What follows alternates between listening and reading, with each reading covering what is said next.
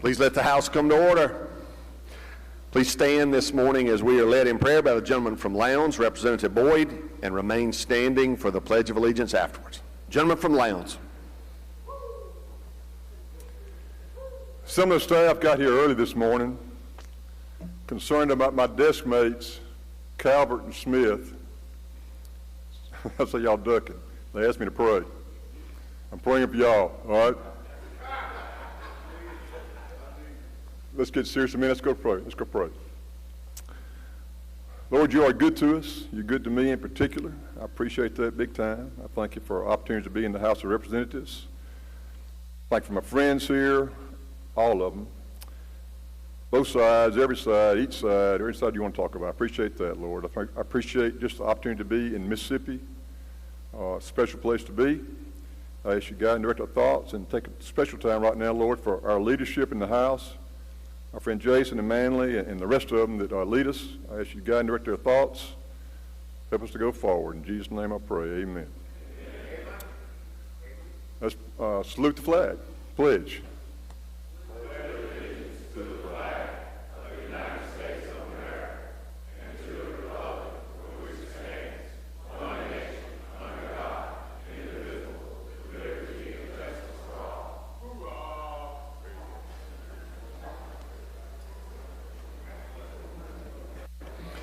Open the machine, Madam Clerk.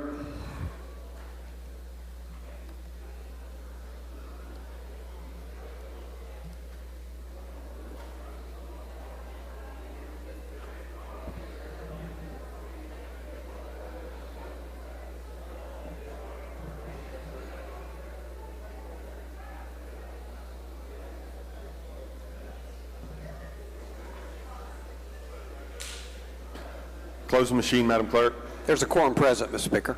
We will have the reading of the journal. Gentleman from Rankin, Representative Powell, moves we dispense with the reading of the journal. All in favor say aye. Opposed no. The ayes have it. Report of select committees. We have none, Mr. Speaker. Report of standing committees. We have reports on the counter, Mr. Speaker. Introduction of bills and constitutional amendments. Gentleman from Marion, Mr. Morgan. Thank you, Mr. Speaker. I ask unanimous consent to dispense with the reading of the introduction. Is there objection to this? Hearing none, Mr. Clerk, we will follow that procedure. Resolutions, petitions, memorials, and other papers. We have none, Mr. Speaker. Y'all please give our head page, Ms. Cox, your attention. She will introduce our pages for the week. And pages, when she calls your name, please stand, and or if you're all going to stand now, please raise your hand when she calls your name so we can put a face with a name. Thank you, Mr. Speaker. First, we have Presley Miller from Macomb, Brandy Kirsten Robertson from Brookhaven, Shiv Patel from Clinton, Ayana Williams from Jackson, Alandon Williams from Brandon, On Lay from Philadelphia, Terry and Ben from Philadelphia, Lily Rose Lincolns from Philadelphia, Jack Butler from Memphis, Walton Allen McMahon from Flowood, Jordan Evans from Madison, Michael Haynes from Canton, Dorian Norwood from Byram, Trevin Shields from Steens, Jaire McKines from Seminary, Jaden Handy from Byram, Joseph Reed Kilgore from Philadelphia, Robin Crudup from Jackson, Emery Altizer from Columbus, Michaela Nixon from Jackson, Amani Greenwood from Madison, Colton Dean from Long Beach, David Ray from Long Beach, Mason Barnes from Jackson, Lance Mosley from Edwards, Tate Hobson from Tallahatchie, Natalie Ford from Vicksburg. These are our pages for the week. Thank y'all.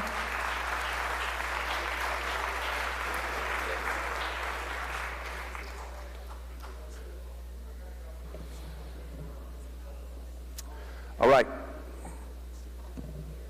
Introduction of guests and visitors. Lady from Forest, Ms. McGee.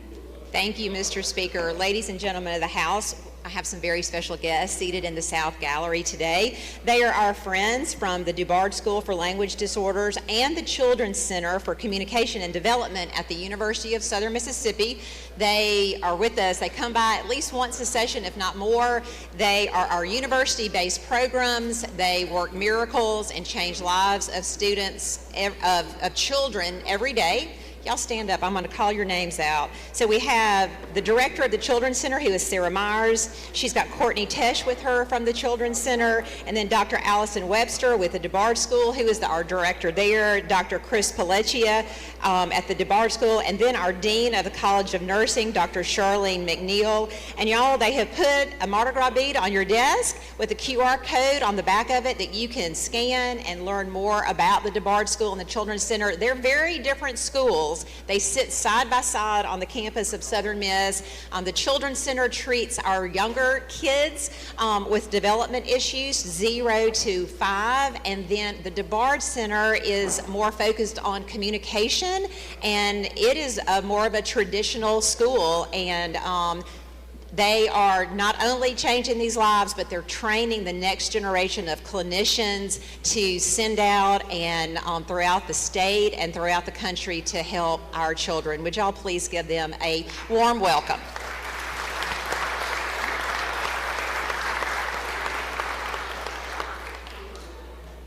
Gentleman from Smith, Mr. Tullis. Thank you, Mr. Speaker. Ladies and gentlemen, in the North Gallery, help me make welcome Miss Peyton Ferris. She's here for the Mississippi 4-H Legislative Day. She's a sophomore at Stringer High School. Help me make her welcome and the young men and women here for that occasion. Thank you. Thank you, gentlemen. Welcome. Gentleman from Lauderdale, Mr. Elliott. Adjourned in memory, Mr. Speaker. All right, could we hold those to the end of the day? Yes, sir. Thank you. Gentleman from Lauderdale, Mr. Calvert. Thank you, Mr. Speaker. Ladies and gentlemen in the South Gallery, could you help me make welcome Brother Dr. Ryan Kitchens, his family, Amy, Jacob, and Joy. Please make them feel welcome.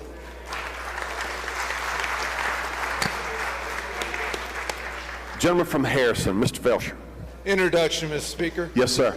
In the South Gallery today, please help me welcome Thomas Lee, CEO, Claudia Miller, Chief Development and Engagement Officer, Emily Jensen, Chief Program Officer, Kwame Harris, Director of Practice Development, and Jamie Catalano, Director of Communications. They are with First Place for Youth, which provides evidence-based transitional housing, education, and employment support for young people, and they have an office in place in Gulfport. Welcome to the Capitol.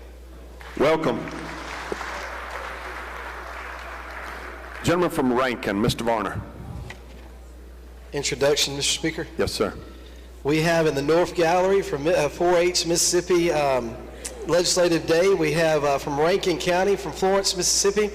Hang on, let's do this. I think somebody else is going to make that introduction, but everybody stand up for 4-H. If you're from 4-H, stand up real quick. Y'all give these guys a hand.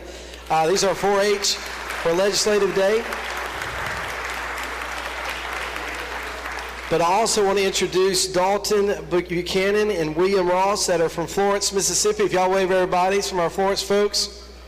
And the guys, these are some of our hardest working kids in the state, I believe, as far as livestock and everything else they do. So we appreciate them being here. So welcome. Good to have y'all here today. Good looking group. Lady from Humphreys, Miss James Jones. Thank you, Mr. Speaker. Introduction? Yes, ma'am. Good morning to the House members. I'd like to introduce in our South Gallery my big brother, Cornelius Willie James Sr. He is a driver for Mississippi Valley State University, the best person that can have barbecue grill chicken there is in the state of Mississippi, and I'm glad to have him in the house. Welcome, gentlemen. Good to have you here. I know she's not biased at all either. Gotcha. Gentleman from Tallahatchie, Mr. Rosebud. Thank you, Mr. Speaker. Introduction. Yes, sir. In the North Gallery, I would like for the House to help make welcome constituent from Tallahatchie County, Amory Bloodworth. Welcome.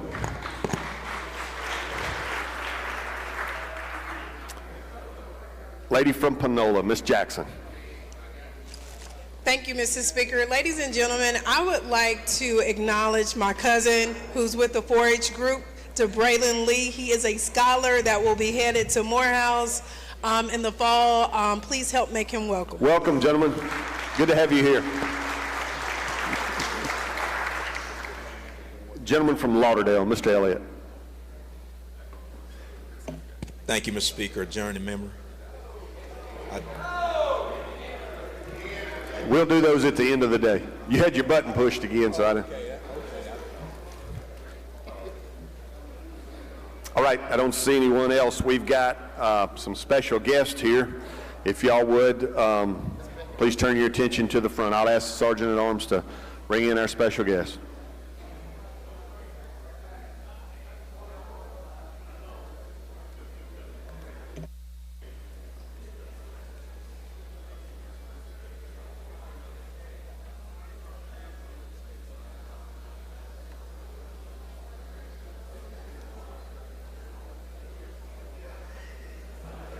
All right, y'all give the gentleman from Walthall your attention. He's going to introduce our special guest today. Gentleman from Walthall. Thank you, Mr. Speaker.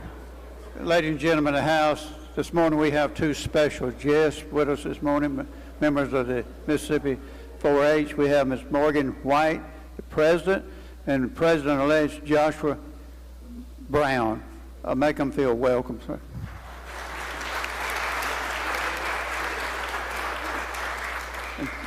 President White, would you come and address the audience?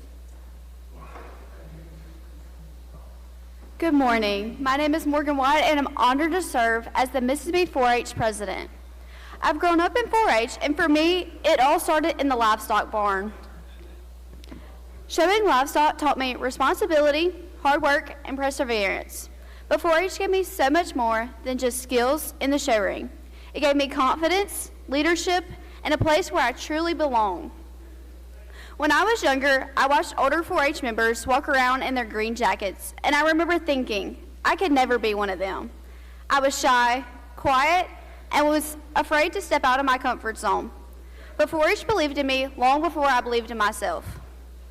Through encouragement, opportunities, and supportive mentors, I've learned how to step out of my box and find my voice.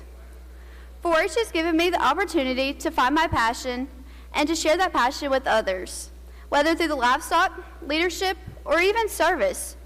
4-H has helped me discover what I care about and show me that my voice and experiences can make a difference. One example of this is in the involvement of the legislative showdown with Representative Shake Taylor. Through this experience, I've had the opportunity to teach him how to show both a cow and a goat. In about an hour, we have been able to learn the basics of showing, step in the ring, and truly understand what I do as a 4-H member. Over the years, Representative Taylor and I have worked together and done very well in this competition. Experiences like this allow me to share my passion, educate others, and showcase the dedication and skills that 4-H members bring to agriculture. Because of 4-H, I have made friendships that will last a lifetime. These individuals started as fellow members across the state, and they have truly become some of my closest friends. We have gone together, supported one another, and learned what it means to lead as a team. Those friendships are something I will carry with me long after my 4-H years. Programs like 4-H, because they have invested in young people, they create leaders, problem solvers, and engaged citizens who are ready to give back to their communities. I am living proof of what happens when a youth is given the opportunity and support. Standing before you today as the Mississippi 4-H president is something my younger self would never believe you. And that is exactly why 4-H is so important. It turns potential into purpose. Thank you for your support in 4-H and for investing in Mississippi's youth. This evening, we invite you to the legislative reception where we'll have a fun challenge for you. If you are up to it, this year, Mississippi has made history as the first state in the nation with the official 4-H slingshot curriculum and competition, and now other states are trying to catch up. We'd love to have you join us in the Legislative Slingshot Challenge and see yourself why Mississippi youth are aiming high and hitting the mark. Thank you for listening.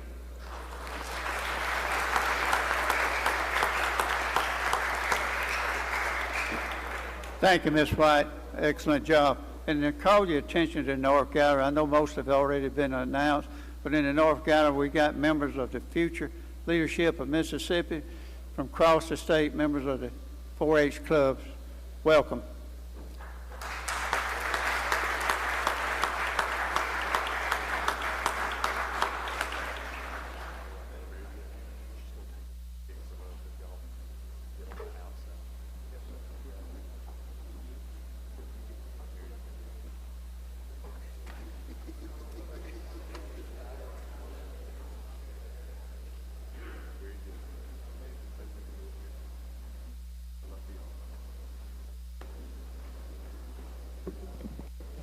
All right. Further introductions. The gentleman from Oktibbeha, she called you out, so you may want to respond to that. You're recognized, sir. Thank you, Mr. Speaker. I just had to say a few words about this wonderful young lady, Miss Morgan White, and her mother, Julie White, and her husband as well. They're all from Oktibbeha County, and she's exactly right. For the last 5 years, she's shown me how to show prize heifers, bulls, and goats. Now, I know y'all think that Starkville is the city, but I'm a country boy at heart. But thank you so much for training me, teaching me, and being a great part of even my extended family. To the White family, thank you so much. And kudos on full scholarship to Northeast.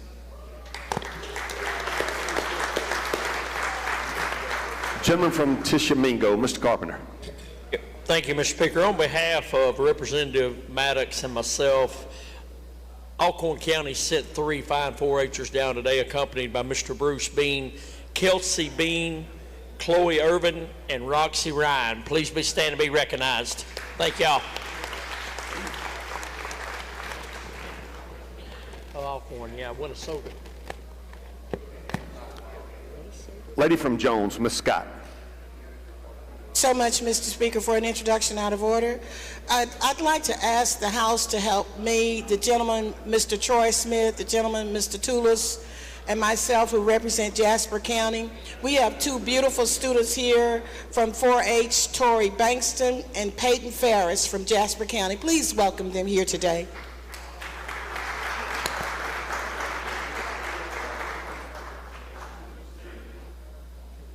Gentleman from Hines, Mr. Bell. Thank you, Mr. Speaker. Ladies and gentlemen, I have the honor today to introduce our doctor of the day, Dr. Anthony Cloy, who specializes in family medicine, and he's the medical director at Mississippi Health Program, and he's also the associate professor for family medicine at UMMC. And today, shadowing him is Dr. Emily Yu from UMC. Make him feel welcome, please.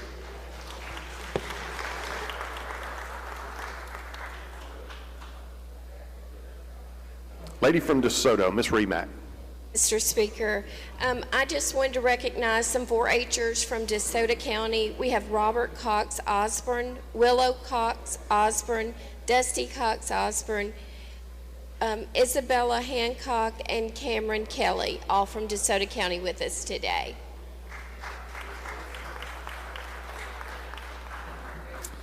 Gentleman from Prentice, Mr. Turner. Thank you, Mr. Speaker. I have 2 fine representatives up in the gallery from Lee County, Mr. Kingsford Blanchard and Joshua Brown from Lee County, and make them welcome. Lady from Humphreys, Ms. James Jones. Thank you so much, Mr. Speaker. Have in the South Gallery introduction of the fine folks from Mississippi Delta Community College in the House, the president, of course, Dr. Tyrone Jones, and we have also with him Stephen Jones, the Dean of CTE, Ms. Allison Folk, Michelle Street, Brandy Pillow, our Vice President, Douglas Freeze, and Dalen Dana. If you will, please Please welcome with me the gentleman from Sunflower County, Representative Otis Anthony, as we have Mississippi Delta Community College in the house. Thank you so much. Welcome to you all. All right, I don't see any further introductions. We will go to the calendar.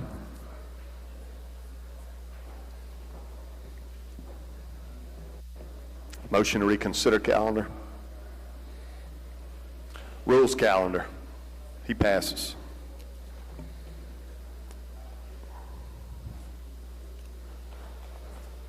Appropriations passes. Ways and Means passes. Laid on the table passes. General calendar.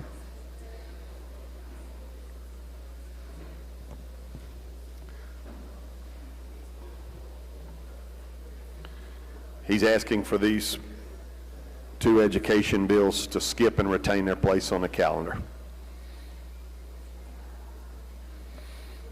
All right, that brings us down to item 3, Judiciary B.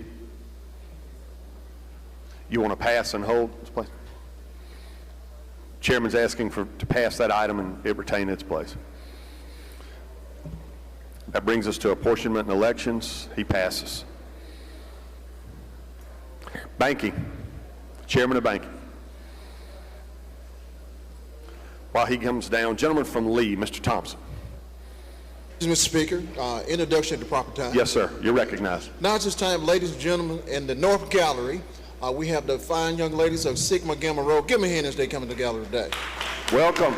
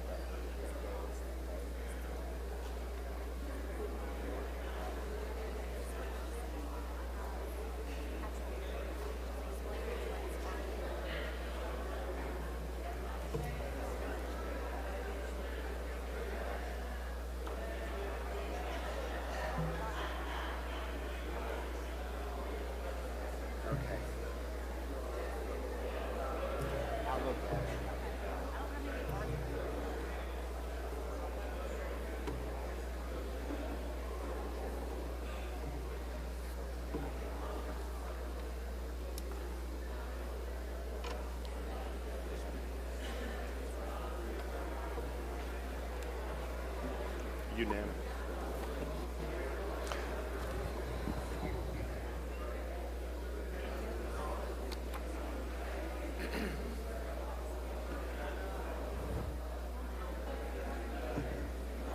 Gentleman from Lee, you are recognized.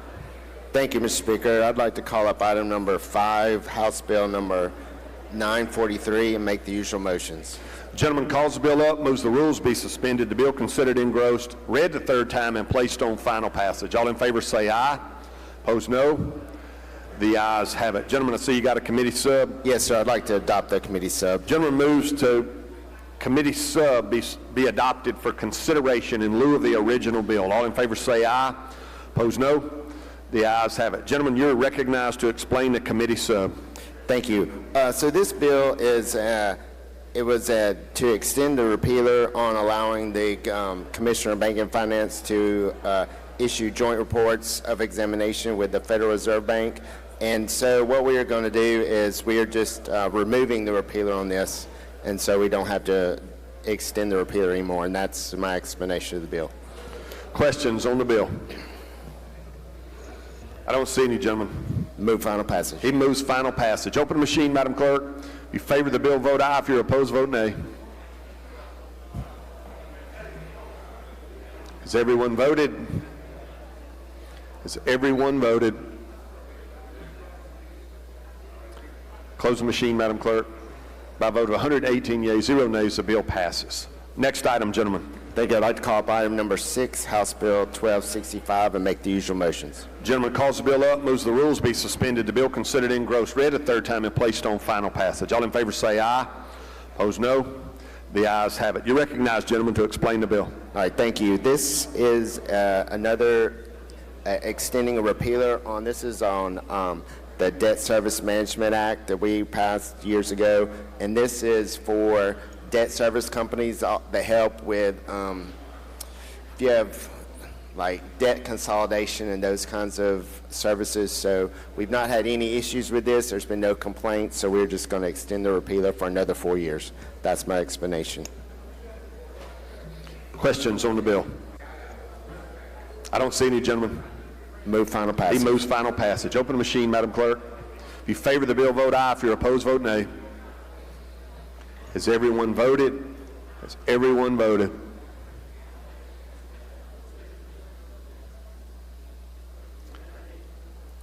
Close the machine, Madam Clerk.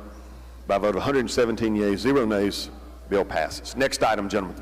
All right, I'd like to call up item number 7, House Bill 1477, make the usual motions. Gentleman calls the bill up, moves the rules be suspended, the bill considered engrossed, read a third time, and placed on final passage. All in favor say aye. Opposed, no.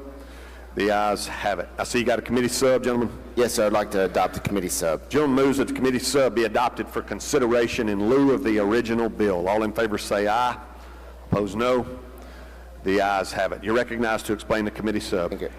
I'd like to recognize the gentleman from Harrison to handle this bill. Gentleman from Harrison is recognized to explain the bill.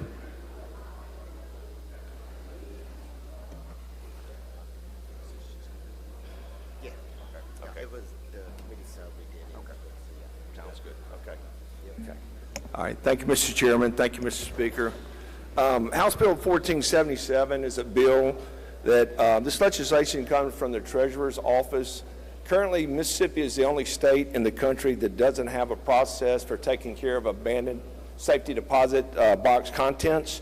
So this bill will allow for that process. And what happens right now, there's banks, depending on the size of Mississippi, that may have safety deposits boxes from maybe a few dozen to up to 5,000 that are unclaimed. So the banks have to hold on to this.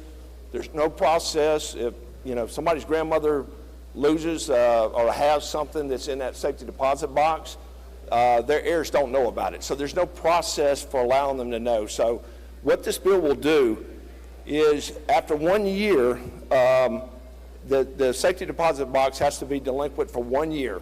After that, then the financial institution has to send notification, be it writing to last known address, or if they have electronic address, they'll send it to the electronic address. Then the owner of that safety deposit box has 60 days to be able to bring that current. If nothing happens, then after that process, then the credit union or the bank, and this bill does have the backing of both the banking association and the credit union associations, then the financial institution will have a minimum of 2 people, which this has always been the rule. I've been in banking for a long time. That will go in and get the contents of this box. One of those 2 people has to be a notary. And so up until that point, financial institutions are not allowed to know what's in a safety deposit box. It's it's a huge liability. People don't think about it, but it really is. This process here will allow, after that, for the Treasury Department to be able to take over the contents of this safety deposit box. They still will have up to 3 years after that to be able to come in and claim the property. So that's 4 years from the time that safety deposit box goes past due. And so basically that's an explanation of the bill. Do I have any questions?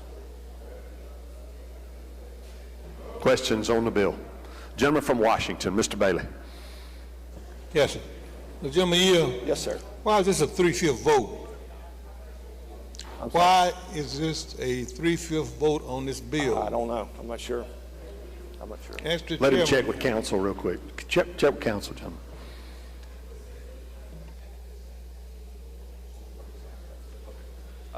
When the property sold, it's tax exempt.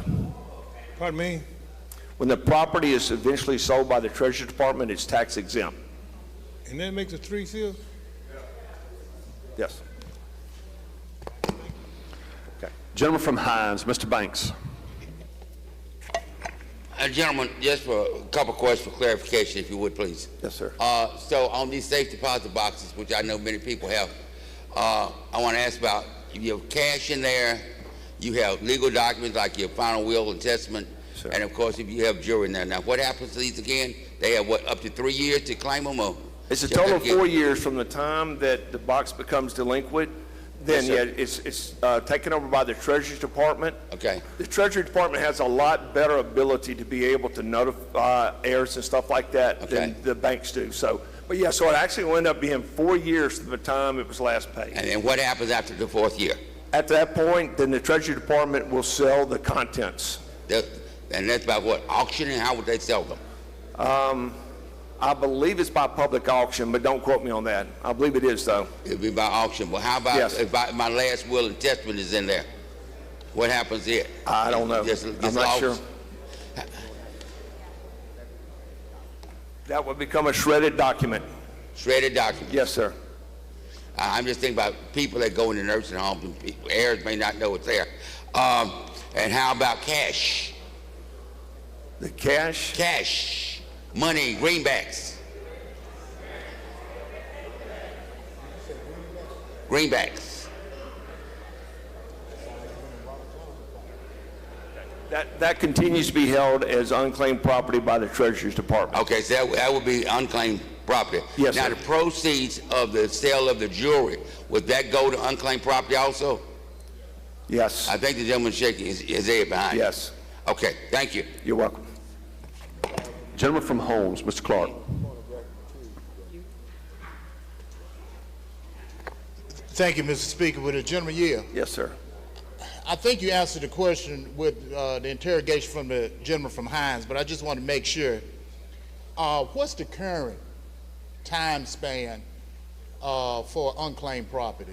The financial institutions hold it forever. I'm talking about once it's turned over to the Department of Treasury. What's their time span to hold unclaimed property? Once, you mean currently? Currently. There is no this is strictly billed strictly for deposit boxes and securities, which there is no current process for them to do. It stays for the financial institutions. So currently, it's my understanding, we hold it basically, if I have money, pretty much forever, correct? So Yes. my question is, how do we come up with the 3 years? I mean, what was the thought process for setting it for 3 years? Well, it's a minimum. It's a minimum. It's going to be determined by the Treasury Department. They're going to come up with the timelines, but that's the minimum at this time that they would hold it. Okay. So they can hold it long if they choose to? Yes.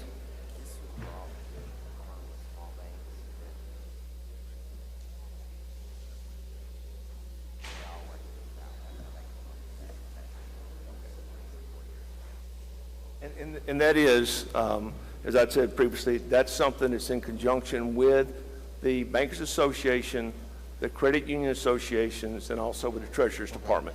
And as far as the property, the personal property that's in there that's non-cash, how's that going to be disposed again? It's going to be public auction, I believe. Okay. So it'll be public auction, just whoever come to the auction, go to the highest bidder? Yes. Okay. Thank you, Jim. You're welcome. Lady from Pearl River, Ms. Hobgood Wilkes. Thank you. Gentlemen, will you yield? Yes. Gentlemen, I appreciate your work on this. Isn't it true that on this bill, they have several people there that are in the boxes to verify and hold accountable that items aren't taken? Yes, as with always in banking, there's always been 2 people minimum whenever you drill a safety deposit box, which you know, and one of them now has to be a notary with the new rules. Okay, and that's the same on the other end as well with the treasurer's office when they receive the... I do not know. I don't know if there's a provision for that from the treasurer's office. And I believe on the safe deposit box, isn't it correct too that when you sign up and you open the box, there's a place to notify someone else that can be put on the box to notify you if you do not pay or someone else's name? Isn't that correct? If there is somebody, if that's requested at the time that it's open, then there is another person. Right. If not, then there's not. Right. So if they put someone, then someone else is notified. That way, it does. What I'm saying is, there's more precautions there. Someone else to reach out to. Yes, correct. Right. Okay. Thank you so much. I think this is a great bill. It kind of helps. It gives people plenty of time, and I appreciate your work on this. Thank you. Thank you. Gentleman from Lamar, Mr. Tuh. Thank you, sir. Gentleman yield? Yes, sir. Thank you, sir. I just want to be so everybody in this body knows that the proceeds of the abandoned box will go back to the state treasury, correct? Correct. Thank you. You got a good bill. This is long overdue. Thank you. Gentleman from Jones, Mr. Blackwell. Thank you, Mr. Speaker. Gentleman yield? Yes, sir. So I understand this, that the contents, if it's monetary, it's just going to go to the unclaimed property thing. If there is other tangible properties to be sold, I guess at value or public auction, like I said. Now, the thing I'm concerned about, I think I heard you say that should there be a will in there, that it would be shredded? Say that again? Did I hear you say that if there were to be a last will and testament in the safe deposit box, that it would be shredded?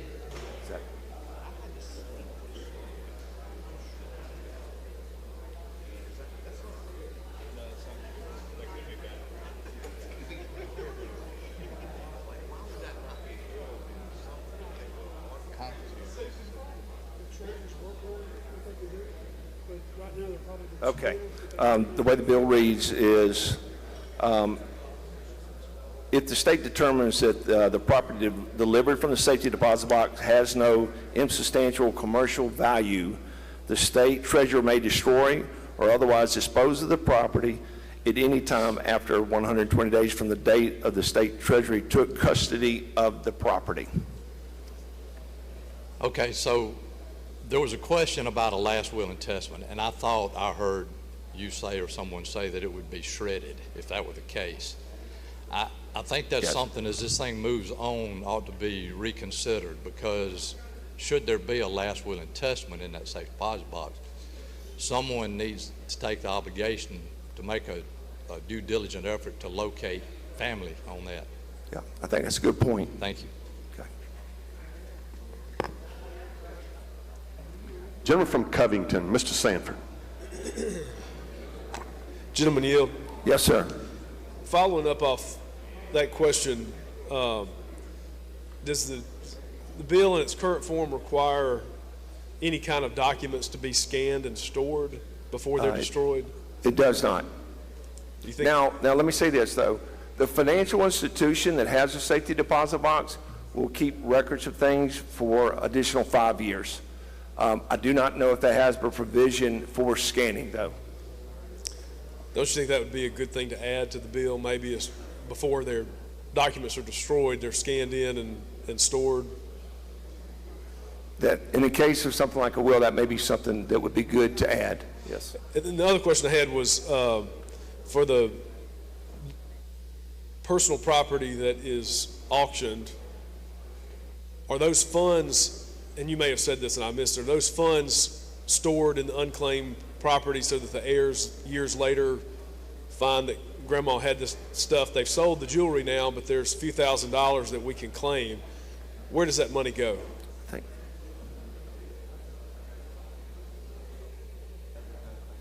Yeah, it just stays with unclaimed property with the Treasury Department. Okay, so it could be claimed by the heirs later on? Yes. Okay, thank you. Thanks, sir. Lady from Jones, Ms. Scott. Thank you so much, Mr. Speaker. Will the gentleman yield? Yes. And then, gentlemen, if you could go to line 480, because this is where I'm having a little trouble. First, it says that the treasurer is going to offer the tangible property for sale out of the safe deposit box, right?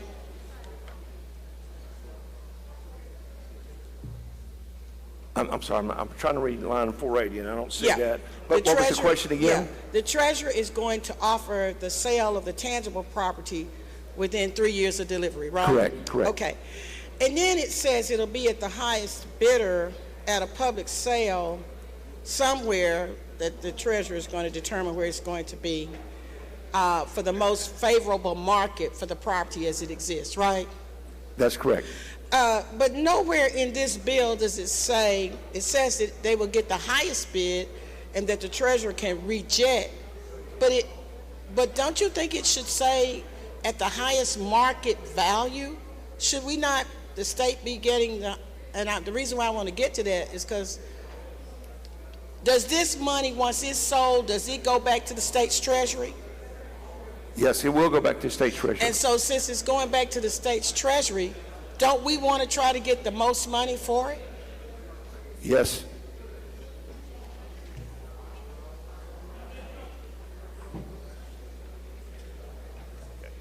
Yes, and one of the provisions does provide that if the treasurer determines that it's not sufficient to bid, then they can decline that bid. Yeah, but wouldn't you think it would be better to take that out of the treasurer's discretion and say whatever the highest market value is? And then, and I'm for the treasurer. He's done a great job, actually. But I just think it would, I think for transparency's sake, I think that would be a better way to go. But look, can we go over, the other thing I wanted to talk to you about was this tax exemption.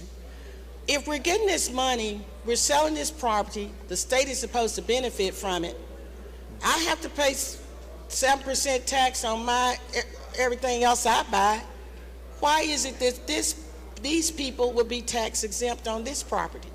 Because this could be thousands and thousands of dollars worth of property in these safety deposit boxes. I'm not sure.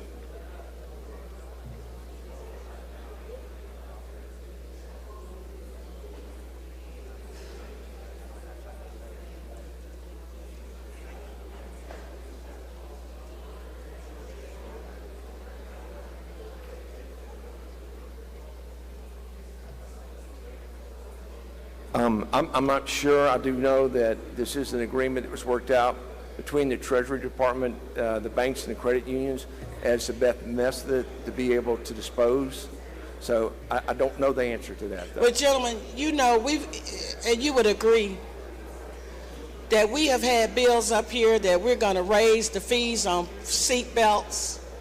We're raising the fees on all kinds of things to raise money for the state. Don't you think that it would be beneficial to the taxpayers that if folks that are buying tangible properties out of safety deposit boxes, that they should pay the sales tax on that property and not be exempt? I do not. Okay, gentlemen, thank you so very much. Okay, thank you. Gentleman from Bolivar, Mr. Sanders. Introduction at the proper time, All right, I get right to you. All right, I don't see any further questions, gentlemen. You move final passage? Title sufficient. Pass, please. He moves final passage. Open machine, Madam Clerk. If you favor the bill, vote aye. If you're opposed, vote nay.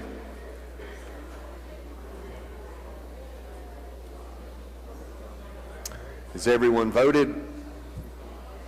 Has everyone voted? Close the machine, Madam Clerk. By a vote of 93 yeas, 15 nays, the bill passes. And they say we're not the deliberative body down here. Gentleman from Bolivar, Mr. Sanders, for an introduction.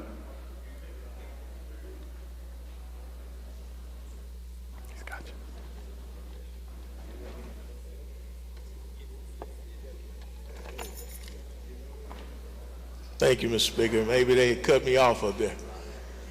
Ladies and gentlemen of the House, I ask if you will help me today. Today is a great day, and all the ones that you see with these green jackets on, I'm going to ask them to stand. All of my colleagues that represent green today, I ask that you stand to let everyone know today is our day. Today is Mississippi Valley State University's day.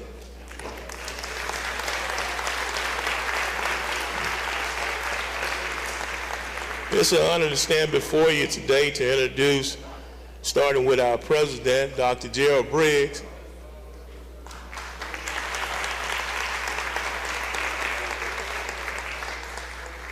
Dr. Ernie Hughes, our legislative liaison.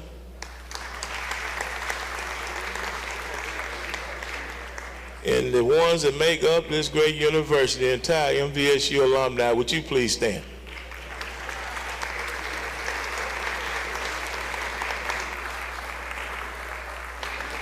Ladies and gentlemen, it's founded in 1950. We're just grateful today to be among the midst of all of you, and thank you for welcoming us and embracing us. Thank you so very much.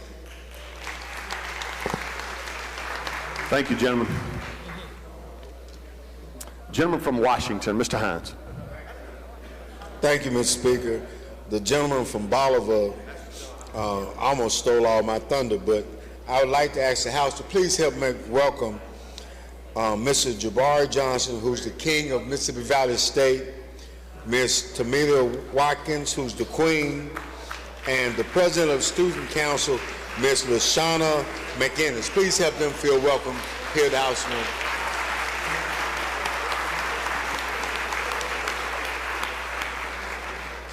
Welcome to you all. Gentleman from Adams, Mr. Johnson. Thank you, Mr. Speaker, for an introduction, please. Yes, sir. Being a part-time resident of South Hines County, I'd like to recognize a distinguished Mississippi Valley alum from Clinton, a 40-year veteran of the Mississippi school system, Miss Shirley Jordan Miller. Please help her make her welcome. Thank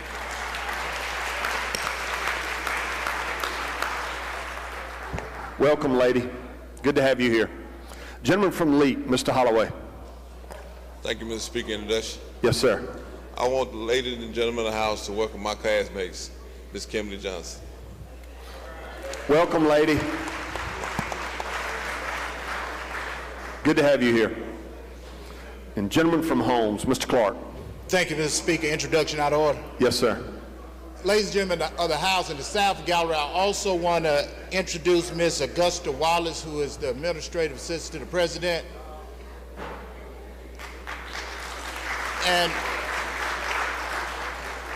And ladies and gentlemen of the House, on behalf of myself, Speaker White, and the ladies from Humphreys, Ms. James Jones, I'd like to introduce the Holmes County Mississippi Valley Alumni Association. We got President Leroy Riley, who was my 9th grade geometry teacher, Ms. Enos Rucker, Ms. Van Alice Williams, Ms. China Stevenson, and Ms. Sawana Gibbons.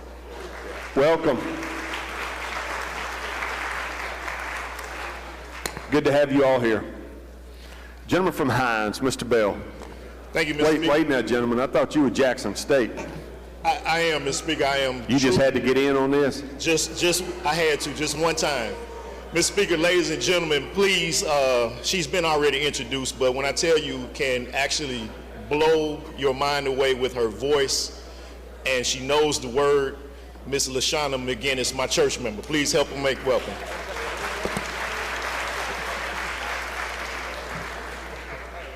All right.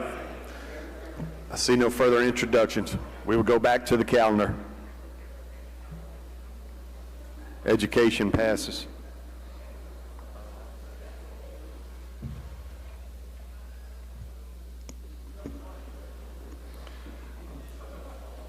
They're asking for consent for that to hold its place on the calendar. Skip and hold. Is there objection? Hearing none, we will do that. I believe that brings us to item 9. I recognize the Chairman of Gaming. Thank you, Mr. Speaker. Go to item 9, House Bill 520. Call it up and make the usual motion. Gentleman calls the bill up, moves the rules be suspended, the bill considered engrossed, read the third time, and placed on final passage. All in favor say aye. Opposed, no. The ayes have it. You're recognized, gentlemen.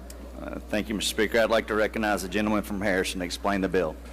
Gentleman from Harrison is recognized to explain the bill.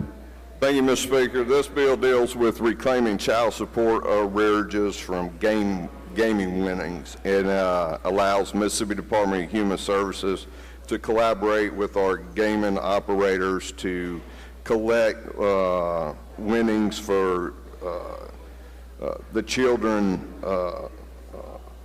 from people who win jackpots over $2,000. That's my explanation.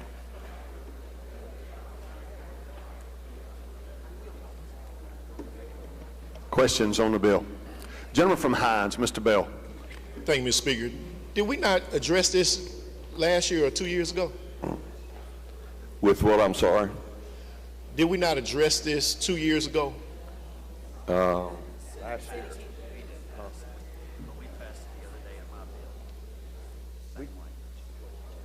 We passed it the other day, in this House in a separate bill, but this is in another bill, but this is a standalone bill. The Senate passed it last year.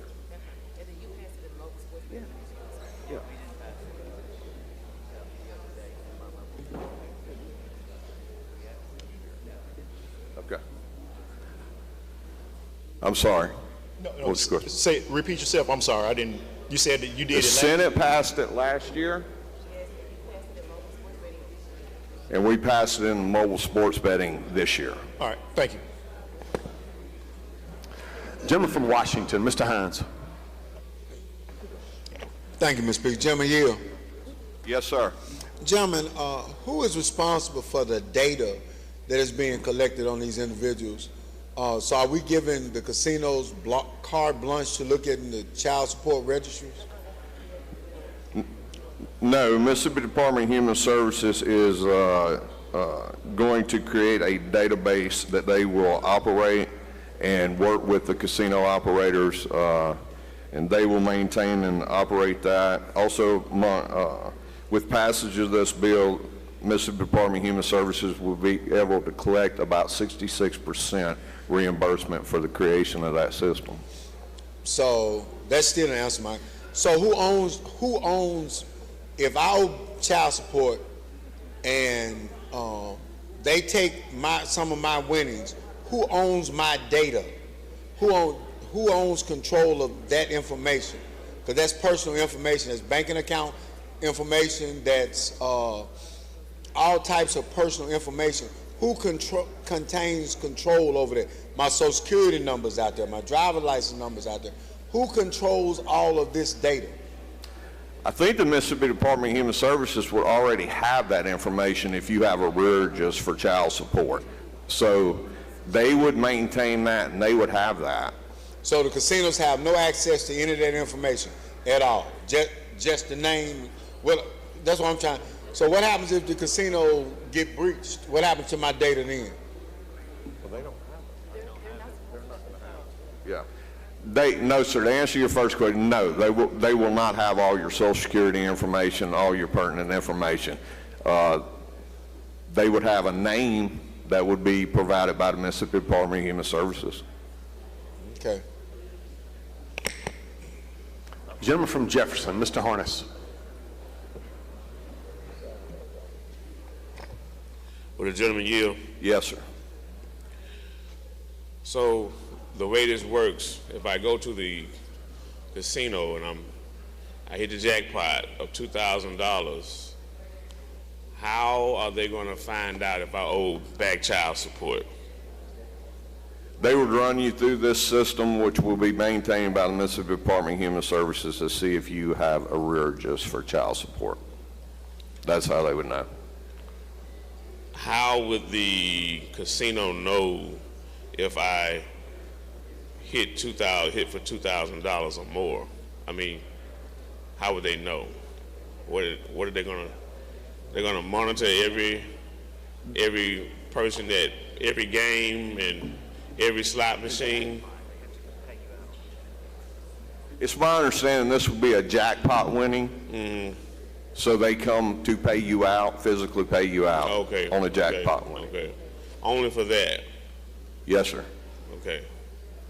And did the casinos ask for this bill, or did the Department of Human Services ask for this bill? Mississippi Department of Human Services, along with Attorney General's Office, the Gaming Commission, and the also Mississippi Gaming and Hospitality Association is okay with the bill. Thank you. Yes, sir. Gentleman from introduction. I'll get right to you. Lady from Humphreys, Ms. James Jones. Thank you. Gentlemen, do you yield? Yes, ma'am. What is it? I'm sorry, I don't know much about casino jackpots or whatever. So what is deemed a jackpot? Is that the slot machine winning, or is it a crap table? What is a jackpot winning? What is considered a jackpot winning? It is primarily a slot machine is where you're going to get your jackpot at. So the crap table people, they would not be a part of this? They would not. Thank you. Yes, ma'am. See no further questions, gentlemen. Final passage. I'm sorry, lady from Hines, you have a question? You're recognized. Thank you, Mr. Speaker. Sorry for the delay. Will the gentleman yield, please? Yes, ma'am. Question, so when the money is collected, does the money go to the child or does it stay with DHS? No, it'll be given to the child, just like we do in lottery winnings. People are ran through a database, and if they have arrearages, those are taken out. It's the same method, same process. And how do we know that for sure? Because the amendment says that it just says that the rules and regulations will be promulgated on how the cash game winnings will be withheld. So how do we know that it's going to the family? How do we not know that it's staying? Because, and I know your bill just provides an amendment, but at the top of the bill, it talks about how money can be used for medical assistance, food stamps, TANF, or any other program under the Federal Social Security Act.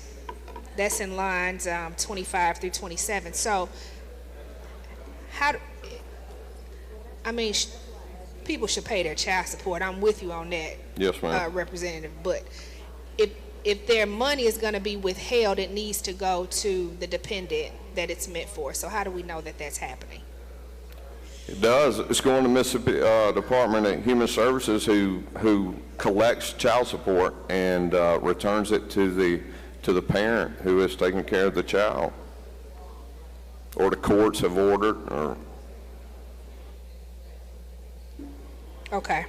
All right. Thank you, gentlemen. yes, ma'am. I don't see any further questions, gentlemen. Final passage. He moves final passage. Open the machine, Madam Clerk. If you favor the bill, vote aye. If you're opposed, vote nay. Has everyone voted? Has everyone voted? Close the machine, Madam Clerk. By a vote of 94 yeas, 19 nays, the bill passes. Gentleman from Jones, Mr. Scoggin, for an introduction. Thank you, Mr. Speaker. Introduction out of order. In the South Gallery here, would you please help me join in welcoming members of the Mississippi Association of Nurse Anesthetists and CRNA students from University of Southern Mississippi under the guidance of Dr. Mary Jane Collins, who is past president of Mississippi Association of Nurse Anesthetists. Thank you for the important care that you give and provide patients across the state and your commitment to the future health care of Mississippi. Please join me in welcoming them. Welcome.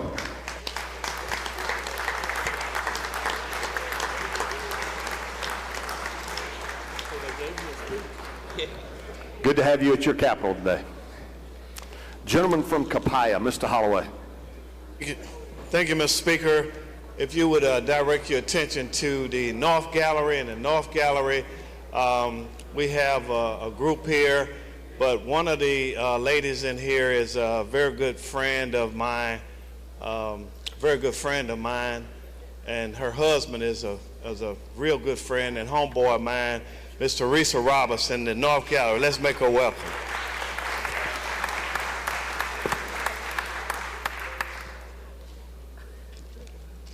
All right. We will return to the calendar. I believe we're down to item 10 and marine resources. I recognize the chairman. Thank you, Mr. Speaker. Call up House Bill 734, item number 10, make the usual motion. Gentleman calls the bill up, moves the rules be suspended, the bill considered engrossed, read the third time, and placed on final passage. All in favor say aye. Opposed, no. The ayes have it. I see you got a committee sub, gentlemen. Yes, sir, an amendment, Mr. Speaker. Gentleman moves that the committee substitute be adopted for consideration in lieu of the original bill. All in favor say aye. Opposed, no. The ayes have it. Gentlemen, you are recognized to explain the committee sub. All we're doing, Mr. Speaker, is adding a reverse repealer with this bill and going to continue to work it through the process. That's an explanation. Oh, sorry. We're going to amend the committee sub to add a reverse repealer, Mr. Speaker. All right, you got your amendment? Yes. Madam Clerk's got your amendment. All right. I don't see any questions on the amendment. Question occurs on the adoption of Amendment 1. If you favor the amendment, indicate by saying aye. Opposed, no. The ayes have it. The amendment's adopted. Anything further on the bill? No, sir. Final passage. Questions on the bill? I don't see any. Open machine, Madam Clerk. If you favor the bill, vote aye. If you're opposed, vote nay.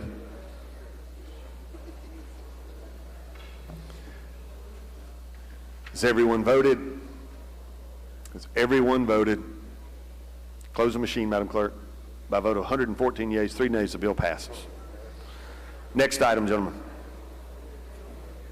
Thank you, Mr. Speaker. Call up item 11, House Bill 1466. Make use of motion. Gentleman calls the bill up, moves the rules be suspended, the bill considered engrossed, read the third time, and placed on final passage. All in favor say aye. Opposed, no.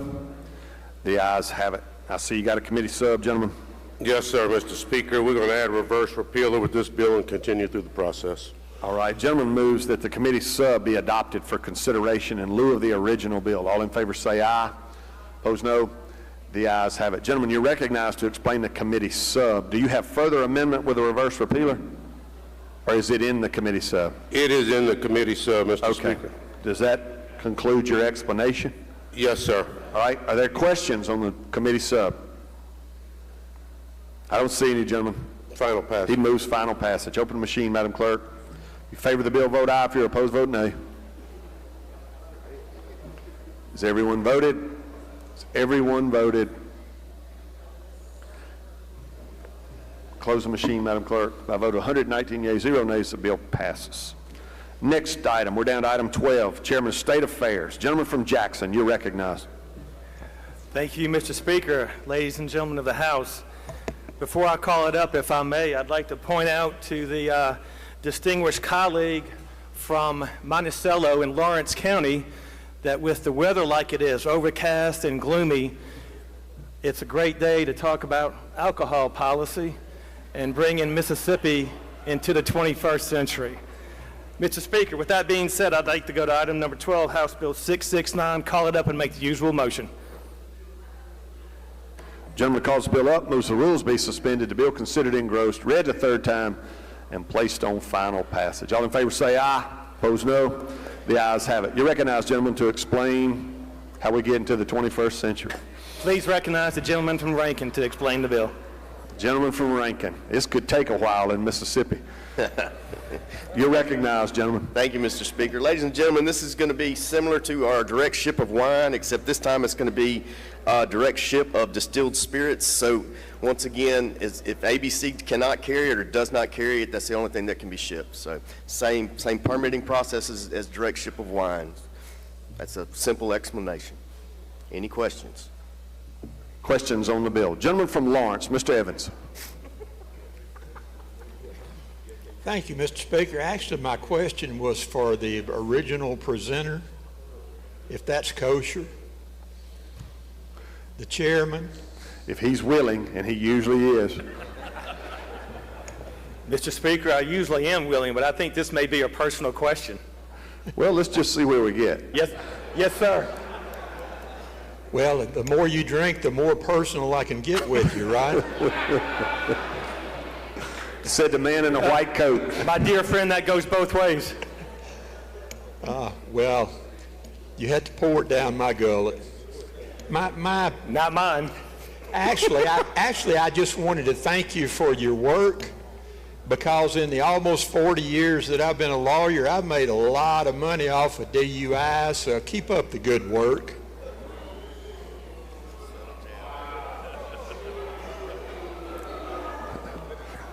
Gentleman from Hines, Mr. Banks, for a question.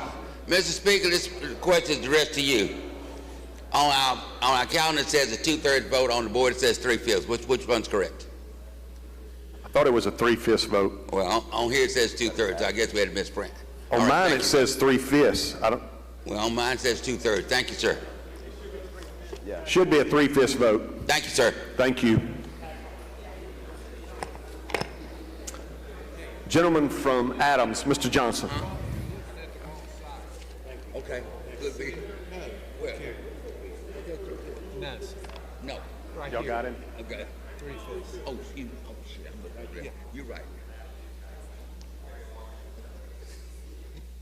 Thank you, Mr. Speaker. Will the gentleman yield? Yes, sir. Just a simple question, one I'm always concerned about. I asked last year. You know, I live in a rural community. Small package stores have been around 2 and 3 generations. And I'm concerned that this will have a negative impact on small business and small package stores. Have you any of that concern? No, sir, because we have the language in here just like with the wine.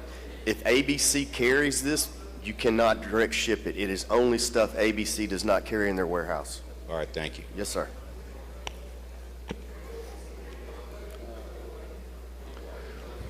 Gentlemen, just by way of clarification, the 2-3 number you see beside the short title is the date that bill passed out of committee. So that's not the vote threshold in the right-hand column. Those are the dates those came out of committee. I think y'all would fall out with me if we passed something on a 1/28th vote that I see over there, or the 2-2s being 100%. But anyway, those are the dates that came out of committee. Do we have further questions of the gentleman from Rankin? Gentleman from Pike, Mr. Porter. Thank you. Mr. Speaker, gentlemen, will you yield? Yes, sir. Kind of in the same vein as the gentleman from Adams, but I'm curious, have you gotten any feedback from the independent package stores? From my small package, small liquor stores? They generally don't like it, but it protects them. I mean, they can get direct ship this stuff if ABC doesn't carry it as well. So I mean, they could put it in their stores as well. So, okay. But no, we're trying to protect them in that manner that, okay. you know. Make sure I heard you. So they also can things that they can also have that stuff directly shipped to their stores. Correct. Okay. Lady from DeSoto, Ms. Remack.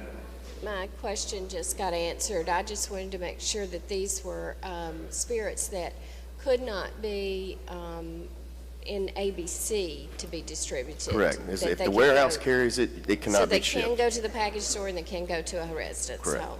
Okay, thank you. Gentleman from Panola, Mr. Hawkins. Gentlemen, do you yield? Yeah. There ain't anything in here that would hinder or hurt our local friendly bootleggers, is it? No, sir. Thank you, gentlemen. And we know you would have no knowledge of that, gentlemen. I don't see any further questions. Final passage. Gentleman moves final passage. Open the machine, Madam Clerk. If you favor the bill, vote aye. If you're opposed, vote nay. Has everyone voted? Has everyone voted?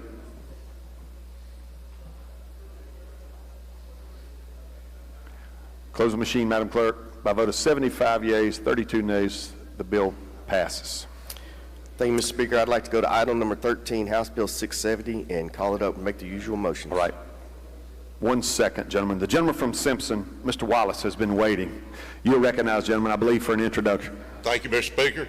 Ladies and gentlemen, in the South Gallery, we have the Simpson County Youth Leadership Group here today. Y'all make them welcome. Welcome.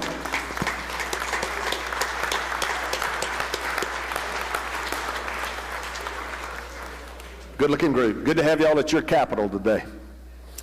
All right, gentlemen, I believe we were at item 13, House Bill 670, and you had called it up and made the usual motion. Gentlemen, calls the bill up, moves the rules be suspended, the bill considered engrossed, read the third time, and placed on final passage. All in favor say aye. Opposed, no. The ayes have it. You're recognized, gentlemen, to explain the bill. Thank you, Mr. Speaker. Ladies and gentlemen, what this will do is allow you to have a second alcohol permit, but it would have to be located within a population or city of population over 35,000 or greater. So it just gives the opportunity for one more package store, one more permit. Questions on the bill? Lady from Lincoln, Ms. Curry, for a question. Thank you, Mr. Speaker. Gentlemen, I'm not sure that this question is for this bill or the next one, but I'll just ask it and you can assume for both, I guess. You know, I've been trying to, if we're going to stop having protectionism like we have for a long time, are we going to allow a county to have a liquor store? Not to my knowledge. I've not had anything of that. I mean, I'm not opposed to it, but, you know, right now it's not possible. So. Can we make it possible in some Sure, bill? yeah, I mean, I would like to see that we are not just protecting in the city liquor stores. You know, we have liquor in the county now in my district, which is like unheard of. And I voted for a CON bill first time in my life, so I'm kind of getting over protectionism. And I'd just like to see the counties have a liquor store as well. I wouldn't be opposed to it. We'll just see if the code sections are available for it. Thank you. Mm-hmm. That's some more of that 21st century stuff, lady. I don't see any further questions, Final gentlemen. passage. He moves final passage. Open the machine, Madam Clerk. If you favor the bill, vote aye. If you're opposed, vote nay. Has everyone voted? Has everyone voted? Close the machine, Madam Clerk. By a vote of 70 yeas, 38 nays, the bill passes. Next item, gentlemen. Thank you, Mr. Speaker. I'd like to go to item 14, House Bill 671. Call it up and make the usual motions. Gentleman calls the bill up, moves the rules be suspended, the bill considered engrossed read the third time and placed on final passage. All in favor say aye. Opposed, no. The ayes have it. You recognize, gentlemen, to explain the bill. Thank you, Mr. Speaker. Ladies and gentlemen, we still have prohibition of alcohol on the books. This simply removes that effective January 1 of 2027. Any questions? Questions on the bill? I don't see any, gentlemen. Final passage. He moves. I'm sorry. Gentleman from DeSoto, do you have a question? Yes, sir. You're recognized. Thank you, Mr. Speaker. Would gentleman yield? Yes, sir. When you say prohibition, my memory fails me, but is this making dry counties wet, or what kind of prohibition are you talking about? No. The state is getting out of it. The counties can call for a vote if they want to stay dry. Okay, thank you. Mm-hmm. Gentleman from Newton, Mr. Rushing, for a question. Thank you, Mr. Speaker. Would gentleman yield? Yes, sir. You just sparked my interest. Counties can stay dry if they hold an election. Did I understand Correct. you to say that? Correct. So we're defaulting to everybody's wet. Correct. Okay. Just wanted to clarify that. Thank you, Jim. I don't see any further questions. Final passage. He moves final passage. Open the machine, Madam Clerk. If you favor the bill, vote aye. If you're opposed, vote nay. Has everyone voted? Has everyone voted? Close the machine, Madam Clerk. By a vote of 76 yeas, 31 nays, the bill passes. Next item. Thank you, Mr. Speaker. I'd like to go to item number 15, House Bill 672. Call the bill up, make the usual motions. Lady calls the bill up, moves the rules be suspended, the bill considered engrossed read the third time and placed on final passage. All in favor say aye. Opposed, no. The ayes have it. You recognize, lady, to explain the bill. Thank you, Mr. Speaker. This bill would simply allow Sunday sale of alcohol. It does require that the local government pass an ordinance to allow this. We have 45 states in the United States that allow Sunday sales, either statewide or by local ordinance similar to this bill. That is an explanation of the bill, Mr. Speaker. Questions on the bill? Gentleman from DeSoto, Mr. Eubanks. Thank you, Mr. Speaker. Will gentlelady yield? Yes. Okay. Just so I get this right, because I think the other bill came at me and I didn't quite understand it till the last second, and that was we made everybody wet and the counties would have to vote to stay dry if they were dry. Is this the same thing? Are we going to say everybody sells on Sunday? If you don't want to sell on Sunday, you have to have a vote to stay dry on Sunday? The opposite of that. If you would like to have Sunday sales, you need to pass an ordinance allowing it. Okay, thank you. You're welcome. I don't see any further questions, lady. Final passage. She moves final passage. Open the machine, Madam Clerk. If you favor the bill, vote aye. If you're opposed, vote nay. Has everyone voted? Has everyone voted? Close the machine, Madam Clerk. By a vote of 62 yeas, 47 nays, the bill passes.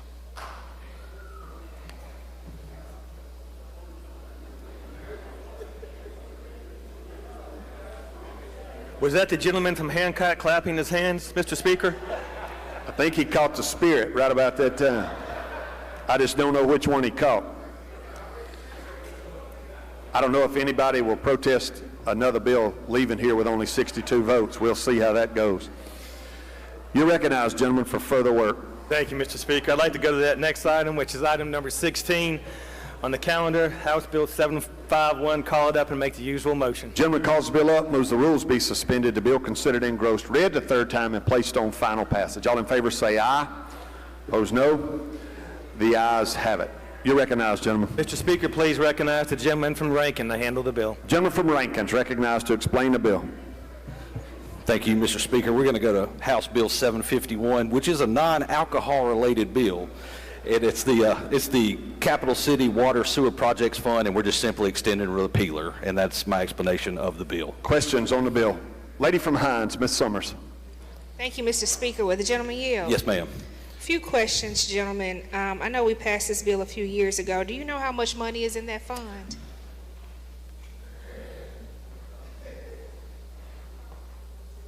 I'm going to have to get that for you. Okay. Is there a plan to put some more money in there, and that's why we're extending the repealer? No additional money. No additional money? No. Are you aware of any governing authorities that require DFA to approve how funds are spent that we provide? Or is it just the city of Jackson?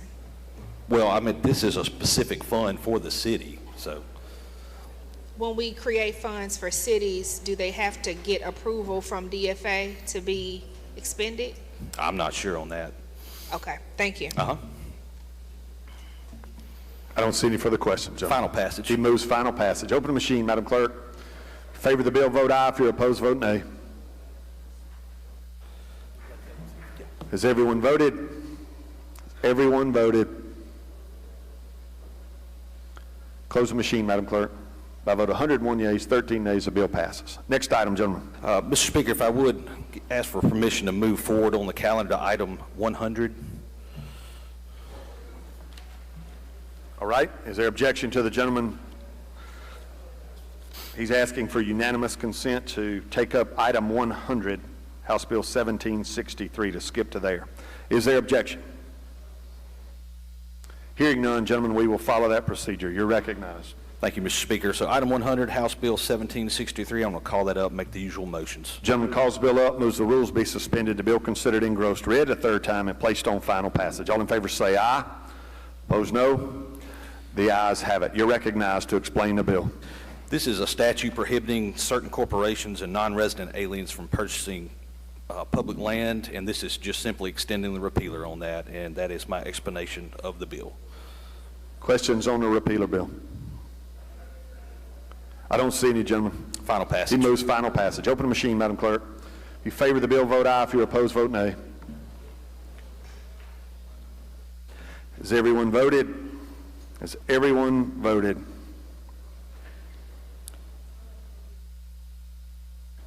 Close the machine, Madam Clerk. By a vote of 106 yeas, 9 nays, the bill passes. Anything further, gentlemen? I have one more. I'd like to go to item 101, House Bill 1764, and call it up and make the usual motions. Is there objection to the gentleman going to item 101? Hearing none, we will do that. Gentleman calls it up and has made the usual motion. He calls the bill up, moves the rules be suspended, the bill considered engrossed, read the third time, and placed on final passage. All in favor say aye. Opposed, no. The ayes have it. You're recognized to explain the bill, gentlemen. Thank you, Mr. Speaker. This is the State and School Employees Life and Health Insurance Plan, and we are just extending the repealer on that. And that is my explanation of the bill. Questions on the bill? I don't see any, gentlemen. All right, final passage. He moves final passage. Open the machine, Madam Clerk. If you favor the bill, vote aye. If you're opposed, vote nay. Has everyone voted? Has everyone voted? Close the machine, Madam Clerk. By a vote of 118 yeas, 0 nays, the bill passes. Next item, gentlemen. Thank you, Mr. Speaker. If I may request unanimous consent to go back to item number 17, House Bill 867. Okay, gentlemen. You won't need consent there. We had consent to bump. So we're back on our regular schedule with item 17.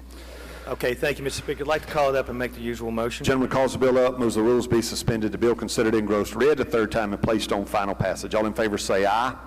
Opposed, no. The ayes have it. You're recognized, gentlemen. Please recognize the gentleman from Rankin. Gentleman from Rankin is recognized to explain the bill. Thank you, Mr. Speaker. Ladies and gentlemen, it's pretty much what the short title says. A few years back, we put with the PRV a dredging fund to allow them to have monies. They take part of their timber sales and part when we appropriate to them for dredging. What we want to do is just change it to where they can use these monies for shoreline erosion work. And so that's the explanation of the bill. Questions on the bill? Lady from Lincoln, Ms. Curry. Thank you, Mr. Speaker. Will the gentleman yield? Yes, ma'am. And this doesn't have anything to do with the One Lake project, does it? No, ma'am. Thank you. Lady from Hines, Ms. Summers. Thank you, Mr. Speaker. And I have to follow up on the previous bill from the gentleman from Rankin that passed, because in this bill, we're providing money directly to the governing authority, and they have the ability to use the funds how they see fit for the purposes of this bill. Is that right? Not necessarily. They can use it for dredging or shoreline maintenance or erosion control. Currently, they're fixing to get sued because of some erosion control. This just gives them the ability to get ahead of that lawsuit and get the erosion under control. I understand the intent. My point is that with the language of the bill, we are giving them the ability to expend the funds the way that they need to according to the language. Correct.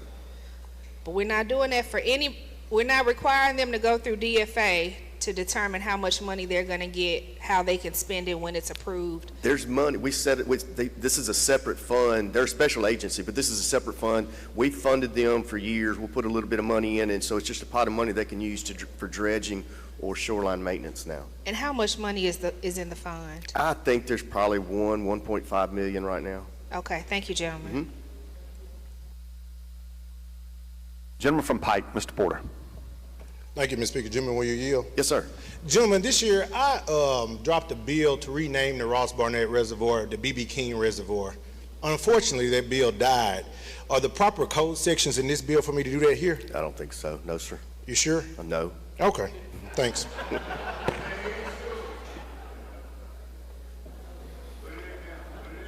Gentleman from Marion, Mr. Morgan. Thank you, Mr. Speaker. Gentleman, you. Yes, sir. Actually, basically what's happening a lot of times, residents on the shoreline and all have a lot of rain activity, and it causes all the sediment to go down and basically make a marsh-type land around the edges of the property. And with this sand and all be dug out, it's going to put in where the actual reservoir could hold a little more water, couldn't it? You want them to hold more water? Is that what you're saying? Oh, I want it to hold all the damn water it can hold. This is just, they're just going to put some riprap along some areas to stop the erosion. A lot of this was caused during Katrina. I mean, they had a pretty big wave action, so we're just trying to fix that stuff. I understand that. With the sediment gone, it'll help do that, won't it? So, I'm sorry, I can't hear you. If with the sediment gone, I said that's what would happen, wouldn't it? Right. That's what you're asking for. Correct. We're trying to hold it all together.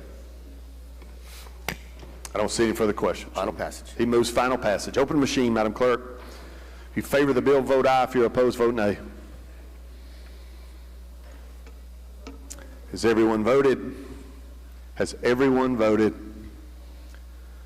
Close the machine, Madam Clerk. By vote of 119 yeas, 0 nays, the bill passes. Next item, Mr. Chairman. Mr. Speaker, if I may, unanimous consent to skip to item number 22, and to also skip that and have it retain its position on the calendar, please. All right, you're skipping to 22 simply for the purpose of asking that it retain its place. That's correct. It's still a work in progress, Mr. Speaker. All right, I would prefer we do that as we get there, gentlemen, just so we all are on the same page as we move through this process. The body's given us great latitude as we work through it, but it would certainly be helpful if we could, if it's not there for you to take up, let's just deal with it as we get to it. Do you have other items? I do, Mr. Speaker. If I may, unanimous consent to go to item number 46, House Bill 1394.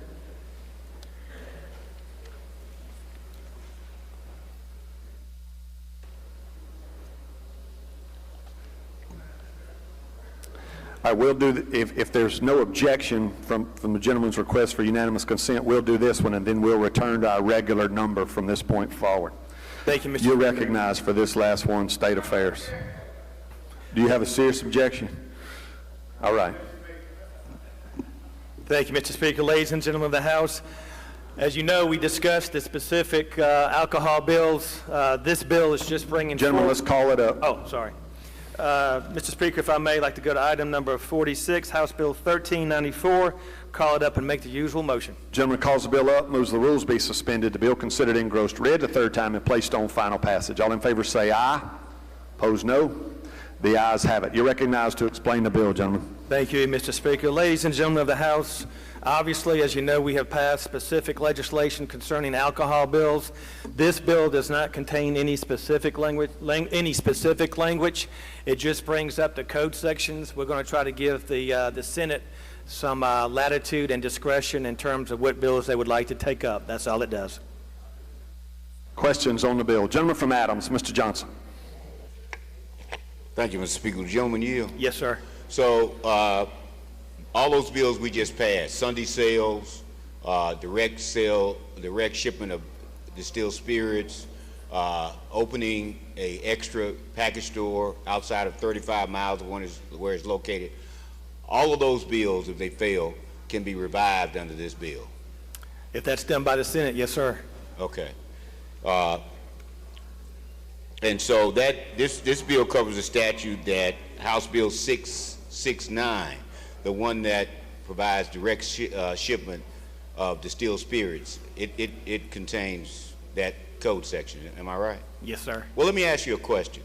The gentleman, when he was up before, when I asked whether or not it would hurt small package stores, since we were talking about that particular statute, I looked it up, and I don't think he did it intentionally, but isn't it true that you cannot, package stores cannot get direct shipment because they can only under statute receive shipment from ABC? Isn't that correct?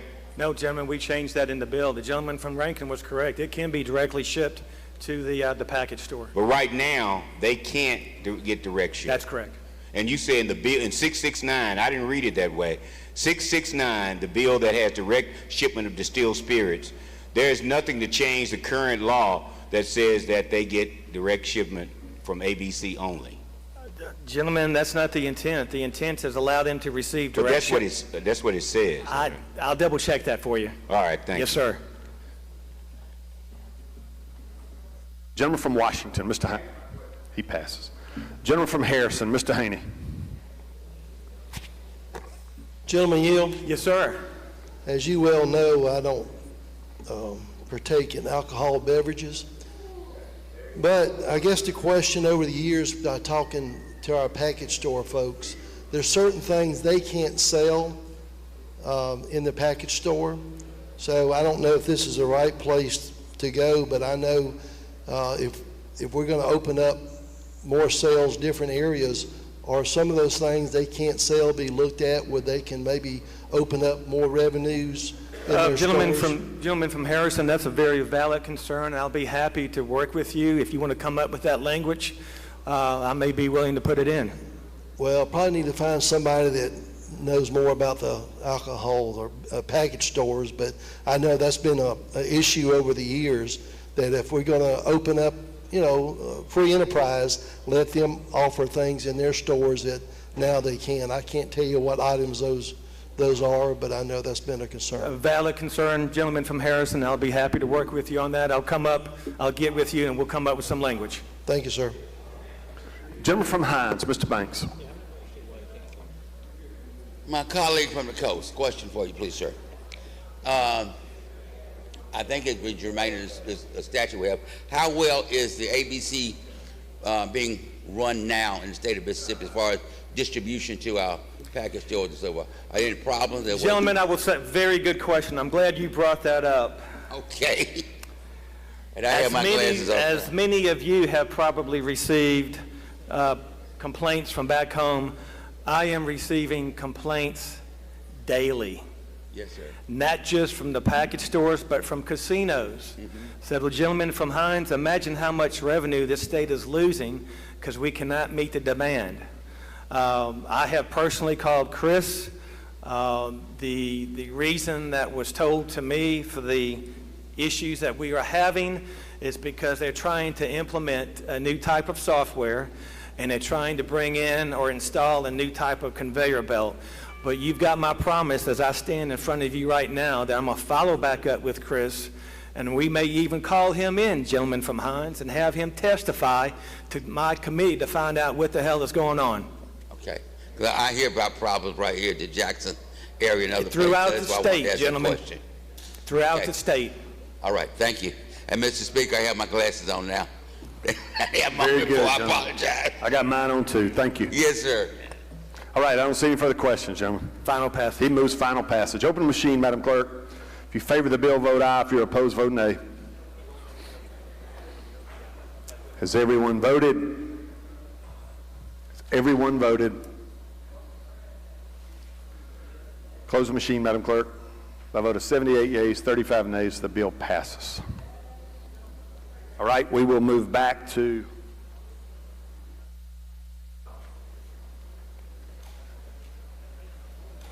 I believe item 18 in Judiciary A. Recognize the chairman as he comes forward. I would like to direct y'all's attention to the North Gallery. We've got some guests here today from Carthage Christian School, so I want to welcome them to their capital and say thank you for being here today.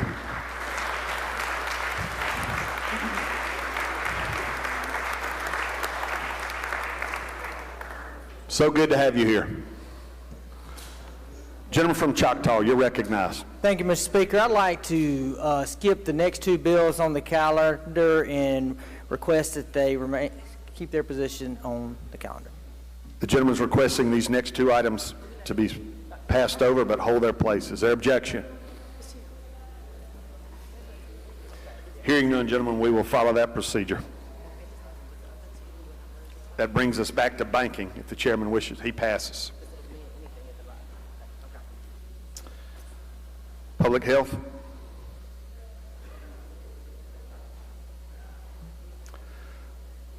Gentleman from Union, Chairman of Public Health, you're recognized. Thank you, Mr. Speaker. I'd like to go to item 21, House Bill 1760, call it up and make the usual motions. Gentleman calls the bill up, moves the rules be suspended, the bill considered engrossed, read the third time and placed on final passage. All in favor say aye. Opposed, no. The ayes have it. You're recognized, gentlemen. Thank you, Mr. Speaker. House Bill 1760 creates the Mississippi Opioid Response Center of Excellence, also known as MSOURCE. MSOURCE will be held at the Mississippi Public Health Institute, a Mississippi nonprofit whose mission already is to improve health and has experience in evaluation and technical assistance in opioids. Working with the Advisory Council and the Attorney General's Office, MSOURCE will not hand out grants, but will help folks who get the grant succeed. Practically, that means three duties. First, MSOURCE will provide opioid abatement focused on technical assistance for grantees, especially smaller communities and providers that haven't run big programs before, so they can implement what they promised and so that we can see fewer wasted opportunities. Secondly, it will train grantees and local partners on the opioid epidemic and what actually works in treatment, prevention, and recovery, and how to align their projects with best practice so that settlement dollars go to evidence-based abatement. And thirdly, it will conduct cross-site evaluation, performance monitoring, things like data dashboards and common outcome measures. They will report to the legislature annually, and this information will be available to the entire state of Mississippi publicly. That's an explanation of the bill, Mr. Speaker. Questions on the bill? Gentleman from Hines, Mr. Bell. Thank you, Mr. Speaker. Gentleman, you. Yes, sir. I want to thank you for working on this. How much money is in this settlement? Currently, there's about $80 million for the Opioid Council to spend right now, and there's $54 million that the legislature can spend. All right. And out of this council, this group that will be established, I'm sure they'll draw up parameters of the individuals who can receive monies from this settlement, correct? Yes, there are. There are parameters in the lawsuit, right, guardrails that it has to go to abatement issues. Right. All right, and so my next question is, so I spoke with you last year about this, about the AG's office having so much money with respect to having this money and not sending it out where it needs to go. Have they sent monies out or products out to our local first responders? No, sir. There's been no money sent out. The legislature will have to approve it. The council's made their recommendations, and then that will come before us soon to codify. All right, and my last question, will this, if we pass this, will that stop individuals from hijacking the Zoom calls from you? I don't think it will help in that, All right, in that thank you, effort. gentlemen. Thank you. Gentleman from Harrison, Mr. Hullum. Does the gentleman yield? Yes, sir. Gentlemen, that nonprofit organization who's going to oversee this, what fee will they receive, if any?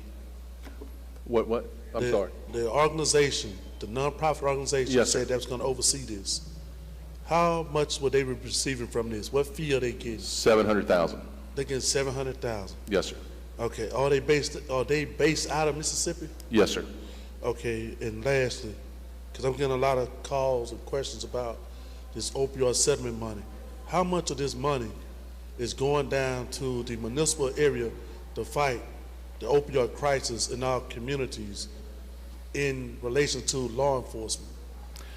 Well, the 80 million is all to go to the fight for opioid. I mean, for the abatement. That's the only thing it can be used for. And this organization, this M-Source, will help us be aware of where that money is going and how effective it's being used. That's a good watchdog for us and for the entire public to see how the money's being spent. Yeah, what I'm asking is that a certain dollar amount that the city of Gulfport can request out of this fund?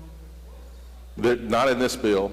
Gulfport, yes, they did submit an application. I'm not sure what tier it made. I've got that information. Be glad to share it with you. Please do. Thank you. Yes, sir. Gentleman from Prentice, Mr. Arnold. Thank you, Mr. Speaker. Gentleman Hill. Yes, sir.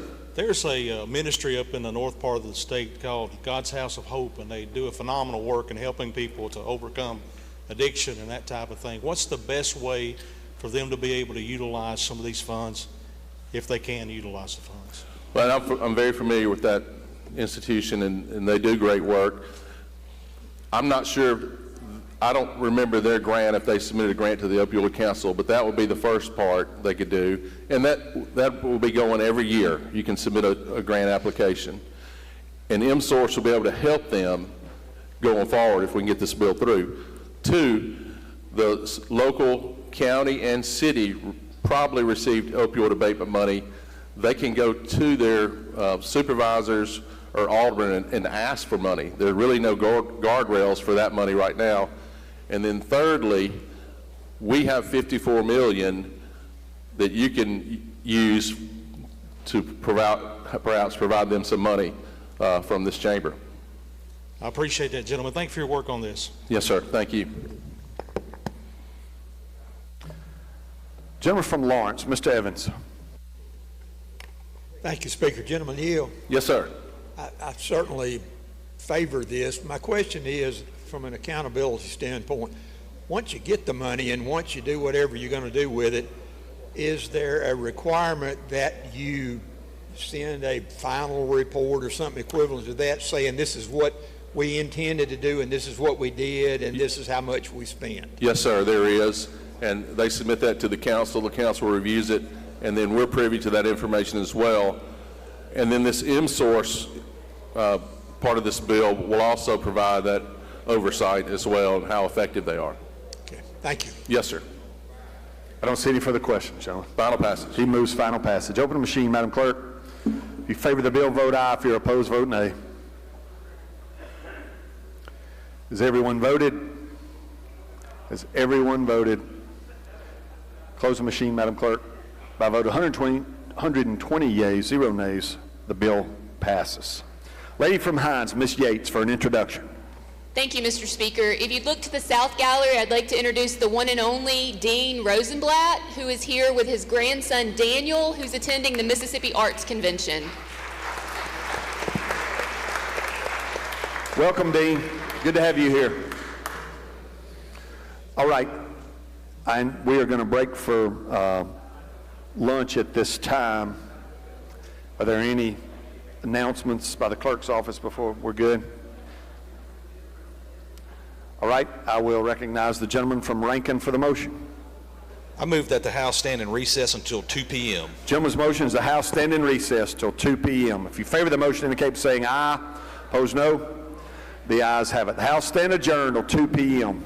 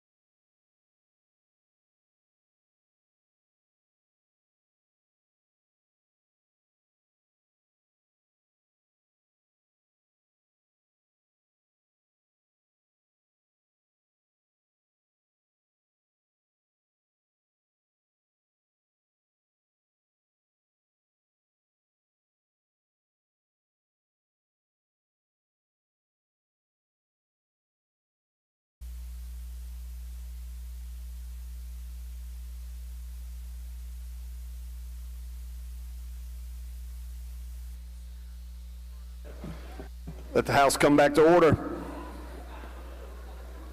Before we return to the general calendar, the Chairman of Rules is at the well to introduce some special guests we have in the North Gallery. I believe Representative Foster is up there with him. So I recognize the Chairman of Rules, gentleman from Rankin. Thank you, Mr. Speaker. Who yelled guilty? Who was that? That was pretty good. That was good. You want it again? All right. All right. Ladies and gentlemen, in the North Gallery, we have, along with Representative Foster, and I believe we have Mayor Randall Harris there as well. We have the Central Hines Academy 5th and 6th grade boys and girls basketball teams, and we're congratulating them on winning the Pee Wee basketball tournament. The boys had a 10-3 record, and the girls had a 13-0 record. So let's all give them a round of applause.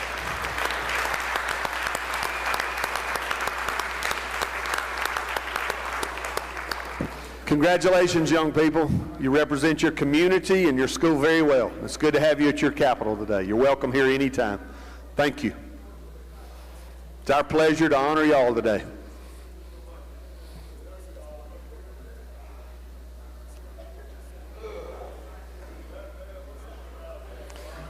All right, we will return to the general calendar. I believe we were down to item 22 with state affairs. He passes. He's requesting that it hold its place. Is there objection? All right, we will skip that one. It will hold its place. I hear no objection. That brings us to item 23. Gentleman from Warren, Chairman of AET, you are recognized. Thank you, Mr. Speaker. Ladies and gentlemen, this is a bill to regulate the grant money that we're giving out to nonprofits throughout the state. We had a ton of examples brought to the peer committee about people that were going on vacation. Yes, sir. Let's call the bill up if you want to. Sorry about that, Mr. Speaker. I'd like to go to item number 23, House Bill 1171, and make the usual motion. Gentleman calls the bill up, moves the rules be suspended, the bill considered engrossed, read the third time, and placed on final passage. All in favor say aye. Opposed, no. The ayes have it. You're recognized to explain the bill, gentlemen. Thank you, Mr. Speaker. Ladies and gentlemen, again, we had a bunch of different examples where people were taking this money, going on vacations, going out to dinners all across the state. So this is just going to establish some protocols when we're giving out this money to nonprofits. It's going to require DFA to review and set up standards and work with the state agencies in that process as well. The state agencies have to review the programs every 5 years. We're going to have a transparency where they go onto the audits will go onto the state websites. The state auditor's office will audit the programs, and it'll have till 2027 to set up the program. That's my explanation, Mr. Speaker. Questions on the bill? I don't see any, gentlemen. Move final passage. He moves final passage. Open the machine, Madam Clerk. If you favor the bill, vote aye. If you're opposed, vote nay.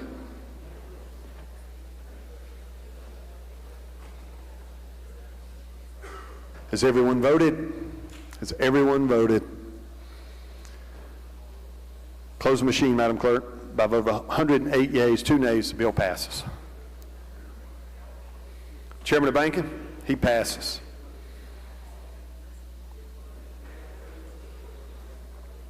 Judd B, he passes.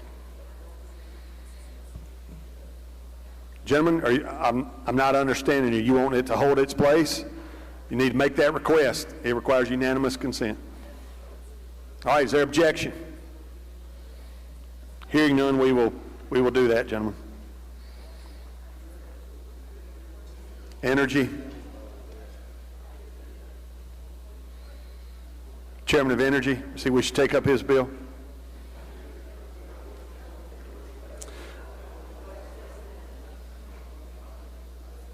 All right, we're down to insurance. Chairman of Insurance.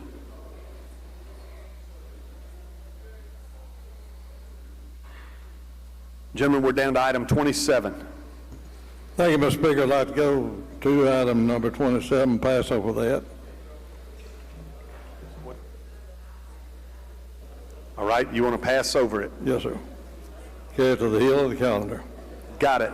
Next item, gentlemen. Item number 28, House Bill number 1332, call it up, make a usual motion. Gentleman calls the bill up, moves the rules be suspended, the bill considered and engrossed read the third time, placed on final passage. All in favor say aye. Opposed, no. The ayes have it. You recognize, Mr. Chairman. To yield to the gentleman from Prentice.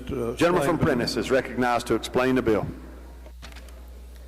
Thank you, Mr. Speaker. House Bill 1332 is actually a piece of legislation that addresses our testing and examinations for our licensure for our insurance in our state. These testing services must develop, administer, score examinations in accordance with the standards and best practices developed and set forth by the National Association of Insurance Commissioners. We are already doing this in our state. We're simply codifying it into law. And there is a move to do this across the nation so that our standards are all the same. And of course, that's because we have reciprocity with our licensing across our country. That's the explanation of the bill, Mr. Speaker. Yield for questions if there are any. If not, I move final passage. I don't see any questions, gentlemen. He moves final passage. Open machine, Madam Clerk. If you favor the bill, vote aye. If you're opposed, vote nay. Has everyone voted? Has everyone voted? Close the machine, Madam Clerk. By vote 113 yeas, 0 nays, the bill passes. Public property.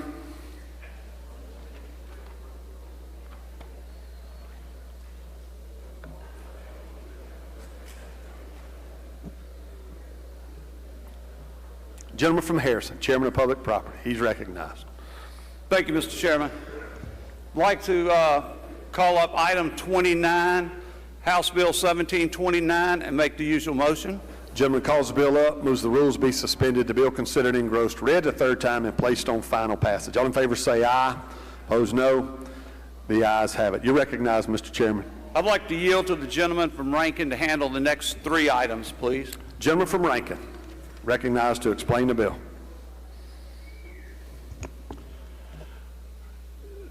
Thank you, Mr. Speaker. Thank you, Mr. Chairman. House Bill 1729 deals with the existing Highway Patrol headquarters at Woodrow Wilson and 55 that is there now. There's 2 buildings there.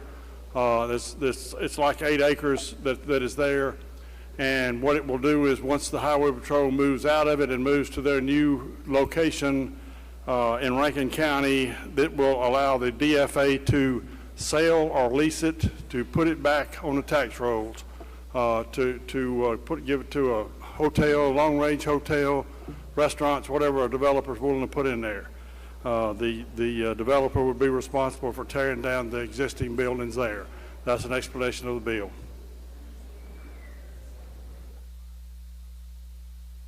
Questions on the bill? Gentleman from Hines, Mr. Bell.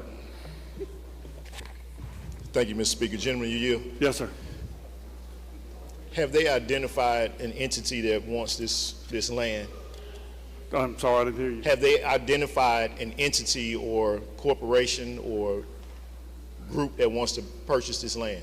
No, they have not. Are they going to make sure? Now, you said they're going to be able to lease the land? It can either be leased or bought, is the way the bill is written. Okay, so if they lease the land, they would lease it from the state of Mississippi? Correct. All right, thank you. Gentleman from DeSoto, Mr. Hale. You recognize, gentlemen. Item number 26, bill number 1041, we'd like to hold this place on the calendar.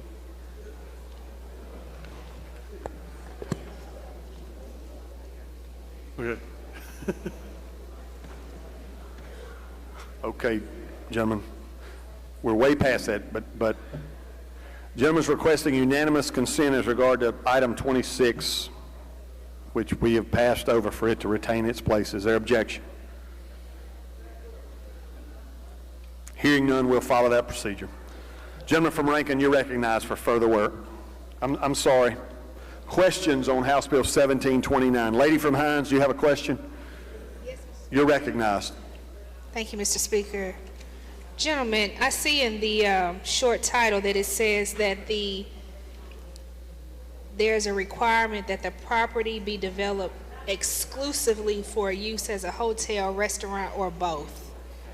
Yeah, that's what that's what the objective is to get it on the tax rolls, to, you know, and that area desperately needs some hotel rooms and restaurants in that area. I agree with you, but why?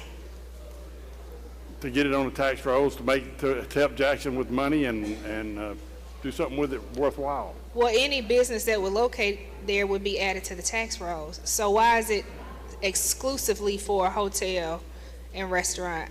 That's what we thought would be the best use. I mean, that's... Was that a request from MHP or no, just from... it's not MHP at all. It's just people that I talked to. Okay, thank you, gentlemen. Further questions on the bill? Gentleman from Marion, Mr. Morgan. Thank you, Mr. Speaker. Gentleman Yield. Yes, sir.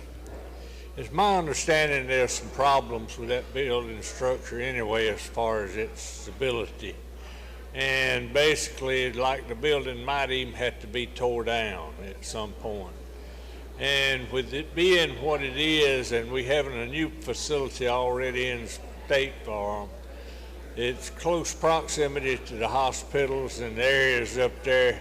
It could be where we would possibly be more interested in selling it and letting the hospital or somebody own it than we would state. I can't hear you the last five. It don't surprise me. We got the biggest romper room school in here you ever heard of in your life. There's a bunch of kids in here, ain't about 3 years old, and run around playing balls and first one thing, another, and talking. They don't pay any attention to what's going on.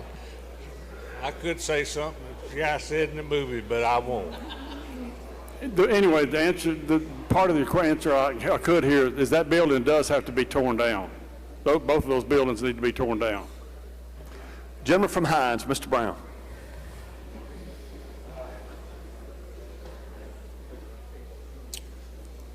Thank you, Mr. Speaker. Gentleman Yield. Yes, sir. How can we take a bid for an exclusive piece of property to go in that place right there and not know who it is that's going to be getting the exclusivity? Did you understand? I did not. I said, how can we accept this bill and not know who's going to be having exclusive rights to that property? Seems to me that the deal is already cut. That's what I'm trying to say. All this does is allow DFA to bid it out to whoever willing to buy it. It's not to one. They're not picking somebody to buy it. They're going to pick the highest and best person. I thought you said it was going to be designated for one particular. It's a competitive seller. I mean, whoever's paying the most money for it. But exclusively for a hotel. No, it's hotel. The purpose, the whole purpose is to try to get it for hotels or restaurants. If somebody comes in and wants to pay a lot more money and put something else in there, there's nothing that I don't think prevents it. I thought I heard you say exclusively for a hotel. There's not a restriction in it. Thank you.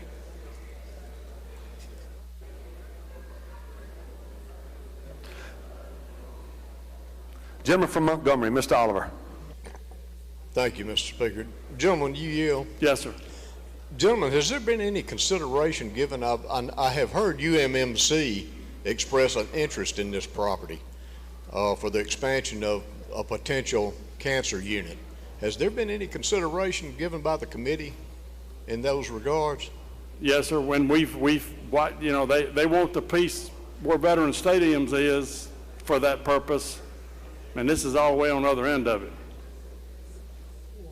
That's not the same information I've been relayed, but I appreciate your answer. And that is the piece that was introduced here last year and the Senate killed. Thank you.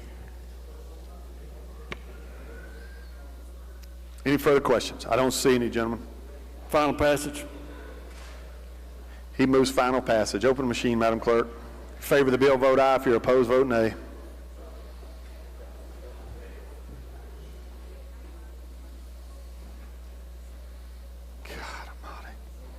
Has everyone voted? Has everyone voted? Someone please vote the chairman. Thank you. Close the machine, Madam Clerk. By a vote of 97 yeas, 8 nays, the bill passes. Gentleman from Montgomery, Mr. Oliver. Thank you, Mr. Speaker. I'd like to have that bill held on the motion to reconsider. Thank you, gentlemen. We'll do that. Next item, gentleman from Rankin. Mr. Speaker, I'd like to go to item number 30, which is House Bill, and call up House Bill 1730 and make the usual motions. Gentleman calls the bill up, moves the rules be suspended, the bill considered engrossed, read the third time, and placed on final passage. All in favor say aye. Opposed, no. The ayes have it. You're recognized to explain the bill, gentlemen. This bill is about all the buildings that are on public property. It does not deal with any building that is existing. It only deals with new construction. But in these public property tours that I do every summer, looking at all these buildings and all the problems that they have with them, everyone that's got a flat roof has got a leak. And flat roofs, that's what they do. They last at best about 10 years and then they start leaking. This would prohibit any new construction with a flat roof on any building. That's my explanation of the bill. Questions on the bill? I don't see any, gentlemen. Final passage? He moves final passage. Open machine, Madam Clerk. If you favor the bill, vote aye. If you're opposed, vote nay.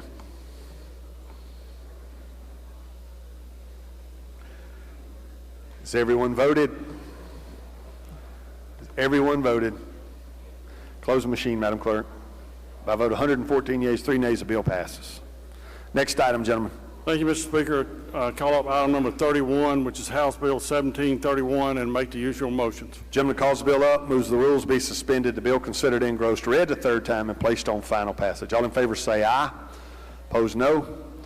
The ayes have it. You're recognized, gentlemen, to explain the bill. All right, this bill allows the sale of the old ABC warehouse in Gluckstadt. The Madison County Development Authority has a buyer for the building that they can move in as soon as they get the authority to sell it. And that's what the bill does. I yield for questions. Questions on the bill. Gentleman from Harrison, Mr. Haney. Thank you. Gentleman yield? Yes, sir. I mean, it's going through the same process for anybody else, huh? Bid or proposals, or are they just going to say they're it? I think the way that it sells too. Yeah, they have a buyer for it. I mean, appraisals being done, or we're just going to say, hey, we got a buyer, we're going to sell it to them? Go through the same process. Thank you.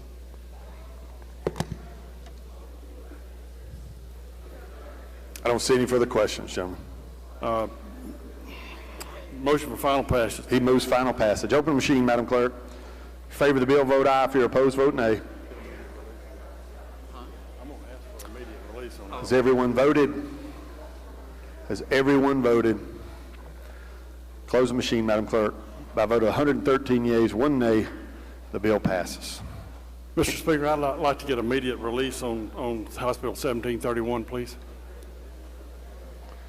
All right. Is there objection to the gentleman's request for immediate release? Hearing none, we'll follow that procedure. Gentleman from Harrison.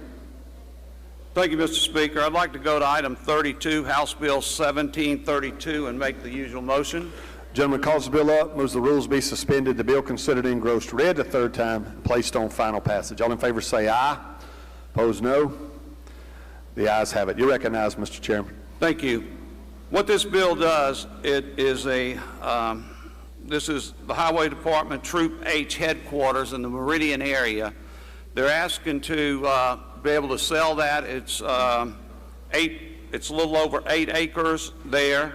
And what it is, there is a huge development coming into the Meridian area, and from what I understand, it's pretty significant. It's actually Compass Data Center. I don't know much about it, but that's what it is. And they're wanting to sell this, and they're offering them to get new land and build new headquarters for them. And the Highway Department was, in the meantime, has been looking for a place to build a forensic lab and keep it in Meridian. So that will give them an opportunity to get a new troop headquarters and get the forensic lab all put in the same area. And the company is willing to pay to have all that done. And that's an explanation of the bill. Questions on the bill? Lady from Jones, Ms. Scott. Thank you so much, Mr. Speaker. Well, the gentleman here. Yes, ma'am. Gentlemen, is this the one that's named after our late colleague, Charles Young? Yes. And so I guess I want to ask now, when they build the new one, will we commemorate the new one in honor of our late colleague, Mr. Representative, State I'm gonna be Representative honest Charles with you, Young? I do not know. I would assume so, and I would hope so, and maybe we can put something in it to make sure that that happens. Gentlemen, would y'all please? Yes. So that Mr. Young, as you know, was a valued member of this body. And, yes. We can either do an amendment now, or if you want to trust. yeah, we'll get. Can we? Yes, sir. Yeah, let me do it that way, because I tell you, we'd do it in.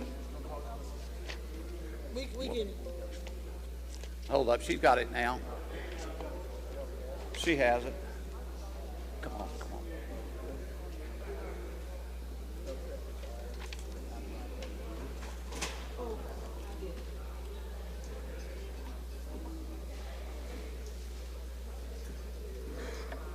Yeah, come on. We'll go ahead and read it. We just gonna. She got an amendment for us. We're going to write it up. Lady from Jones, you're recognized for your amendment. Just say it. Mr. Speaker, we're going to go to line 29 and amend the bill to rename the new facility after Charles Young Sr. And all that does, y'all, is that the old facility was in honor of Mr. Young, and so this facility will also Lady, the members are indicating they cannot hear you. I'm sorry. If y'all could hold your conversations down, and lady, if you would start over with your amendment. Yes, sir. Ladies and gentlemen of the House, as you all know, Mr. Charles Young, the gentleman from Meridian, sat right over here for many years. He was a valued member of this body. This beautiful troop over in Meridian, which they loved him so much, you know, they serve dinners and have all these programs in his honor, the troop over there in Meridian. And so they named this troop after Mr. Young, and for those of us who were at his son's funeral, you will recall all of them were there. What we're saying is that they're going to tear down the old facility. They're going to build a brand new, beautiful facility with forensics and all that. We're all for that. But we would like to rename the new facility after Mr. Young, and we'd ask the House to adopt the amendment.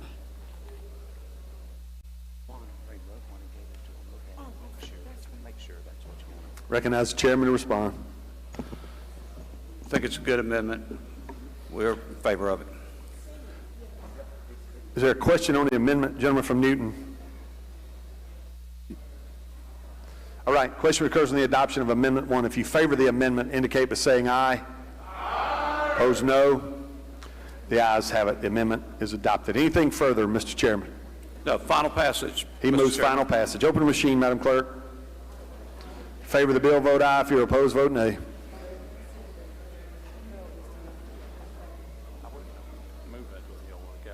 Has everyone voted? Has everyone voted? Close the machine, Madam Clerk. By a vote of 120 yeas, 0 nays, the bill passes. Marine Resources passes.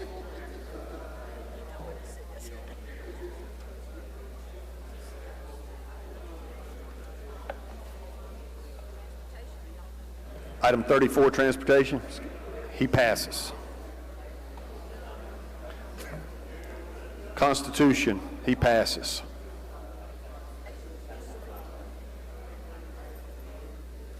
Education passes. Gentleman from Oktibbeha.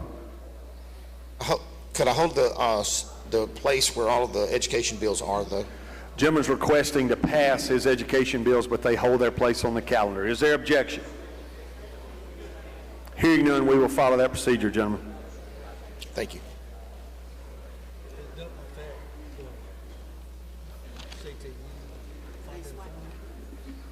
That gets us back down to Judd B., gentleman from Grenada.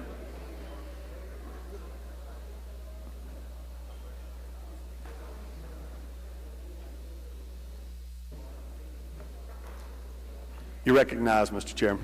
Thank you, Mr. Speaker. Call up item number 43, House Bill 1586, and advance the usual motion. Gentleman calls the bill up, moves the rules be suspended, the bill considered engrossed, read the third time, and placed on final passage. All in favor say aye. Opposed, no. The ayes have it. I see you got a committee sub, gentlemen. I do. I move to adopt the committee sub. Gentleman moves that the committee sub be substituted for consideration in lieu of the original bill. All in favor say aye. Opposed, no. The ayes have it. You're recognized to explain the committee sub. Thank you, Mr. Speaker. This comes from several folks asking for this, judges, DAs, and from the defense part. What this does is allows for those individuals that violate, commit a new felony offense while on probation, supervised release, or suspension of sentence, and on parole, that the circuit judge can violate the remainder of the sentence for both the parole and the probation. However, it does raise the standard of proof to clear and convincing evidence. That's the explanation of the bill.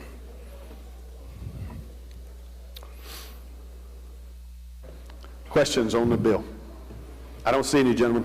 Move final passage. He moves final passage. Open the machine, Madam Clerk. In favor of the bill, vote aye. If you're opposed, vote nay. Has everyone voted? Everyone voted. Close the machine, Madam Clerk. By a vote of 110 yeas, 3 nays, the bill passes. Next item, Mr. Chairman. Thank you, Mr. Speaker. Call up 44, House Bill 1583, advance the usual motion. Gentleman calls the bill up, moves the rules be suspended, the bill considered engrossed, read the third time, and placed on final passage. All in favor say aye. Opposed, no. The ayes have it. You are recognized to explain the bill, Mr. Chairman. Thank you, Mr. Speaker. Back in 2014, we passed a provision whereby individuals that were not eligible for parole could petition the court for parole eligibility. In that legislation, we did not put a time limitation on when those individuals were precluded from refiling a petition. What this does is prohibits anybody from successive filings for a period of 2 years unless leave of court is granted to that petitioner. That is the explanation of the bill. Questions on the bill? Gentleman from Jefferson, Mr. Harness. Thank you, Mr. Speaker. Would the gentleman yield? Yes, sir. So if I apply for early parole with a circuit court judge, I have to wait 2 years to reapply? That's correct, unless you get leave of court by the judge to do that. Right now, people are filing them every month, gentlemen, and the clerk's office is just inundated with them. Not in every county, but a lot of counties are just constantly filing them. If leave of court is granted for that individual to file it within the 2 year period of time, they can file that petition to be considered by the court. Otherwise, it would be through, it's still through NBOC can still grant. Oh yeah, that's just if someone wouldn't be eligible otherwise, if they were eligible outside that 2 year period. They're not precluded from making parole if they become eligible by other means or operation of law, but just by the H4, what we call H4 petitions that Don't are you think filed. 2 years is rather long? Excuse me, Mr. Gentleman? Don't you think 2 years is rather long? Well, I mean, time? I don't think so. I mean, Is that what's suggested by the judges? well, actually, the judges wanted to do 5 years. Some of the judges I talked to, I put 2 years in. I think that's an adequate amount. And I did put in the fact that there could be leave of court if there was someone that was ill in custody that had been denied, and the judge came to the judge's attention, he could grant leave of court to file additional petition to release them. Or, well, recommend parole, not release them. Thank you, gentlemen. Thank you. Gentleman from Harrison, Mr. Hullum. Does the gentleman yield? Yes, sir. Hey, gentlemen, are you aware that there's people who completed their time in the MDOC that's still being held without being released? I hear that happens occasionally, gentlemen. Most of those individuals are those that have been granted parole that don't have an address that's been approved. But my understanding is, I've talked to the parole board, And the MDOC Chairman Kane, Commissioner Kane, and he says they're trying to get that problem solved. Okay, so if we could clip this backlog by allowing them halfway houses or something like that they can go to, that reduce our backlog of MDOC, especially the ones on parole. Yes, Because it would. now we're gonna stop them from trying to get out of a system where they didn't serve their time and gave their time back. We have a limited number of halfway houses already in the code section.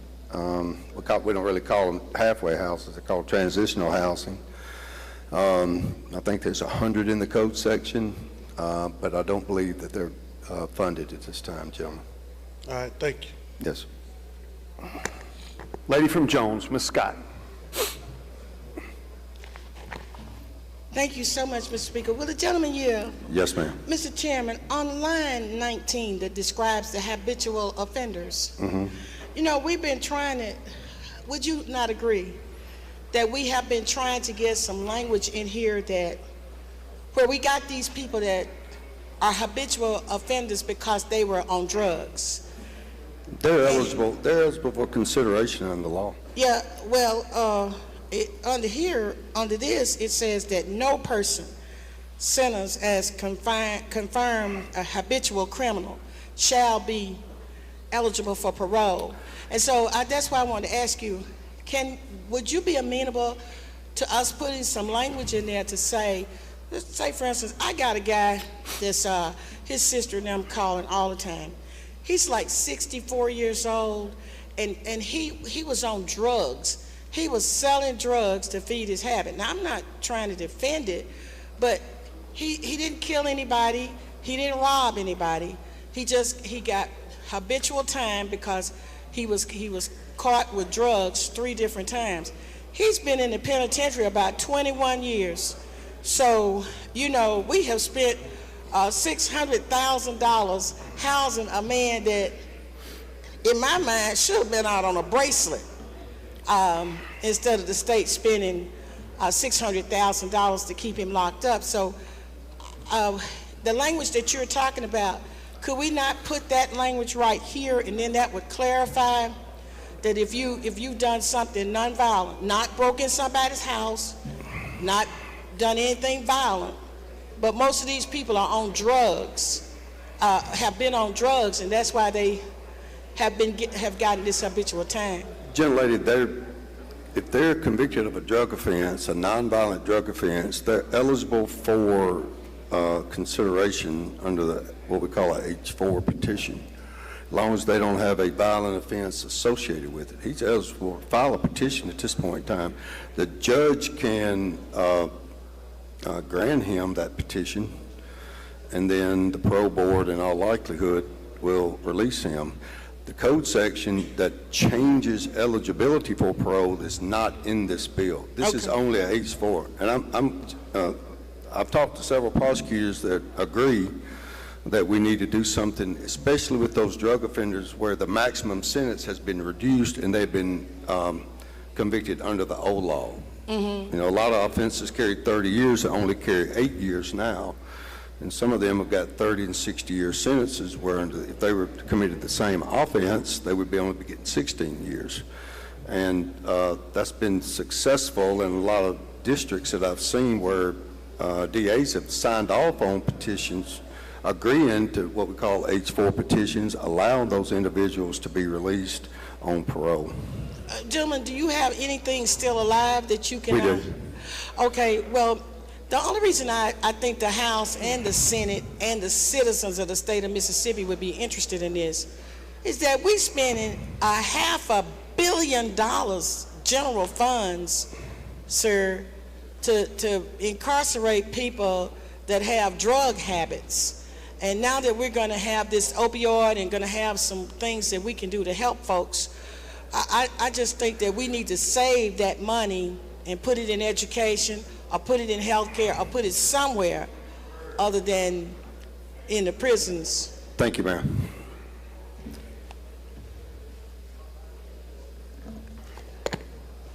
I don't see any further questions, gentlemen.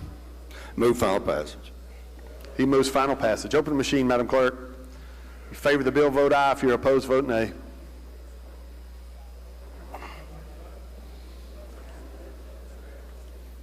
Has everyone voted? Has everyone voted? Close the machine, Madam Clerk. By a vote of 82 yeas, 32 nays, the bill passes. Next item, Mr. Chairman. Thank you, Mr. Speaker. Item number 45, House Bill 1611. Call up and move. That's the usual motion. Gentleman calls the bill up, moves the rules be suspended, the bill considered engrossed, read a third time, and placed on final passage. All in favor say aye. Opposed, no. The ayes have it. You recognize, gentleman, to explain the bill. Thank you, Mr. Speaker. What this bill does is amends Code Section 99.511, the Mississippi Code that allows, it will allow Justice Court judges to set bond on capital murder offenses. Right now, they're not allowed to do that. Only a circuit judge can do that. And what that bill does is allow Justice Court judges to set bail, if it's appropriate, on those cases. That's the explanation. Questions on the bill? Gentleman from Jefferson, Mr. Harness. The gentleman yield. Yes. So on one bill, we're making it more difficult for nonviolent offenders to get out of jail.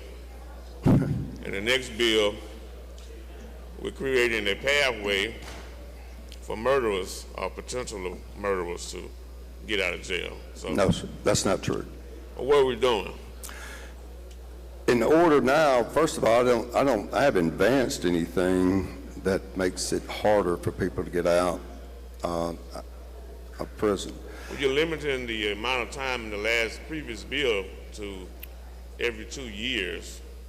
Correct. Okay, so what do you? Doesn't make it harder for them to get out. It just gives them the time to frame. wait longer. That means making it harder, doesn't it, Chairman? That's correct. Okay. They can get leave of court to file a petition, gentlemen. But back on this bill. Yeah, let's go back. Back on this bill, all it does is authorizes Justice Court judges to set a bail, if appropriate, on capital cases. And it comes from the Circuit Judges Association. This is one of the priority items for them. So people that are in the county, some judges are 4 or 5 counties away. Circuit judges right now are the only ones that can set them, or county court judges. So it allows them, if they're going to set one, I mean, sometimes they don't set them on all capital cases. Sometimes they do. Allow them, if they're going, that allows the Justice Court judges to set bail. Okay, I get it now. Thank you. Thank you. Gentleman from Pike, Mr. Porter.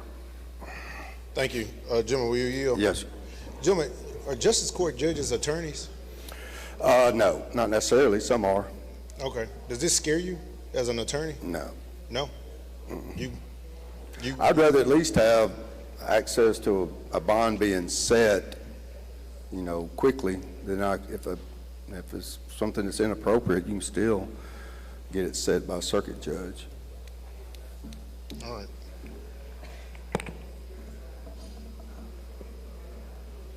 I don't see any further questions. Move final passage. He moves final passage. Open the machine, Madam Clerk. In favor of the bill, vote aye. If you're opposed, vote nay.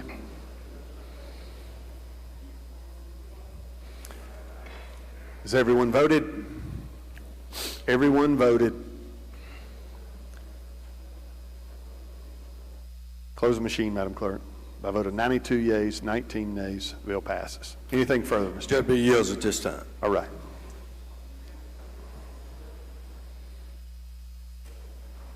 Public health.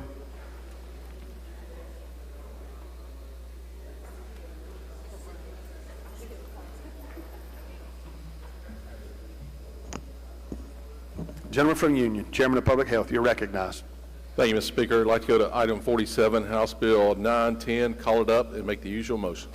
Gentleman calls the bill up, moves the rules be suspended, the bill considered engrossed, read the third time, and placed on final passage. All in favor say aye. Opposed, no. The ayes have it. You're recognized, Mr. Chairman. Thank you, Mr. Speaker. I'd like to recognize the gentleman from Covington to explain the bill. Gentleman from Covington is recognized to explain the bill. Thank you, Mr. Speaker. We have an amendment to offer at the proper time.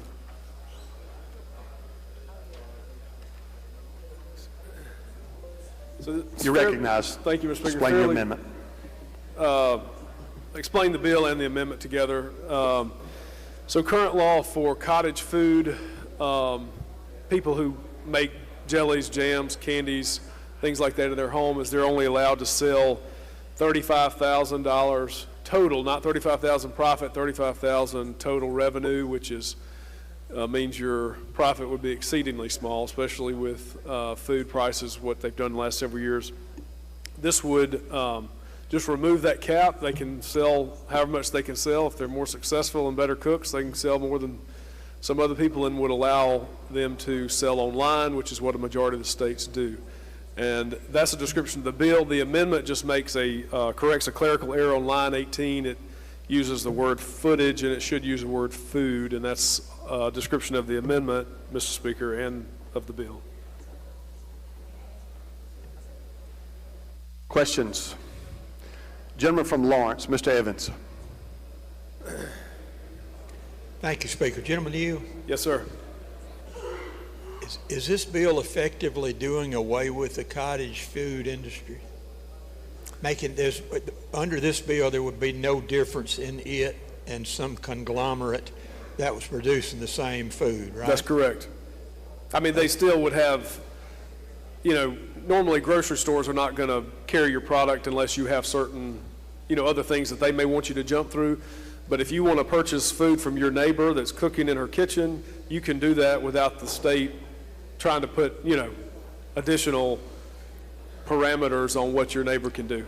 Okay, official parameters like cleanliness of where you're doing it, and that the food you're selling, as used to be a cottage industry, has no requirements on it as far as perhaps not making you the consumer die of salmonella or ptomaine poisoning or something like that.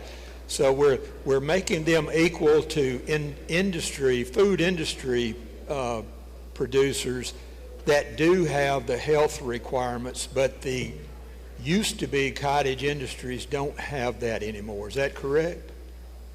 The only thing that this affects does not affect any food precautions or anything like that. All it has is they can market online and removes their cap of revenues. That's it. So if any regulations that they have to follow regarding the preparation of food, the storage of food, that's totally unaffected by this bill. But those regulations, in fact, don't exist under current law for cottage food producers, do they? I don't know, gentlemen, because that was not relevant to what I was trying to do, so I didn't research what they have to do with USDA or anybody else. The relevance that jumps out to me is allowing people to sell food that may or may not be tainted without any safeguards as to whether or not the food itself is in fact suitable for sale to the public. In other words, it might be life-threatening. Well, gentlemen, if you look down on, and I didn't bring a copy up here and I should have, but it does define as the foods which do not require time or temperature control for safety to limit pathogenic microorganism growth or toxin formation. That is from federal law that would be included in state law too. So if that may answer your question. Well, that lets me know the ones that would require refrigeration and some type of timing. But if it doesn't fit either one of those, then it could still be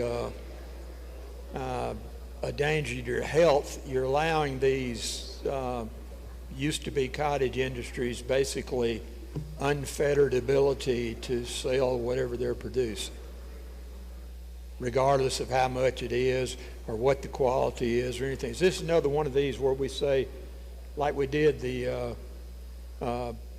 accountability that I was told about private schools, well, we'll just let the parents make the decision. If you buy this stuff and it kills you, you don't have to make the decision anymore, right? Well, gentlemen, again, this bill does not change anything about storage, anything about preparation or anything like that. It just means that if you want to buy from your neighbor, she can sell to you, and the state's not going to cap that she can't sell to you over Facebook or that she can't, sell more than $35,000. That's all it does. Okay. I know it's a monetary issue under the bill, but it's a health issue to me. So basically this, again, my unfettered use of the word unfettered means there are no regulations other than it being refrigeration or time, something like.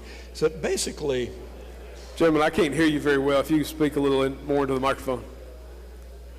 This basically, to me, just allows you to kill more people if you're selling tainted food. And I appreciate your answers. Okay, thank you, gentlemen. Further questions on the bill? Gentleman from Tate, Mr. Lamar. He passes. All right, I don't see any further questions. Final passage. Question recurs on, hold on, let's get the amendment adopted. Question recurs on the adoption of Amendment 1. If you favor the amendment, indicate by saying aye.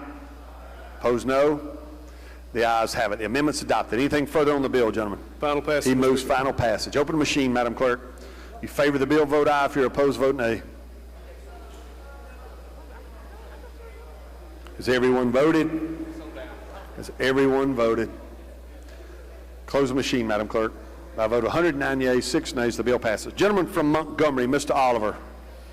Thank you, Mr. Speaker. Introduction out of order. Yes, sir. Thank you. Ladies and gentlemen of the House, if you would turn your attention to the South Gallery, we have joining us today the mayor of the town of Duck Hill, Mr. Al White. Welcome, Mr. White. Welcome, Mayor. Good to have you here today. Gentleman from Tate, Mr. Lamar, for what purpose?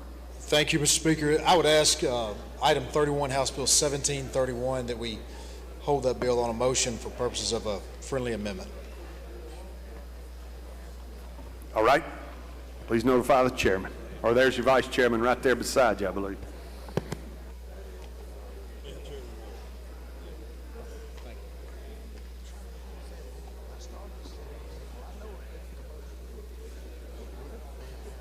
Somebody like to make some money on that thing.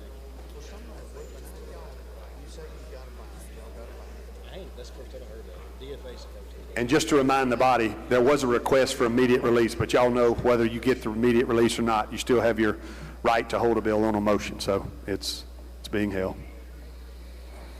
We went through that a couple years ago, if y'all remember. All right, gentleman from Washington, Mr. Hines.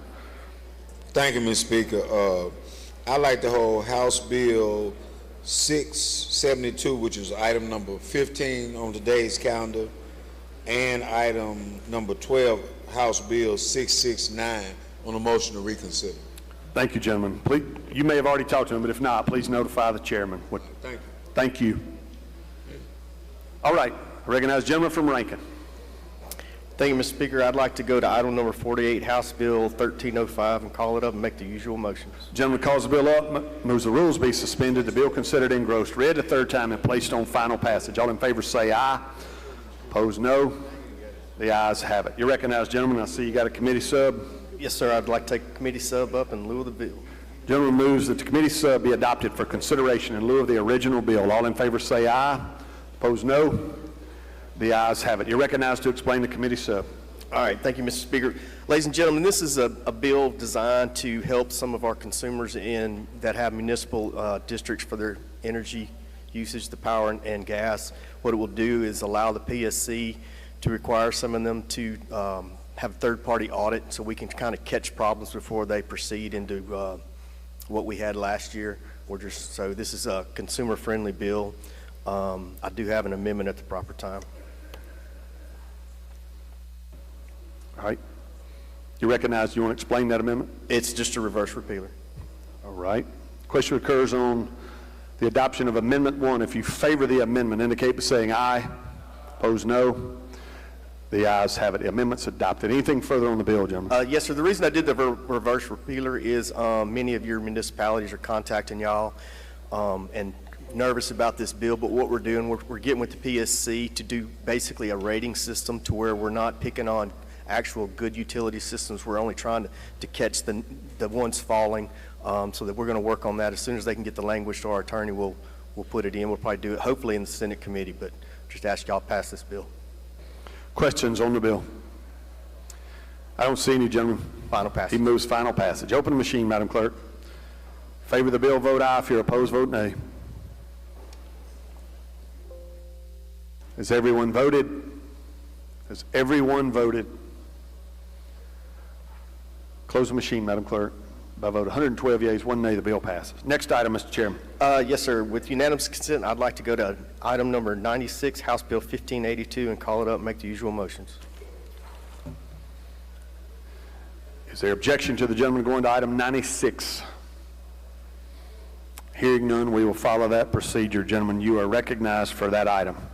All right, ladies and gentlemen, currently there's a 20-year payback provision for... Let's call it up real quick. Let's call it up and make the usual motions. Gentleman calls the bill up, moves the rules be suspended, the bill considered engrossed, read the third time, placed on final passage. All in favor say aye. Opposed, no.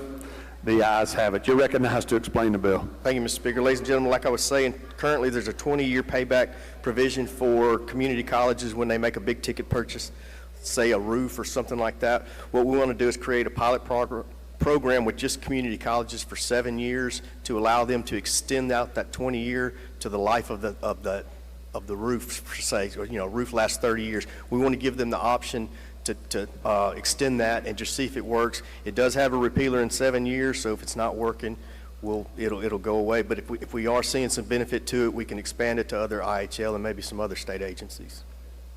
So I'll answer any questions. Questions on the bill? I don't see any, gentlemen. Final passage. He moves final passage. Open the machine, Madam Clerk. If you favor the bill, vote aye. If you're opposed, vote nay. Has everyone voted? Has everyone voted? Close the machine, Madam Clerk. By vote 119 yeas, 0 nays, the bill passes. Anything further, Mr. Chairman? Yep. With unanimous consent, I'd like to move to the motion to reconsider calendar and take up item 3, House Bill 1563. All right. Is there objection to the gentleman going back to motion to reconsider to item 3? I believe. Is that a real objection? All right. Gentlemen, we will go there. I believe he... Yes, sir. We have an amendment we'd like to add, so I guess I need to reconsider the vote by which it passed.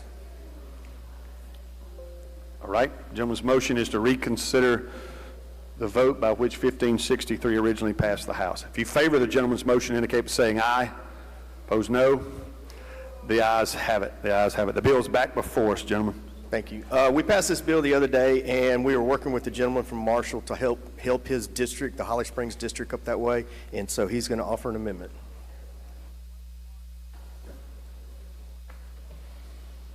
All right. Gentleman from Marshall, you are recognized to explain your amendment. Thank you, Mr. Speaker. Mr. Chairman,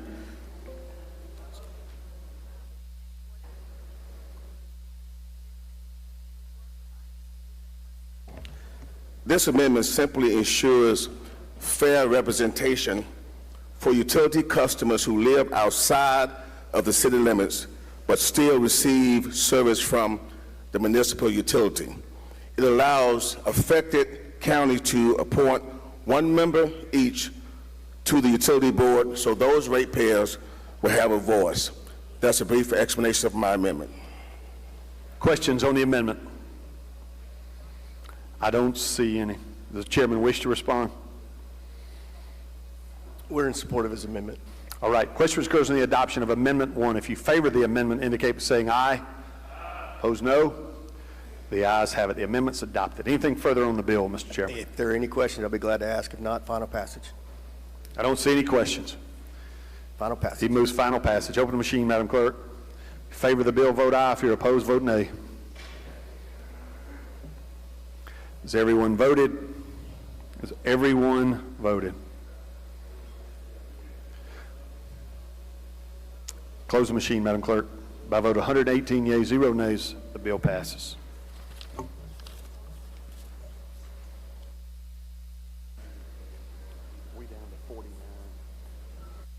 I believe we're down to drug policy. Recognize the chair lady. Mr. Speaker, I'd like to go to item number 49, HB 563, and ask that it retain its place on the calendar. All right. Is there objection? Hearing none, we will follow that procedure. You may proceed, lady. Mr. Speaker, I'd like unanimous consent to go to item number 144, House Bill 865, and call it up and make the usual motion. Is there objection to the lady going to 144? Hearing none, we will follow that procedure. Mr. Speaker, we have a committee sub on the bill. All right. let me put. Sorry. You've made a motion. You've called the bill up, made the usual motion. So, the lady calls the bill up, moves the rules be suspended. The bill considered engrossed, read the third time, and placed on final passage. All in favor say aye. Opposed, no. The ayes have it. The lady furthermore has a committee sub that she would like to substitute. So, motion is the committee sub be adopted for consideration in lieu of the original bill. All those in favor indicate by saying aye. Opposed, no. The ayes have it. The ayes have it. Mr. Speaker, I'd like You're to... recognized to explain the committee sub, but hold on, lady. Okay. The gentleman from Adams, Mr. Johnson, has a inquiry. You're recognized, gentleman. Yeah, Mr. Speaker, thank you. Mr. Speaker, I have a point of order on House Bill 865.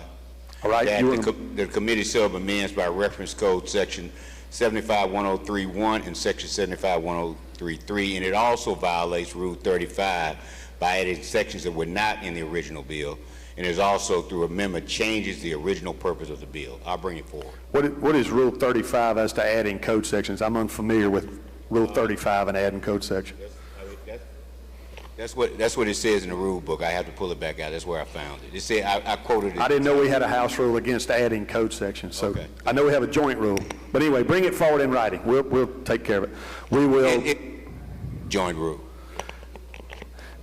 We're not operating under joint rules right now. I know you do, because you're a good lawyer and a good representative. If you'll bring them forward, we'll set that bill aside. I'm going to let legal look at our point of order. While they're doing that, we will, if we're all good, we will go back to where we were on the calendar. I believe we were down to item 50 and Judd A.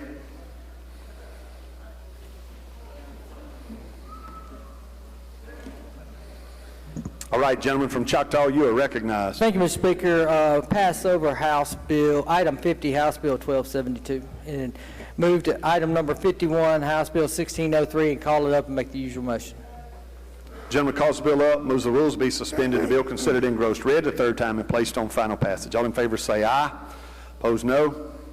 The ayes have it. You're recognized, gentlemen. Thank you, Mr. Speaker. Ladies and gentlemen of the House, last year we had something called the Squatters Bill. It was in a conference report. We had some duplicate code section in there that inadvertently did not get taken out. And everyone knows what happened at the end of the last legislative session. The Mississippi Bars chimed in about this, asking that the realtors we've given this change to the realtors. They are not opposed to it. And the Land Title Association is asking that we clarify this language. And so all we're doing is deleting some language that was duplicative out of the Squatters Bill from last year. And that's an explanation of the bill. Questions on the bill? I don't see any, gentlemen. Move final passage. He moves final passage. Open the machine, Madam Clerk. If you favor the bill, vote aye. If you're opposed, vote nay.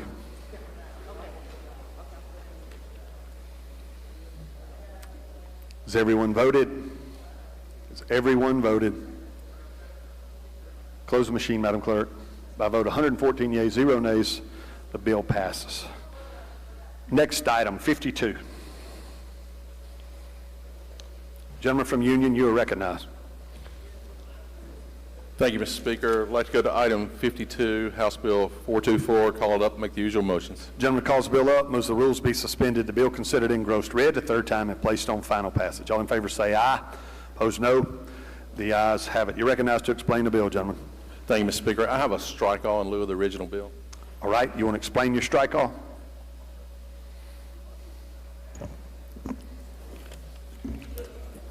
You're recognized to explain the amendment. Yes, sir. After House Bill 424 passed the Public Health Committee, the CMHC's got with the Department of Mental Health and made a few technical changes in this process and came to an agreement, and they were very simple, did not change the intent of the bill. But the bill answers a challenging and persistent question of mental health. How do we help people who are not in immediate danger to themselves or to others, but for one reason or another are not inherent to the treatment plans and are repeatedly showing up in courthouses and hospitals in our communities? Assisted outpatient treatment, or AOT, closes that gap in our treatment continuum by providing an alternative diversion strategy for individuals who are at demonstrably high risk for reinstitution, but who may not currently meet the threshold for a civil commitment. House Bill 424 closes that gap while maximizing efficiency and safeguarding the patient's civil liberties. It does three things. First, it updates our outpatient commitment law by modernizing the AOT. This new language brings us in line with state and federal guidelines. Second, it clarifies and expands the entities that can issue an AOT. Currently, only the state hospital can do that, but we've expanded that by including crisis stabilization units and chancery judges or special masters. And finally, it fleshes out more details in the code section, giving courts and providers clear authority to require outpatient care as a crisis occurs. This bill does not replace treatment. It complements and supplements what we already have in place. Mr. Speaker, that's an explanation of the strike-all amendment and the bill. Questions on the amendment? Gentleman from Lawrence, Mr. Evans. Thank you, Speaker. Gentleman Neal? Yes, sir. Would I be thinking correctly if I say this perhaps is a Whitfield alternative? That would be one way you could put it, yes, sir. Because I understand we have commitment proceedings where they don't proceed because the person wasn't adjudicated to be Whitfield ready or whatever you want to call it. We had nothing else we could do with them. Is that correct? That is correct. So this is something else to do with them short of putting them in Whitfield. A diversion from Whitfield, yes, sir. Okay. Thank you. Yes, sir. Lady from Jones, Ms. Scott. So much. Will you yield, Mr. Chairman? Of course. Mr. Chairman, if you would go to line 60 on the bill, you remember we had some discussion about before entering the AOT. I thought this was the bill, and we had thought that if we didn't say has a serious mental illness or co-occurring disorder, or is unlikely, blah, blah, blah, or is capable of living safe, or is likely to benefit, or you remember we said they would have to meet every one of that criteria. Did we not change that in this bill? No, ma'am, we did not. Mr. Chairman, don't we want to let them meet one or many, but at least one of the criteria so they can get in their AOT? I would address that with Department of Health, and if we can get this through the process, if there is an issue, let's you and I get with them and we can correct it. Because, but you would agree that the way this is written, because we are trying to help these people that are having these mental lapses, they would have to have a serious mental illness, but they would also have to be unlikely to remain stable in the community. They would also have to be capable of living in the community with a court order treatment plan. They would also have to be likely to benefit from structured outpatient treatment. And I thought we said that we should allow for one of those things so that they could continue in the treatment. But if we're going to work, we need to work this out. It may have been in the federal guidelines that came down that we had to include this language in there for the AOT, but I'm not 100% sure. If you'll just stay with me and we'll get a clarification on that. I'm sorry. Thank you, Mr. Chairman. Thank you. I don't see any further questions, Mr. Chairman. Final passage. All right, let's adopt the amendment first. Question occurs in the adoption of Amendment 1. If you favor the amendment, indicate by saying aye. Opposed, no. The ayes have it. Amendment's adopted. Anything further, gentlemen? No, sir. He moves final passage. Open machine, Madam Clerk. If you favor the bill, vote aye. If you're opposed, vote nay.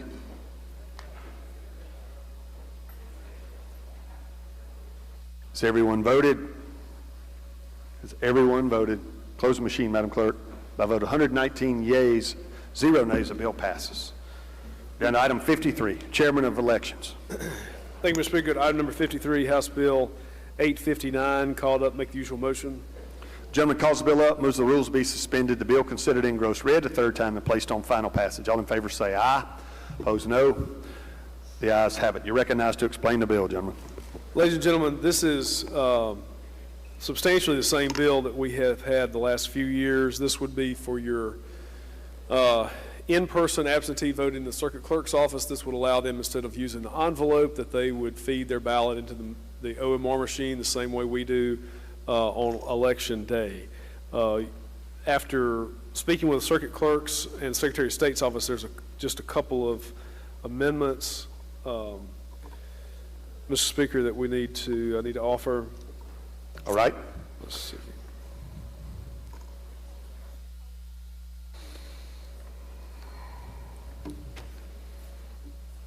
You recognize for your amendment.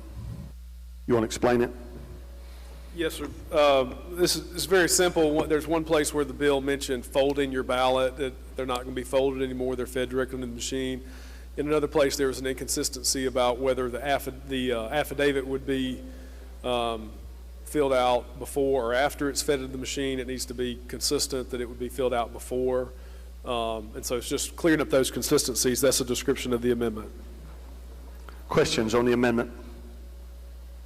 I don't see any. Questions goes on the adoption of Amendment 1. If you favor the amendment, indicate by saying aye.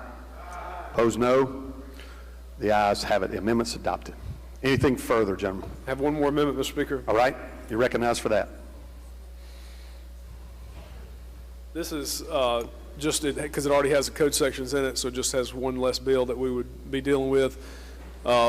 Last week we passed, I think unanimously, a bill that would just, if this went into effect, it would require the circuit clerks to print out, as a security measure, print out a report of the number of votes cast each day, and we're just inserting that into this bill as well, and that's a description of the amendment. Questions on the amendment? I don't see any, gentlemen. Questions occurs on the adoption of Amendment 2. If you favor the amendment, indicate by saying aye. Opposed, no. The ayes have it. Anything further on the bill, gentlemen? Final passage, Mr. Speaker. I'm sorry. Do you yield for questions? Yes. Gentleman from Hines, Mr. Brown, for a question. Thank you, Mr. Speaker. Gentleman yield. Yes, sir. Will this inconvenience anybody at all in any capacity with this change? No, sir. It will make absentee voting much quicker. Circuit clerks are very much in favor of it. I think it'll be easier on your voters as well. Thank you. Yes, sir.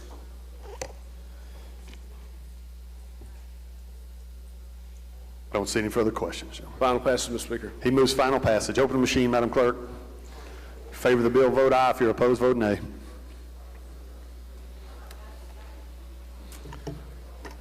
Has everyone voted? Has everyone voted? Close the machine, Madam Clerk. By vote 119 yeas and 1 nay, the bill passes. Next item, Mr. Chairman. Thank you, Mr. Speaker. Go to item number 54, House Bill 1241. Called up. Make the usual motion. Gentleman calls the bill up, moves the rules be suspended. The bill considered engrossed read the third time and placed on final passage. All in favor say aye. Opposed, no. The ayes have it. You're recognized, Mr. Chairman.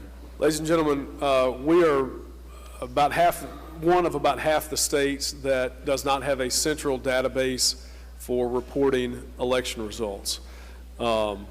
This would require the Secretary of State to create a central database where results could be posted periodically on election night from the counties or the cities uploading their results. The Secretary of State's office says that they have federal funds for this, so it would not cost the state anything, and that is a description of the bill. Mr. Speaker, there's a Scrivener's error that would ask unanimous consent to adopt. On line 21, it says 1 hours, and it should be 1 hour. And I would ask unanimous consent to correct that Scrivener's error. Is there objection to deleting the S in the plural? All right, we will correct that. Are there questions? Do you have any further amendment, gentlemen? No. No, your questions on the bill? I don't see any, gentlemen. Final passage, Mr. Speaker. He moves final passage. Open the machine, Madam Clerk. In favor of the bill, vote aye. If you're opposed, vote nay. Has everyone voted? Has everyone voted? Close the machine, Madam Clerk. By vote 120 yeas, 0 nays, the bill passes. Next item, Mr. Chairman. Thank you, Mr. Speaker. Go to item number 55, called up, make the usual motion, House Bill 1253. Gentleman calls the bill up, moves the rules be suspended, the bill considered engrossed, read the third time, placed on final passage. All in favor say aye. Opposed, no. The ayes have it. And I see you got a committee sub, gentlemen. Yes, Mr. Speaker, asks that be considered in lieu of the original bill. Gentleman moves that the committee sub be adopted for consideration in lieu of the original bill. All in favor say aye. Opposed, no.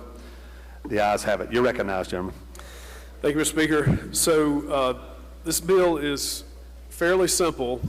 What this would do is when someone comes to register to vote, under current law, they are asked to provide their driver's license.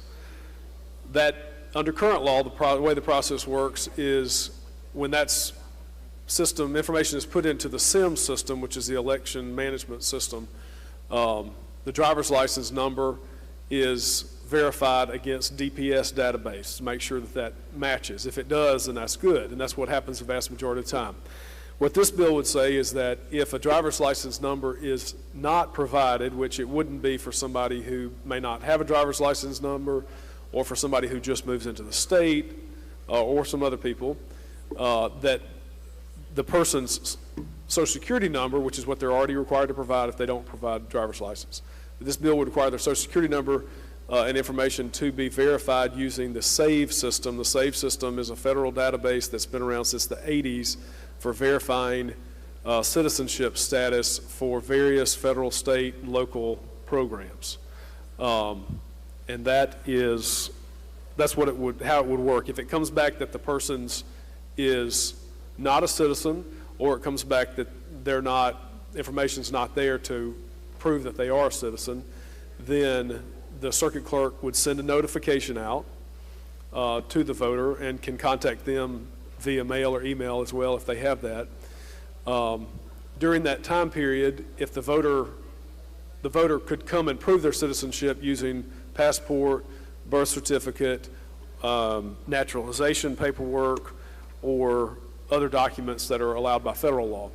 If they don't do that and they show up on the polling day, election day to vote, they would vote by affidavit ballot, and then they would have 5 days following the election to come and prove again, same method. They can bring their birth certificate, bring their passport, bring their naturalization papers to prove that they're a citizen. If they do that, then their vote will count. If they don't ever prove the citizenship or respond after 2 successive federal elections, then their application would be rejected. And that is a description of the bill of the committee sub, Mr. Speaker. Questions on the committee sub. Gentleman from Oktibbeha, Mr. Taylor. Thank you, Mr. Speaker. Gentlemen, will you yield? Yes, sir. In your humble opinion, does this make voting easier or more complicated for a citizen of the United States? It would have no effect. Have no effect, but you still have to prove that you're a citizen at some point, right? Only if, if you go register and you're in the Department of Public Safety's database, then you're not going to have to do anything extra. And that's what happens with the vast majority of people. If you're not in the DPS database, then they'd run your social under the SAVE system. There you would be shown to be a citizen. You're talking about citizens. There they'd be shown to be a citizen. If for some reason, and I've never heard of situations, I'm sure that may exist somewhere because there is human error from time to time, but if the SAVE system finds that you're not a citizen or that they don't have enough information, then you have to prove citizenship. So you're talking about a very minutiae, percentage of anybody that would ever have to do that who is actually a citizen. Okay, so walk me through this again. If I'm not, if I don't have a driver's license. Right. Right, so that will be proven under, if I have a driver's license, that's one database. That's correct, which is already there in use now. That's right. But if I don't have a driver's license, like many citizens don't have, then I have to go to another system? Well, you don't have to do anything different. The circuit clerk would be required to enter your Social Security number into the SAVE system, in which those results are instantaneous. Within seconds, he or she, the clerk, would be able to verify that, in fact, you are a citizen, and they would put you into SIMS. And I also heard, and correct me if I'm wrong, that if for some reason during 2 federal elections, I just can't produce enough documentation. And again, what is that documentation, that proof of burden that I need to be able to present under the second system? It would be a birth certificate, passport, naturalization paperwork, or, not and, but or, any other documentation that's allowed under federal law. There's a federal code that allows you to prove citizenship, and it would allow that as well. What timeline, what time frame for me presenting this information? I go to vote, let's say this November. I'm in line, I'm trying to vote immediately, I'm denied voting. How long is the process for me to gather this information on the second database? Then I'm heard, my information is accepted or rejected. What's that timeline like? Well, you would have already been notified by mail that you need to bring in your information. But if you don't do that and you come vote, then you'd cast an affidavit ballot, and you would have 5 business days following the election to bring in a birth certificate, passport, naturalization, you know. Okay. If I had a house fire, is there a exclusion? If a tornado came, is there an exclusion? 5 days seems to be very stringent if there's a form of some type of natural disaster. No, there's no exclusion for natural disasters, because once your vote's counted, it's counted. I mean, you know, so, but I mean, it's not, you don't have to bring an original birth certificate. It can be a copy of a birth certificate. So if you need to go get that from somewhere you've done business with or whatever. Okay. And so again, 2 more questions. What percentage of folks do you think will fall in these guidelines? Those who are non-citizens who are trying to vote, and those who are citizens who may be not allowed to vote because not having this documentation within 5 days? It would be very few. I don't obviously have an exact number, but in 2024, the Secretary of State ran the entire voter list, me and you and all of us, through SAVE, and there were only 14 out of, I'm guessing, 2 million voters. I don't know how many active voters there are, ran the whole list. There were 14 that came back. Some of them were, there was like a lack of information given, they had to verify, and then there were a number, it was less than 10, of people who were non-citizens who were registered to vote. So 14 people. So why are we doing this, gentlemen, for 14 Well, people? gentlemen, if it were a difficult process or a time-consuming process, I mean, I would understand that point of view, but it's literally, it's just a moment that it would take the clerk to input this information. They get the results back within seconds. So it's not an onerous process. Gentlemen, I do appreciate your efforts for voter integrity, but this seems like voter suppression as far as in my regards.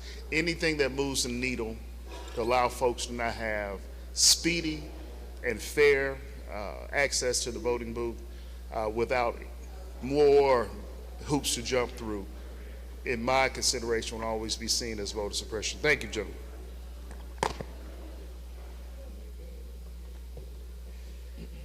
Gentleman from Hines, Mr. Banks. Thank you, Mr. Speaker. Gentlemen, if you would yield for me for just a moment, please. Yes, sir. I heard my colleague from Tippecanoe County asking, but on the Social Security verification, so if I didn't have my Social Security number or my driver's license, I have to go and give them my Social Security number at the circuit clerk's office. Is that correct? Well, you already have to do that to register to vote. You have to provide your driver's license or Social Security number. Okay, and Social Security number. Or you said or. Or. Well, if I didn't have a driver's license, I had given up driving. I was 80 years old and I stopped driving. And I had to re-register for whatever reason. I've been purged and hadn't voted in years. I would have to give them my Social Security number. Is that right?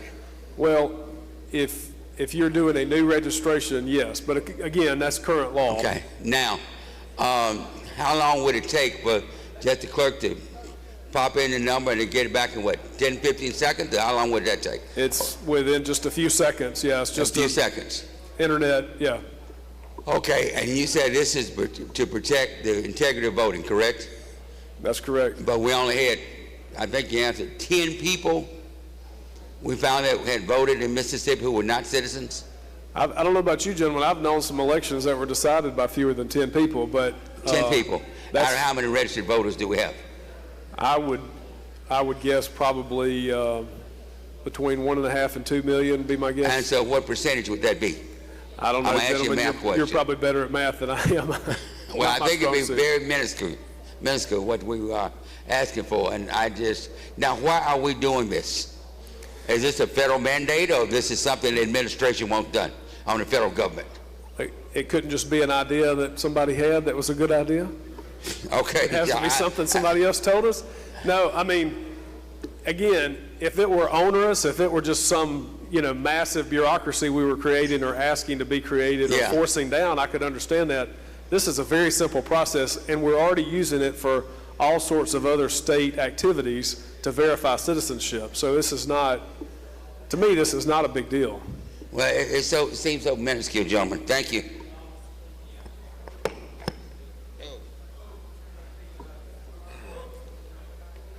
Gentleman from the lounge, Mr. Kareem.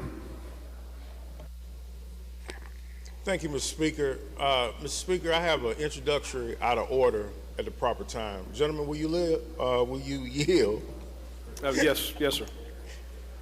Gentlemen, I understand what you're trying to do, but first, is there any other state that is using this process? I don't know.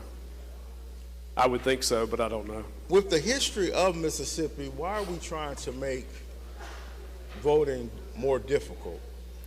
Well, I don't see how this makes voting more difficult. This makes registration a little different for a minuscule number of people, but the clerk's office is the one that takes care of that. They just have a different database to verify information. And I'm glad you brought up the clerk's office. Don't you know with this bill, it could put more of a burden on the clerk's office where they will have to hire more personnel? I can't imagine that they would, gentlemen. I mean, you're talking about they already have to input that information into SIMS, but for the ones that don't have a driver's license or don't provide a driver's license number, instead of putting it directly into SIMS, they just put it into a different database first, get the results back within seconds, and if it's approved, then they put them into SIMS.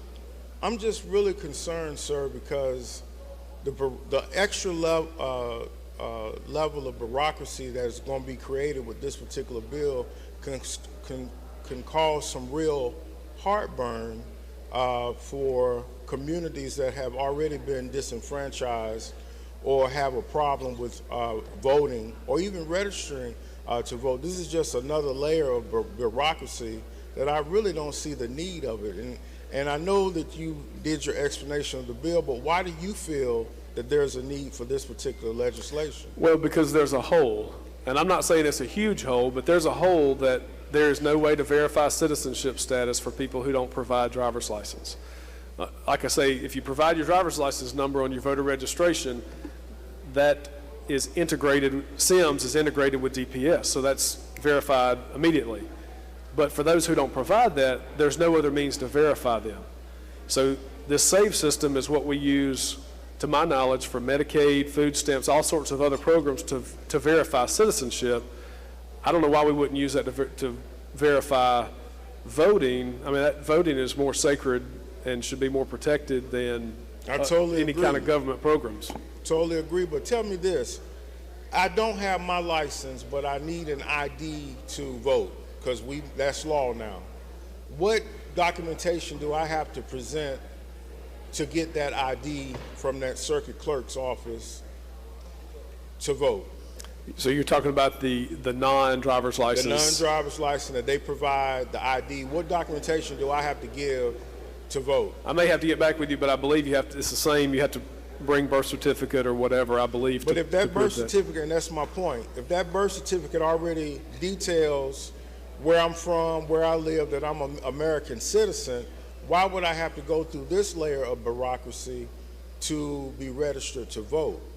Well, those are not the only two means of photo ID. It's not just what's in the clerk's office or your driver's license. There's also many other forms that, right, I don't have that statute in front of me, but those are not the only two means of photo ID that you would show to vote. Well, if you don't, you can ask the attorney, because I want to be clear on this before I cast my vote. If I don't have my ID on me, my driver's license, and I need an ID to vote, what do I have to present to the circuit clerk's office? What information do I have to provide to the circuit clerk's office to get that photo ID where I'm eligible to vote now? Do you know off the top of your head? I'll have to get that to you, gentlemen. I don't know off the top of my head. I believe you have to provide a birth certificate, but I'm not sure. And I'm going to sit down after this, but if I do have to provide my birth certificate, it has where I was born, where I'm from, and all that information on that. So if that's on there, Mr. Chairman, why do I have to go through this as well? Well, again, those are not the only means of proving. Well, what are the other means? Under the photo ID, Yes, I sir. believe you can show college ID, you can show any other form of government ID. It may even allow certain employment badges and photo badges, things like that. I don't, again, I have to pull that statute. I don't have it in front of me, but it's fairly broad. Thank you, gentlemen. Yes, sir. Gentleman from Monroe, Mr. Crosby. He passes. Gentleman from Jefferson, Mr. Harness. Thank you, Mr. Speaker. The gentleman yield. Yes, sir. Just a couple questions. The SAVE database, when is it primarily used? When do you normally use the SAVE database system? I believe it's used for Medicaid, for Department of Human Services. It's probably used for almost any sort of entitlement program. And so that's primarily a federal system? Is that primarily a federal system? Those that, well, Medicaid, I guess, is state, but I mean, there's states can use it too. Okay, and there are individuals living in this country that are not citizens who still receive federal services. Is that correct? That's correct. Okay.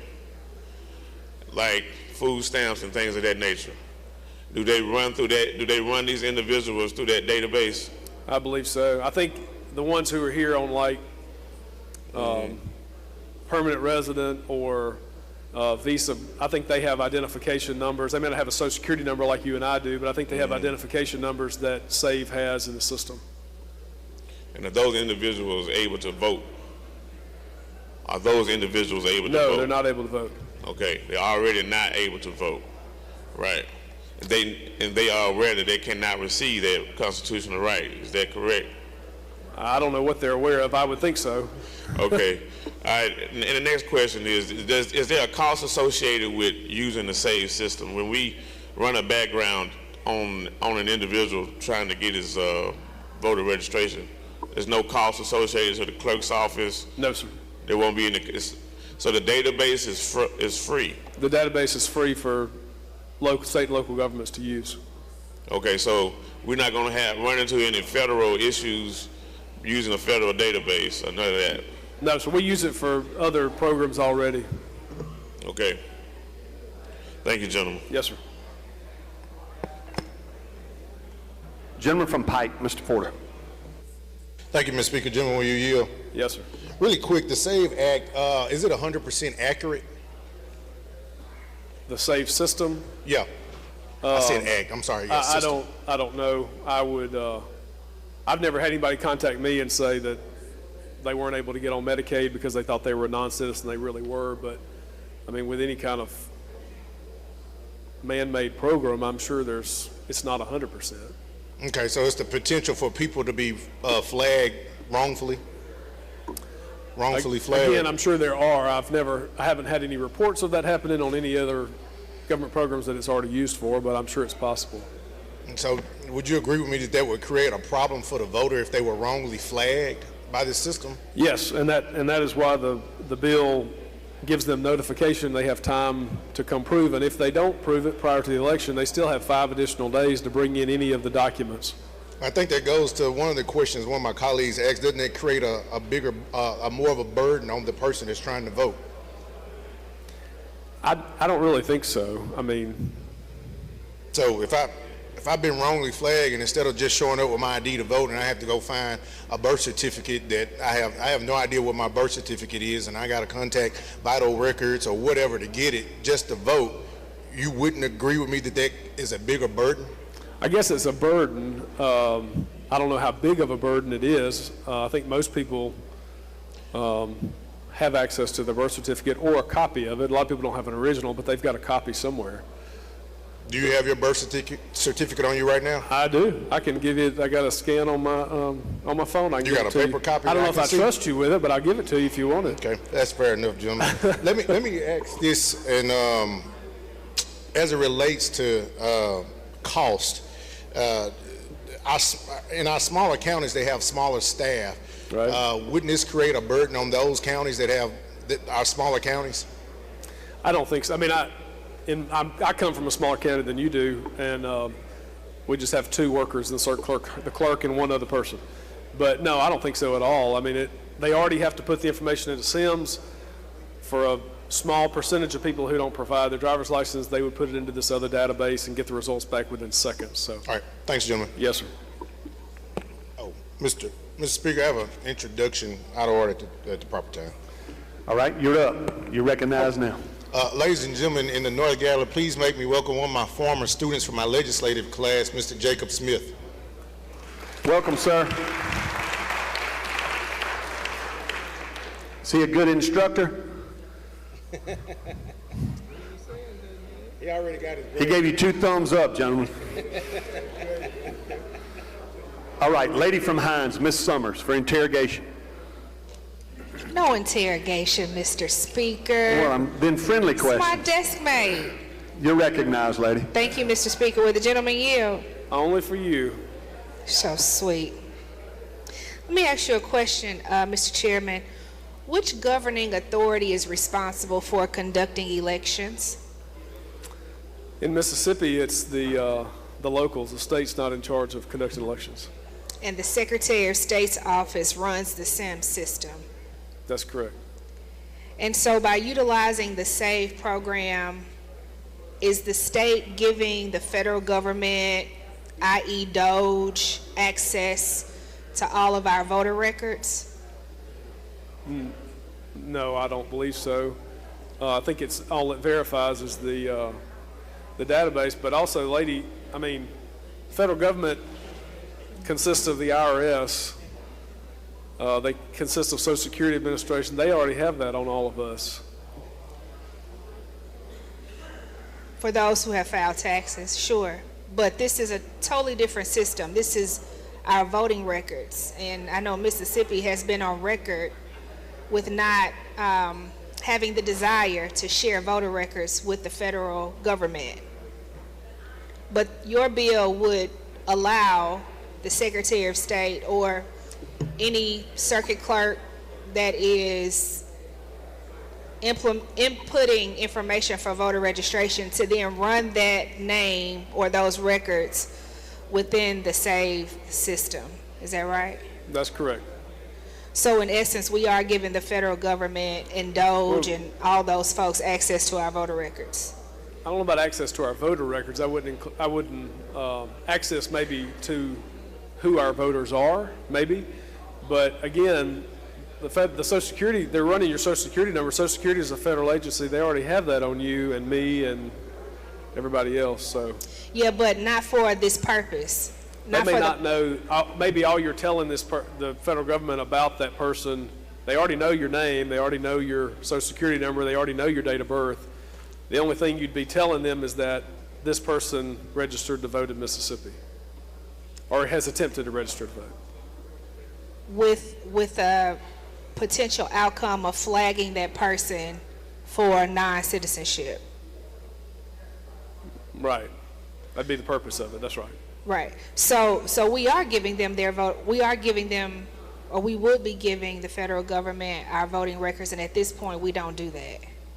They have our social security number. They can pull up demographics on us, but we're not at this point handing over our voter database to the federal government. However, this bill would allow that to happen. Well, that already happened in 2024. Okay. SIMS was already run through the SAVE system in 2024. So that happened.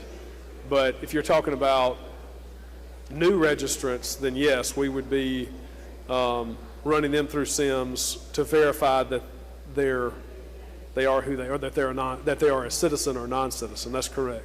But I wouldn't classify it as giving them our voting records. All that the federal government would be aware of under this would be that this person or someone using this Social Security number is trying to register to vote in Mississippi. That's it. They wouldn't have your voter records necessarily. They wouldn't have the address or the precinct, what primaries you vote in, your voting history, any of that. They would just have someone using this Social Security number is trying to register to vote in Mississippi, and that's it. The only information that would be run through the SAVE system, you're saying, is the name and Social Security number? Right. Okay, so the voter registration record would not be run through the SAVE system? No, not as what is, again, that was already done in 2024, but this is, for new registrants, all you would do would be the name and Social Security number. Did the legislature give permission to the Secretary of State's office to do that? I believe so. Okay.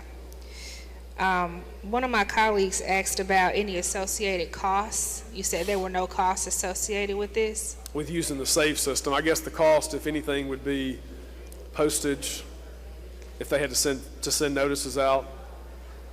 What about any cost to the person that's trying to register to vote? I wouldn't think so. I guess at the worst case, they would have to make another trip to the circuit clerk's office with their birth certificate or passport. And is there a cost associated with obtaining a birth certificate or passport? I don't know what percentage of people already have that. Again, doesn't have to be the original. It can be a copy. I would think a pretty high percentage of people would be able to access that. Gentlemen, I know this is not your intent, but history tells us that this sounds like a poll tax. Are we implementing a poll tax for people to be able to register to vote? Well, if that's the case, then we already have a poll tax by requiring people to come to the polling place to vote. I mean, they have to drive there, so that's a cost. I mean, there's certain things that are just incidental to living in a Republican form of government, and one of them is voting, and you have to, I mean, there's certain things that are just, we do. Well, what I recall is that a poll tax was a charge for you to be able to have access to the ballot box. And if we're saying that in order for you to prove your citizenship, which you already have to sign an affidavit to do when you register, in order to prove that, you need to go to the health department or go to the passport office to retrieve some documentation that you will inevitably have to pay for, and then share that information with your circuit clerk's office, which is a charge to be able to vote.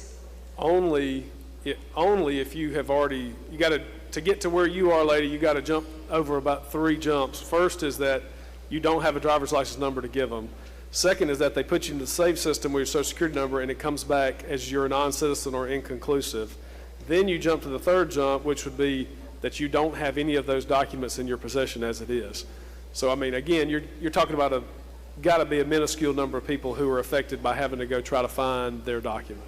Okay, so as you just explained that, you explained 3 different tiers or 3 different hurdles that people have to jump over just to register to vote. No, not at all. What the circuit clerk has to do to verify that you're a citizen. If you have a driver's license number and you produce it and you put it on the application, you don't have to do anything else. The clerk's office puts it in the SIMS and they immediately know that's Ms. Summers and she's registered to vote, she's a citizen. If it bounces back from DPS that something's wrong, then they run you, or you don't have a Social Security number, then they run you through SAVE. And again, at that point, everything comes back and it's good, you're good to go. You're not even aware that there's an issue. But if there's an issue there too, then you get notification by mail and you need to come prove your citizenship. So for our young people, our rural citizens, our elderly citizens that don't yet have a driver's license, would they be immediately flagged once they register to vote? They wouldn't be flagged. They would just be put through, if they don't have a driver's license number to provide, then they would be put through the SAVE system. They wouldn't be Simply flagged in some way. for not having a driver's license number.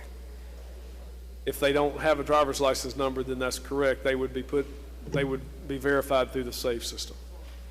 Okay, thank you, gentlemen. Yes, lady. Gentleman from LaFleur, Mr. Osborne. Would the gentleman yield? Yes, sir. Have you gotten any complaints from any municipality, county, or any place in Mississippi that non-citizens are voting? Well, I'm not sure they would. Well, have you gotten any complaints? That was my question. No, I haven't, but I'm not sure they would necessarily know that. Okay, but I'm saying that, but you haven't gotten any complaints about non-citizen voting, have you?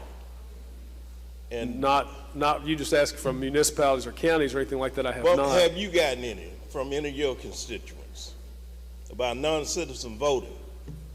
Concerns that non-citizens may be voting? Yes. My question is, have you gotten any complaints from anybody that non-citizens are voting? Well, how not that they may vote. How would they know that? Can you answer my question? Yes or no? I haven't, gentlemen, but I don't know how they would know that. Okay. Now, what is this bill designed to do? The bill is designed to make sure that the people that vote are citizens like you and I. But nobody has gotten any nobody have raised any complaints about non-citizen voting in Mississippi that you are aware of. As I mentioned earlier, when all registered voters were run through SIMS, they did find non-citizens that were registered to vote. They didn't find a lot of them, but they found. You said out of the whole complete number of people voting in Mississippi, they found 14 people. Right. 9 or 4. Oh, fewer than 14. Yeah, 14 was a larger class, but that's right. Okay, and so now don't we already have remedies on the book for people who might falsify voting records? We do, but if they've already voted, then that's kind of a problem. This catches it on the front end. If you determine that people voted illegally, don't we have remedies for that on the book? We do, yes. Okay. So why is all of this necessary? Now you said people have, if they don't have driver's license, they have to produce passports. Is that one thing?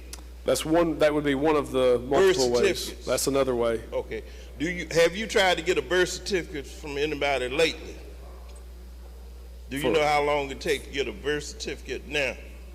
Yes, I have gotten them for like some clients with adoptions and things like that. Yeah. Yeah.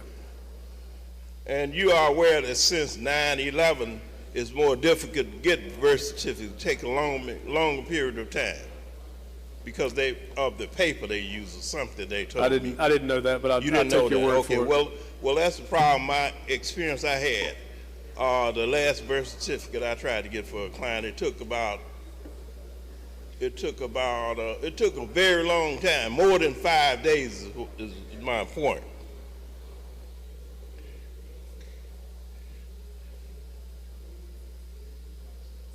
Okay, I don't think I have no questions. Thank you. That's very kind of you.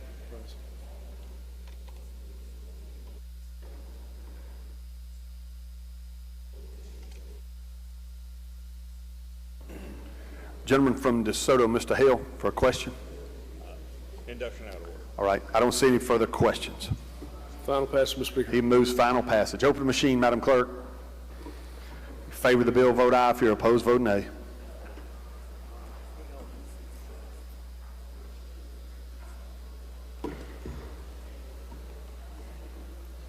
Has everyone voted?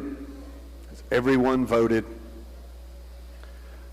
Close the machine, Madam Clerk. By a vote of 80 yeas, 38 nays, the bill passes.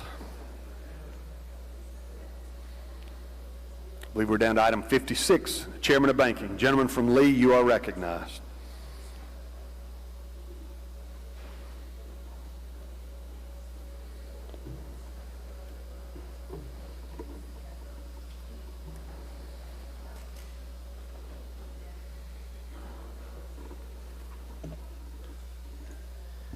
Thank you, Mr. Speaker. I would like to skip over item number 56, but hold its place on the calendar, please. Is there objection? Hearing none, we'll follow that procedure. All right. I would like to call up item number 57, House Bill 547, and make the usual motions. Gentleman calls the bill up, moves the rules be suspended, the bill considered engrossed, read the third time, and placed on final passage. All in favor say aye. Opposed, no. The ayes have it. You're recognized, Mr. Chairman. Okay. Thanks. All right, I'd like to recognize the gentleman from Lowndes to handle this bill, the next two bills. Gentleman from Lowndes is recognized to explain the bill.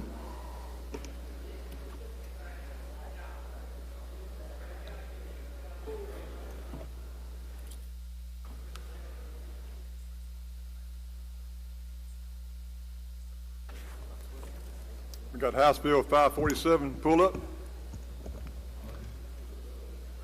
House Bill 547, an act to allow a check cashing business to pass debit and credit card fees on to their customers. Got to be a clear notice to all the customers. And got to be notified before they close the deal. That's by explanation of the bill, Mr. Speaker. Questions on the bill? Gentleman from Lawrence, Mr. Evans. Thank you, Speaker. Gentleman yield. Yes, sir. I want to make sure I understand this. Check cashers and the Mississippi Credit Availability Licensees, these are basically check cashing and small loan companies, right? I can barely hear you, sir. I'm sorry. Okay.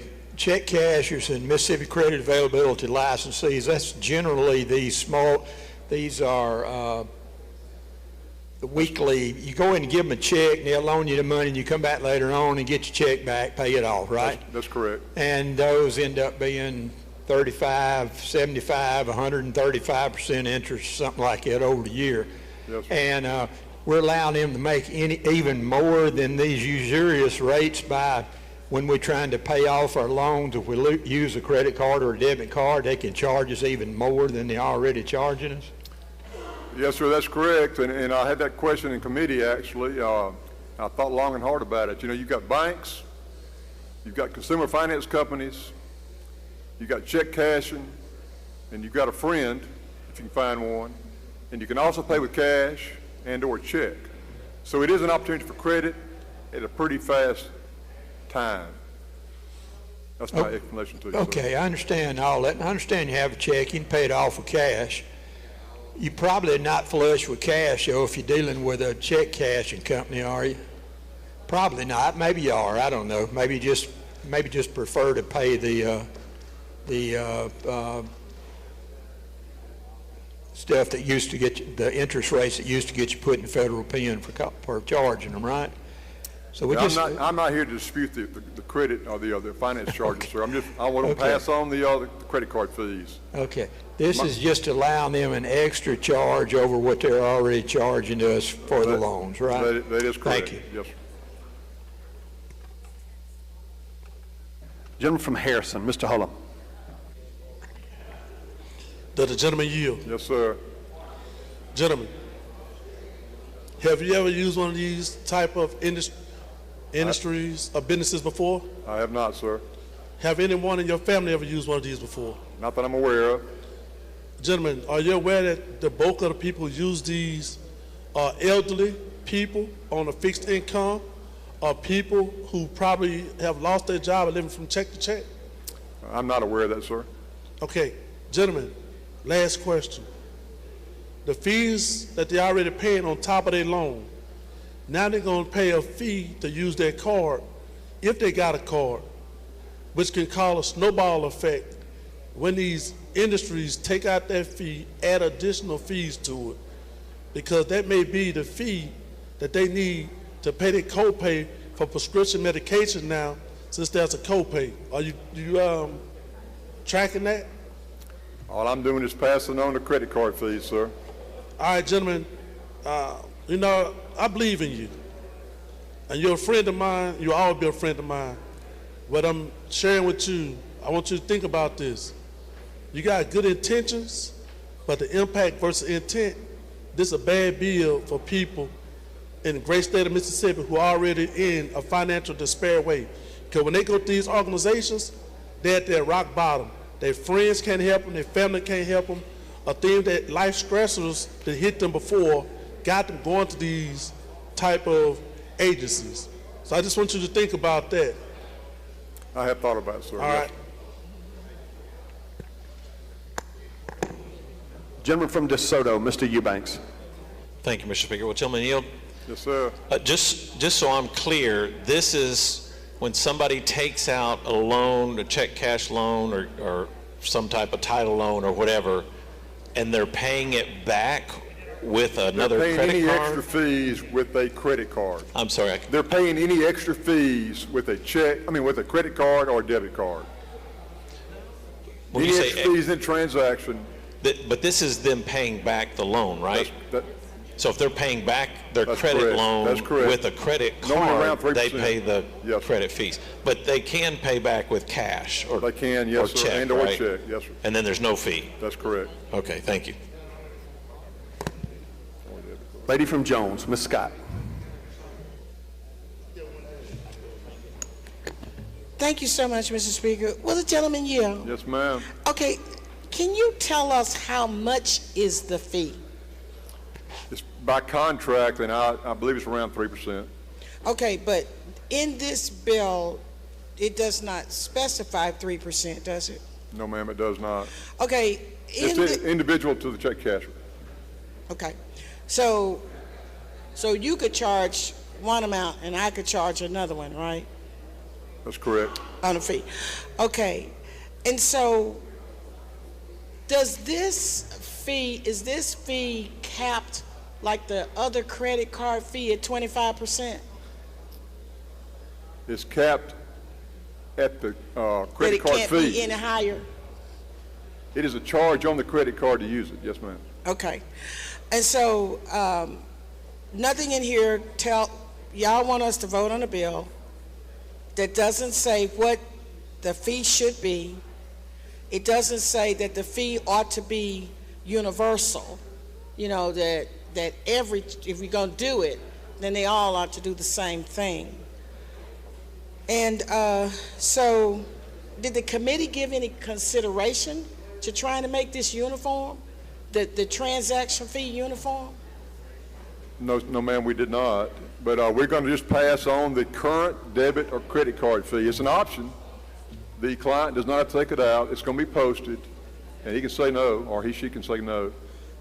So you're telling me currently, I just want to be clear, currently now, these check cashing people can charge any transaction fee that they want to. Is that what you're saying? It's capped at the fee on the card, ma'am.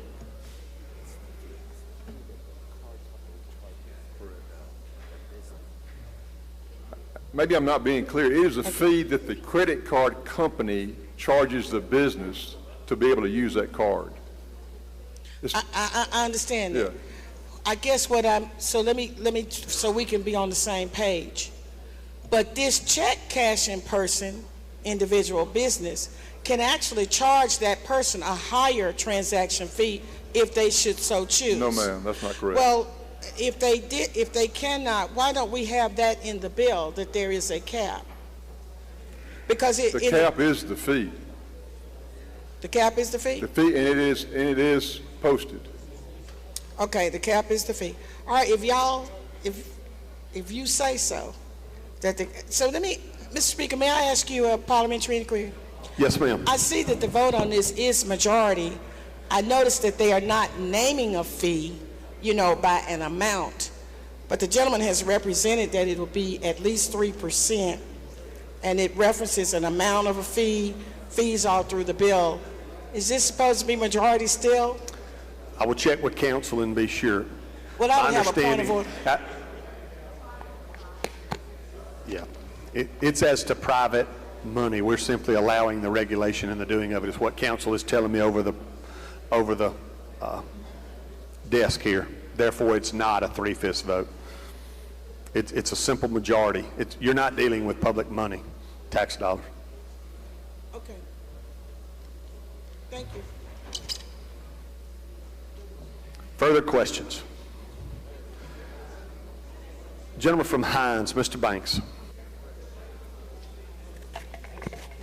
Thank you, gentlemen, if you yield. Yes, Just sir. one quick question. Yes, sir. Don't these companies make enough money already where they don't need to add any more? I've never seen any go out of business. Don't they make enough money already? I do not know, sir. Well, I think they do. Thank you. Lady from Humphreys, Ms. James Jones. Thank you. Gentlemen, do you yield? Trying to find you. Okay. Yes, ma'am. Okay, let me see if I can understand the process, if you don't mind. So if I go to a check cashing place and I'm going to pay off or whatever, and if I'm out of town from my local bank, should I say, and I have to go to an ATM to get money to pay cash to the check cashing place, I'm probably likely going to have to pay an ATM fee for going to get my money out of the bank. The bank is going to charge me a fee, and then I got to turn around and pay another fee to these folk. I don't disagree, ma'am.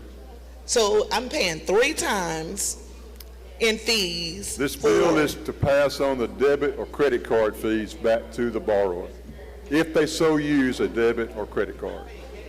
If I'm paying cash, I don't pay. But then if I'm using my Paying card, cash or a check, there's not a fee. but if I'm using my card, I'm going to be paying 3 fees. I assume, yes, ma'am. Okay, thank you, gentlemen, for explaining that. That's business. No. Gentleman from Washington, Mr. Hines. Thank you, Mr. Speaker. Gentleman, yield. Yes, sir. I wanted to make sure I was clear on what the gentlelady from Humphreys was asking. Currently, if you pay a bill by cash or check, there's no fee. Is that correct? Correct. Okay, but the institution charges a fee for the services. Is that correct? So you charge me a fee for this service. So if I borrow $100, I pay $125 or $115 back. And they want to collect the $125 when you pay it back, but when there's Right. a debit or credit card fee, they wouldn't be getting paid the $125 when they paid it back. So they getting paid. They're gonna receive 128 or 130. Well, they're gonna collect the debit or credit card fees over and above the payback. So who pays that fee currently now? The check cashing company. So they pay that fee for using that particular vendor's machine. Is that correct? That's correct. So they're adding on their cost of doing business back to the consumer. Is that correct? Yes, sir. So I just want to make sure. So we're charging the consumer for the expenses of the business. That's what we're finna agree to. Is that what you saying, Luz? That's correct. So again, the vendor who needs this device to run his or her business is putting the fees on the back of the individual that uses their business. Is that correct? Yes, sir. You know, it's just like when you go to a restaurant or any place now, a lot of them have a sign that says, we're going to charge the fees back to you. You can either decide to go there or not go there. So you pay with a check or you pay with cash, and you don't have to pay the fee. Use a debit card or a credit card, you are going to pay the fee. So what restaurants are doing that so I don't go? I don't know. I've been to several. So again, I just want to make sure I'm clear. The cost of you doing business is being passed on to me. That's always the case, sir. for using your business. Make a profit, yes, sir. All right. I just want to make sure I was right. Gentleman from Jackson, you have a question? You're recognized. Thank you, Mr. Speaker. Will the gentleman yield? Yes, sir. Gentlemen, we allow this for every other single business in the state of Mississippi, correct? That is correct. Number 2, the number of licensed check cashing businesses have been decreased dramatically in this state over the last 5 years, correct? That is correct. And number three, in some cases, this is the only way that some employees of this state can get their checks cashed, correct? That is absolutely correct. Thank you, gentlemen.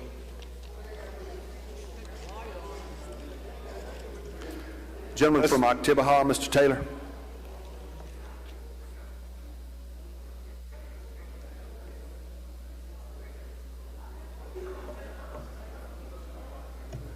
It's lighting up. Try it one more time. Thank you, Mr. Speaker. Motion at the proper time. All right. I don't see any further questions on the board, and so I would recognize you and entertain. What is your motion? Motion to table. Gentleman's motion is to table. Those opposed have 5 minutes? Or no? Yes, they do have 5 minutes. Does the chairman wish to speak to the gentleman's motion? I ask you to oppose this motion. All right. Question occurs on the gentleman's motion to table. If you favor the gentleman's motion to table, indicate by saying aye. Aye. Opposed, no. No. Noes have it. The noes have it. Roll call is demanded. It's iffy at best. I'll give it to you. If you really want it, you better be standing up. Too late now? Open machine, Madam Clerk. If you favor the gentleman's motion to table it, vote yes. If you're opposed, vote no.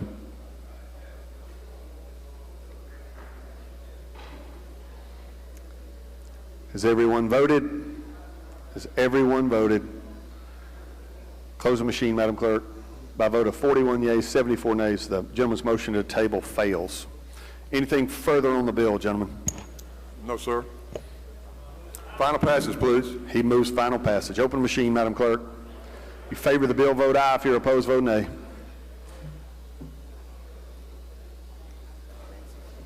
Has everyone voted? Has everyone voted? Close the machine, Madam Clerk. By a vote of 71 yeas, 44 nays, the bill passes. Next item, gentlemen.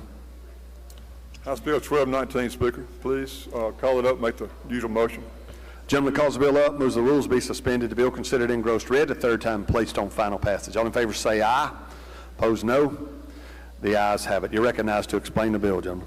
House Bill 1219 seeks to codify a Mississippi Department of Banking guidance issued last fall to consumer finance lenders to allow a $10 max fee to be charged to the borrower at closing. It applies when the lender does not file a UCCI filing. That's by explanation of the bill, Mr. Speaker. Questions on the bill? I don't see any, gentlemen. Final passage, please, sir. He moves final passage. Open the machine, Madam Clerk. If you favor the bill, vote aye. If you're opposed, vote nay. Has everyone voted? Has everyone voted? Close the machine, Madam Clerk. By a vote of 91 yeas, 22 nays, the bill passes. Gentleman from Lowndes, Mr. Kareem, for an introduction. Thank you, Mr. Speaker. I thought you had forgot about me. I'm sorry, gentlemen. I'm to you now. In the North Gallery, and she done got out of here. Well, tell us about it anyway. In the North Gallery, my daughter is visiting us today from Jackson State. There she is. Step out here, young lady. Step on out. There you go.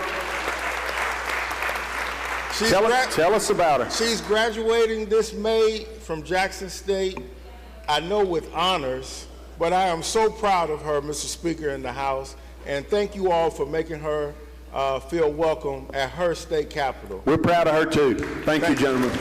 Congratulations to you. Thank you, gentlemen. Thank you. All right. Gentleman from Hines, Mr. Nelson. For what purpose? Introduction out of order, Mr. Yes, sir. Speaker. If you can turn to the South Gallery, have a real good friend, Miss Valencia Robinson up there. How you doing? Thank you for showing up today.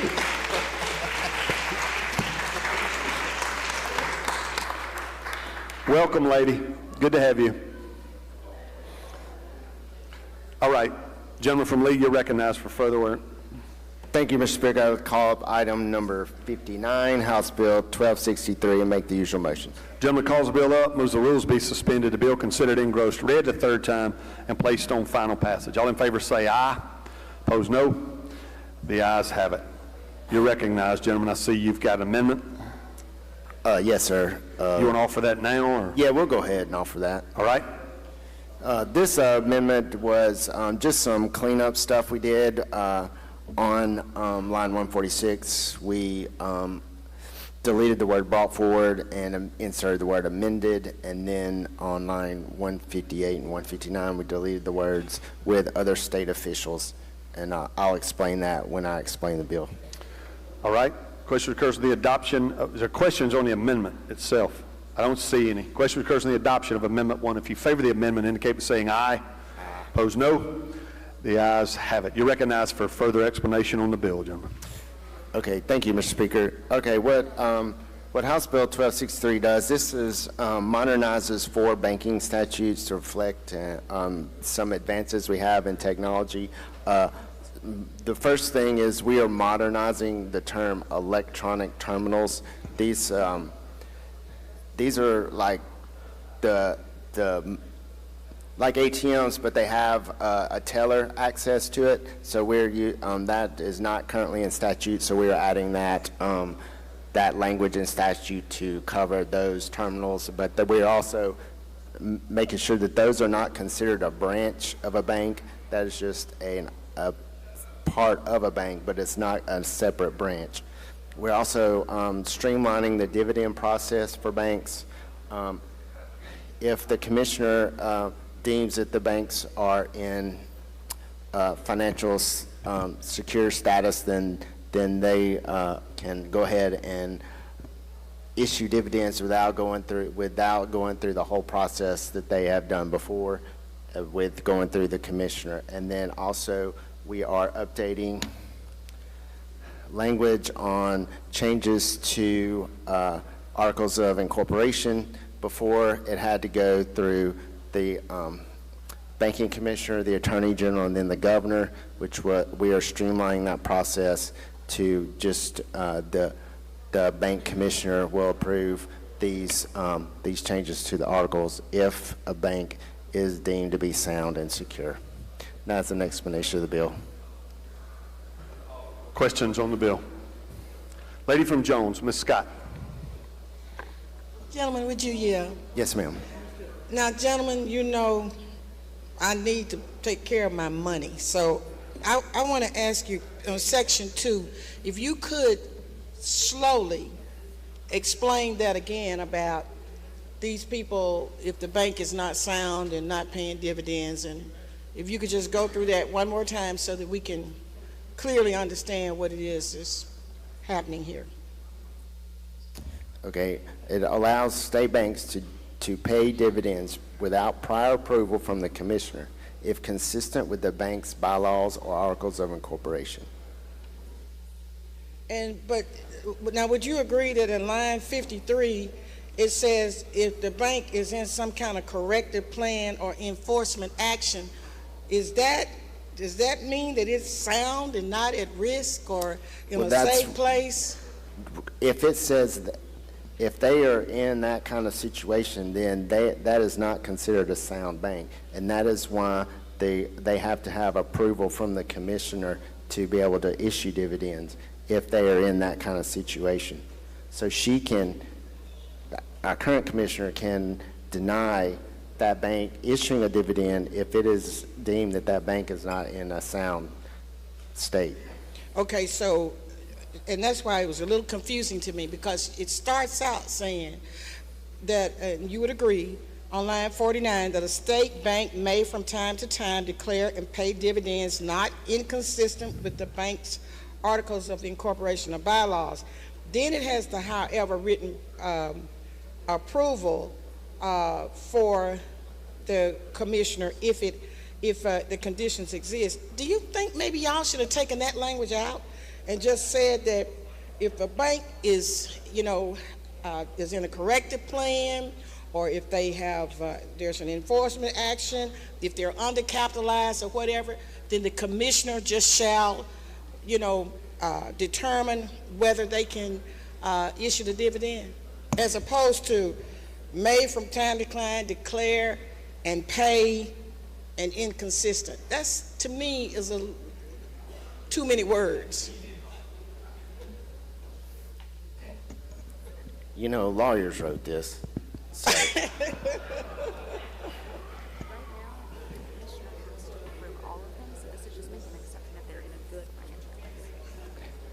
Actually, so right now the commissioner has to approve every dividend that is issued. But and what this is saying is, if they're doing it inconsistent with their articles of incorporation, that she has to approve it at that point. This language comes directly from the Banking Commission. Thank you so much, Jim. You're welcome. I don't see any further questions, Mr. Chairman. Move final passage. He moves final passage. Open the machine, Madam Clerk. In favor of the bill, vote aye. If you're opposed, vote nay. Has everyone voted? Everyone voted. Close the machine, Madam Clerk. By a vote of 96 yeas, 19 nays, the bill passes. Next item, Mr. Chairman. Yes, sir. I would like to bring up item number 61, House Bill 1596. Make the usual motions. Gentlemen, you're skipping item 60. Oh, yes, sir. I'm sorry. Yeah, I'd like to skip item number 60. All right. And we will go to 61. You've called that up? Yes, sir. And made the usual motion. Gentleman calls the bill up, moves the rules to be suspended, the bill considered engrossed, read a third time, and placed on final passage. All in favor say aye. Opposed, no. The ayes have it. You're recognized, gentlemen, to explain the bill. Yes, sir, Mr. Speaker. I have an amendment to make. All right. Go ahead. You want to offer that now? Or? Yes, sir. Yes, sir. Elise.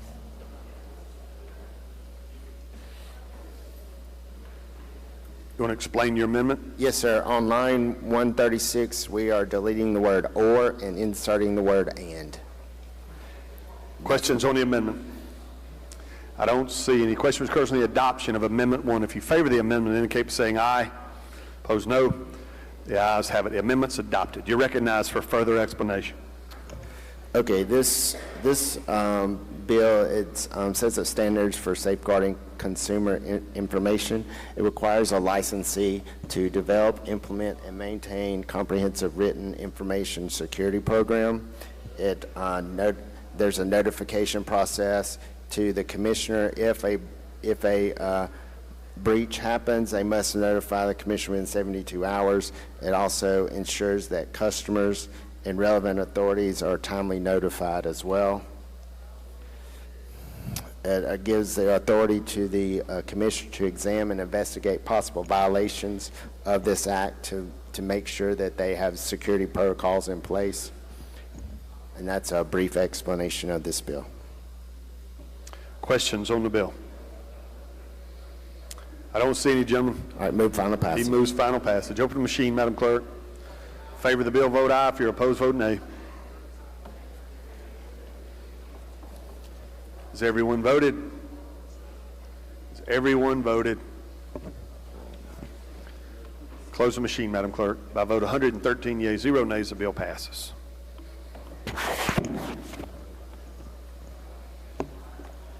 We're down to item 62 in education. Chairman passes.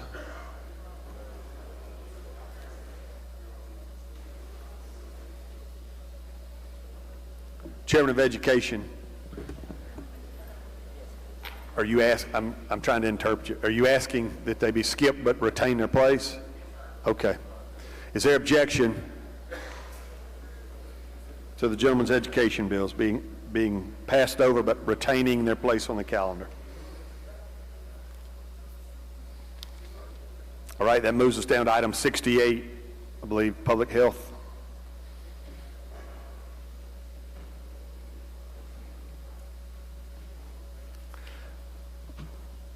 Gentleman from Union, you're recognized. Thank you, Mr. Speaker. I'd like to go to item 68, House Bill 513, call the bill up and make the usual motions. Gentleman calls the bill up, moves the rules be suspended, the bill considered engrossed, read the third time, placed on final passage. All in favor say aye. Opposed, no. The ayes have it. Now, see, you got a committee sub, gentlemen? Yes, sir. Gentleman moves that the committee substitute be adopted for consideration in lieu of the original bill. All in favor say aye. Opposed, no. The ayes have it. You're recognized to explain the committee sub. Thank you, Mr. Speaker. And the committee sub in the bill, ladies and gentlemen, if y'all remember last year, we created the Public Health Trust Fund, and that was a fund created that for donations and for whatever, any legislative money that could go into for the Department of Health to make recommendations such as expanding disease prevention or promote health programs, that they would make these suggestions to the legislature, and then we would appropriate that money that was in that fund to what they were requesting, yes or no. So what this bill does is put money into that fund, and what they're asking for is 12.5% money of the marijuana funds that are left over after expenses. Currently, the state brings in about $20 million in marijuana funds through the program. There's about $12.5 million left over after expenses are paid, and what the Department of Health is asking for is 12.5% of that leftover money, which would be about $1.5 million a year, and for this to occur over 4 years, then sunset after 4 years to help fund this the Public Health Trust Fund. And that's a brief explanation of the bill, Mr. Speaker.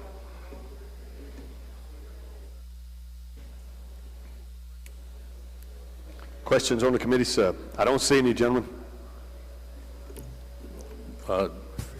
Adoption, final passage? We've already adopted the committee sub for consideration. So we are final passage. Gentleman moves final passage. Open the machine, Madam Clerk. If you favor the bill, vote aye. If you're opposed, vote nay.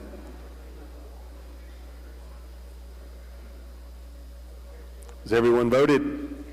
Has everyone voted?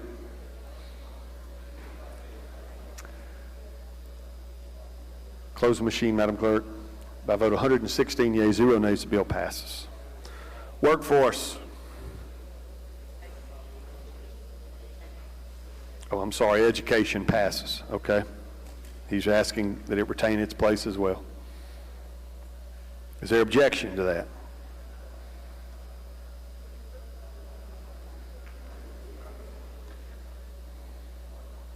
And the next one, item 60.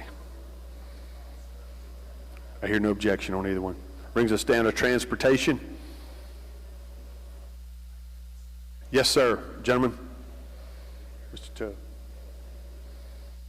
Yes, Mr. Speaker. I'd like unanimous consent to hold item 71 HB 622's place on the calendar. All right. I hear no objection. We will do that. Thank you, gentlemen. Brings us down to Judd A.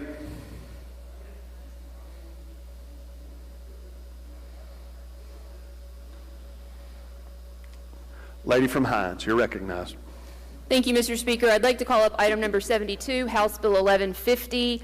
Make the usual motions, please. Lady calls the bill up, moves the rules be suspended, the bill considered engrossed, read the third time, and placed on final passage. All in favor say aye. Opposed, no. The ayes have it. Thank you, Mr. Speaker. I'd like to recognize the gentleman from Rankin to present the bill. All right. I see we've got a committee sub. We want to move to adopt the committee sub. Gentleman moves that the committee sub be adopted for consideration in lieu of the original bill. All in favor say aye. Aye. Opposed, no. The ayes have it. The gentleman from Rankin, you are recognized to explain the committee sub. The committee sub was just a simple fix that removed the word engineering in one place and added a reverse repealer. I have an amendment. May I offer the amendment at this time? Yes, sir. You may explain your amendment. So the amendment on line 914, this is dealing with merging the engineering, Board of Engineering with the Board of Surveying, Land Surveying. The amendment says amend on line 914 by deleting engineer intern and inserting in lieu thereof the following professional engineer. amend further on line 915 by deleting the words professional engineer and inserting in lieu thereof the following engineer intern. They just got put in backwards. And so that's what the amendment does. And I would move adoption of the amendment. Questions on the amendment? Then I'll explain the bill. I don't see any. If you favor Amendment 1, indicate by saying aye. Aye. Opposed, no.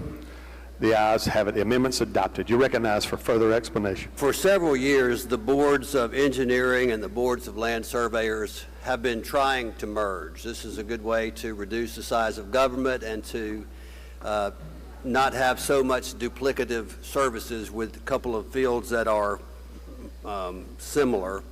I have a letter of support from the Mississippi Association of Professional Surveyors. I have a letter of support from the American Council of Engineering Companies in Mississippi. Everybody's on board with this bill. What it does, it allows other professional organizations than these two to provide lists and multiple lists for the governor to make a selection as far as appointing board members. Requirement that appointees have not been to disciplinary action within the past 10 years has been added. Terms are increased to 6 years, with 3 board members being replaced every 2 years, and that staggering allows for better continuity. So basically, both of the boards were merged. There are places that surveyors were added to certain sections so something could be deleted. It's a basic merging of the 2 boards with both sides agreeing to it. I'd be happy to yield for questions before I bore you to death. Questions on the bill? I don't see any, gentlemen. I move final passage. He moves final passage. Open the machine, Madam Clerk. If you favor the bill, vote aye. If you're opposed, vote nay.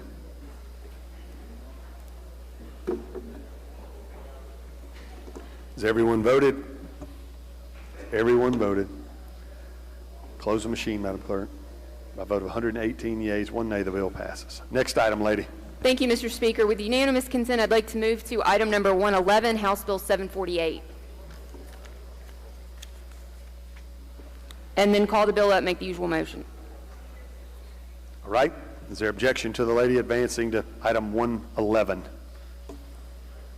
Hearing none, we'll follow that procedure, lady.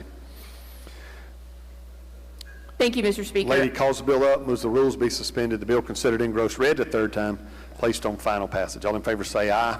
Opposed, no. The ayes have it. You're recognized to explain the bill, lady. I'd like to recognize the gentleman from Grenada to explain the bill. Gentleman from Grenada is recognized to explain the bill. Thank you, Mr. Speaker. What 748 does is that it allows or prohibits the successive filing of petitions for post-conviction relief.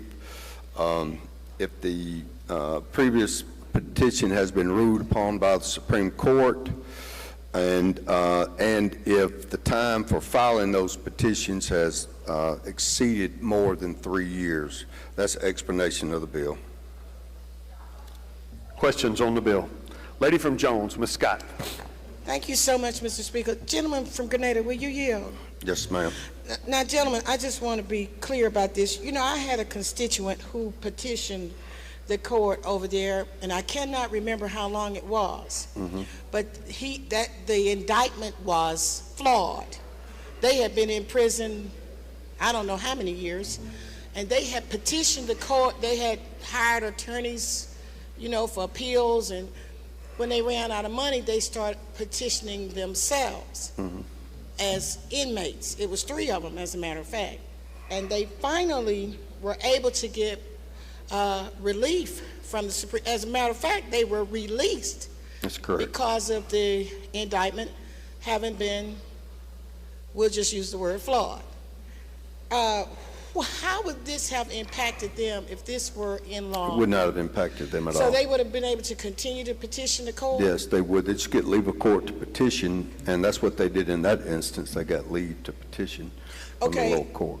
And so what is this doing then, sir? What this does is again, similar to the bill I had earlier that keeps the successive filing of writs in the clerk's office for individuals that continuously file writs when the time frame has not, this says you can't, the clerk doesn't have to accept them if within 3 years, after 3 years of the time that the final judgment basically is barred by the statute of limitations, or that their first petition for post-conviction collateral relief has been denied, the clerk does not have to accept that until such time as legal court is provided by the petitioner. And I just want to ask you this last thing. Sure. Now, if they, you're a lawyer, we just... Part-time. Those non-lawyers that don't know. If a person has petitioned for one matter, and that was denied, right. Then they petitioned for a different matter, and that was denied, and then they petitioned for another different matter.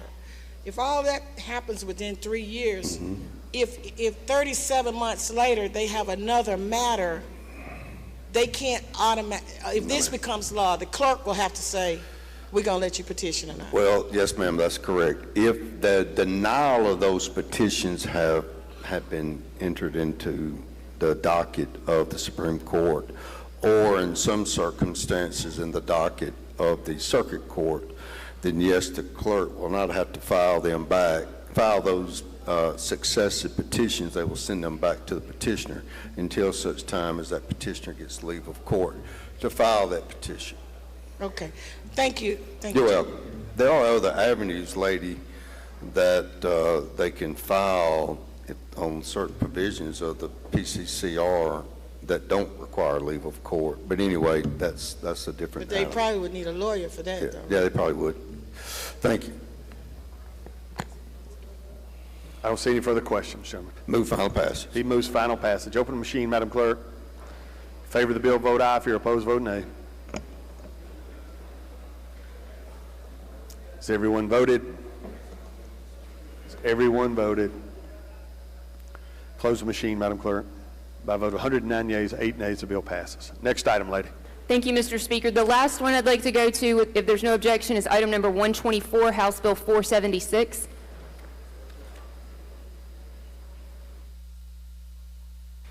Ladies requesting unanimous consent to advance to item 124. Is there objection? Hearing none, we'll follow that procedure, lady.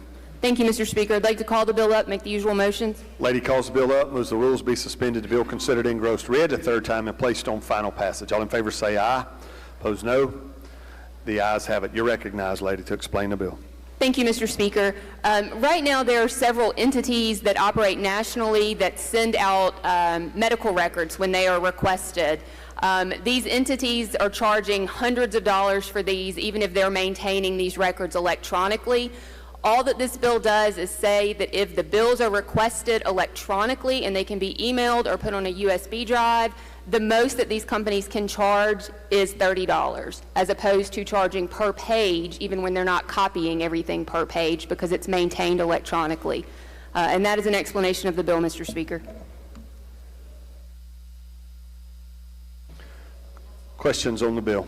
Gentleman from Jefferson, Mr. Harness. Thank you, Mr. Speaker. Would the lady yield? Yes. Lady, I was just wondering if you could be willing to an amendment to reduce the bill to $20. I think 30 is good enough for right now. Let's go with what we can get. Thank you, lady. You're welcome. I don't see any further questions, lady. Final passage. She moves final passage. Open the machine, Madam Clerk. In favor of the bill, vote aye. If you're opposed, vote nay. Has everyone voted? Has everyone voted? Close the machine, Madam Clerk. By a vote of 116 yeas, 0 nays, the bill passes.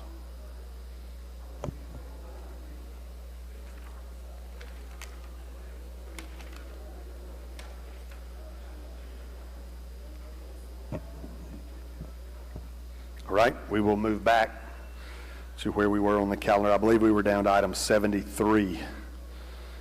There are 3 or 4 Judd A bills there in a row. The lady wished to pass those. Pass and retain. Is there objection? Hearing none, we will follow that procedure. It brings us down to item 77. Chair Lady of Corrections.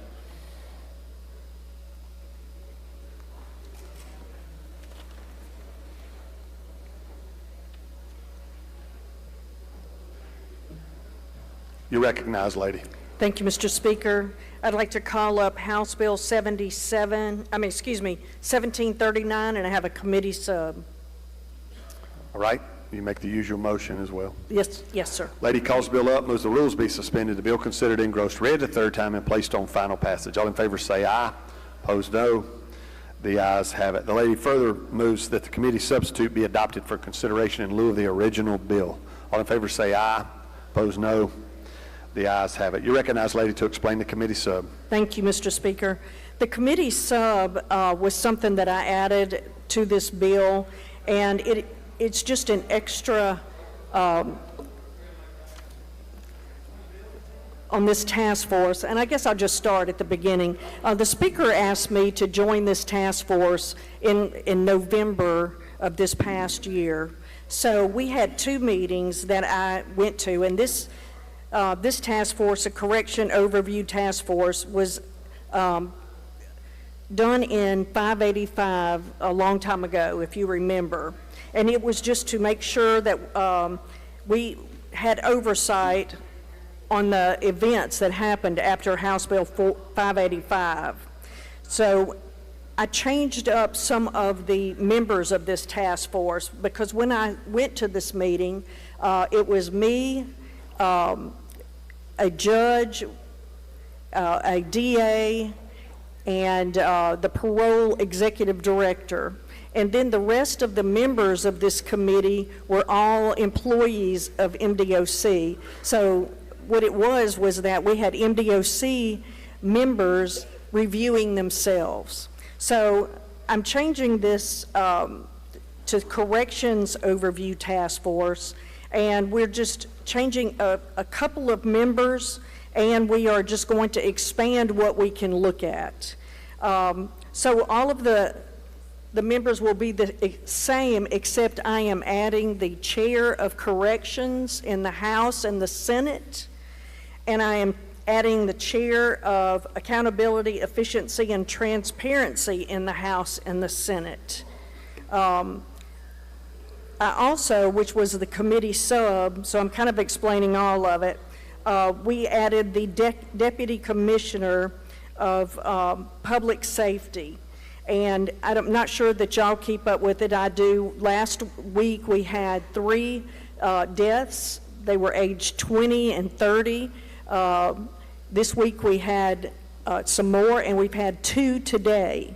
So what we're going to be able to do by adding the commissioner is have all the information from the coroner's reports. A lot of times these don't get investigated correctly. They're swept under the rug. We don't know if they're suicide. We don't know if they're drugs. We don't know if they're been killed by another inmate. But I'm a big believer, if you don't know where you've been, you can't figure out where you need to be. So I changed some of this oversight committee, but only added the chair of the executive director of public safety or their designee, and the legislators. So all of this does is just bring transparency and oversight and sunshine to this board. And that's my explanation of the committee sub and the bill, Mr. Speaker. All right. Questions on the bill? Gentleman from Tallahatchie, Mr. Rosebud. Thank you, Mr. Speaker. Gentlelady, you yield? Yes, sir. I just want to be clear. You did not take the MDOC individuals off that task force? Well, what happened was when all of these had their designee, so-and-so or their designee, they designated the employees of MDOC. So what I have done is I've left some designees, like if I am not able to make it, I can add my designee, but it has to be a member of the legislature. So if you have a designee come because you can't be there, then it has to be within your line of work. You just can't say, oh, okay, well, I'm going to ask a member of the employment from MDOC to come, because we don't want MDOC reviewing itself. Thank you. So I'm just trying to be perfectly clear. Absolutely. There are no members of MDOC on that task force. Well, the commissioner is on it. And sir, I'm just taking the language from the previous bill and trying to add some sunshine. Is there any way we can take that commissioner off there? I don't think that I will be able to get information. He's got to bring information to this task force. Thank you. And it's the only way that I can see that we can get this done. Thank you. Gentleman from Hines, Mr. Banks. Lady, if you would, please. I apologize. I was walking in as you were explaining the bill. How many homicides have you said have occurred at our correctional facilities? How many deaths, homicides? Well, we don't know how they died. We've had 3 in the 2 weeks ago, 3 last week, and we've had 2 today. 2 today? Yes, sir. Where were they located today? Rankin County. Rankin County. Thank you. Horrible.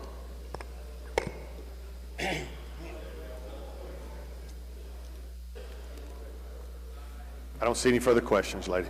Final passage. She moves final passage. Open the machine, Madam Clerk. Favor the bill, vote aye. If you're opposed, vote nay.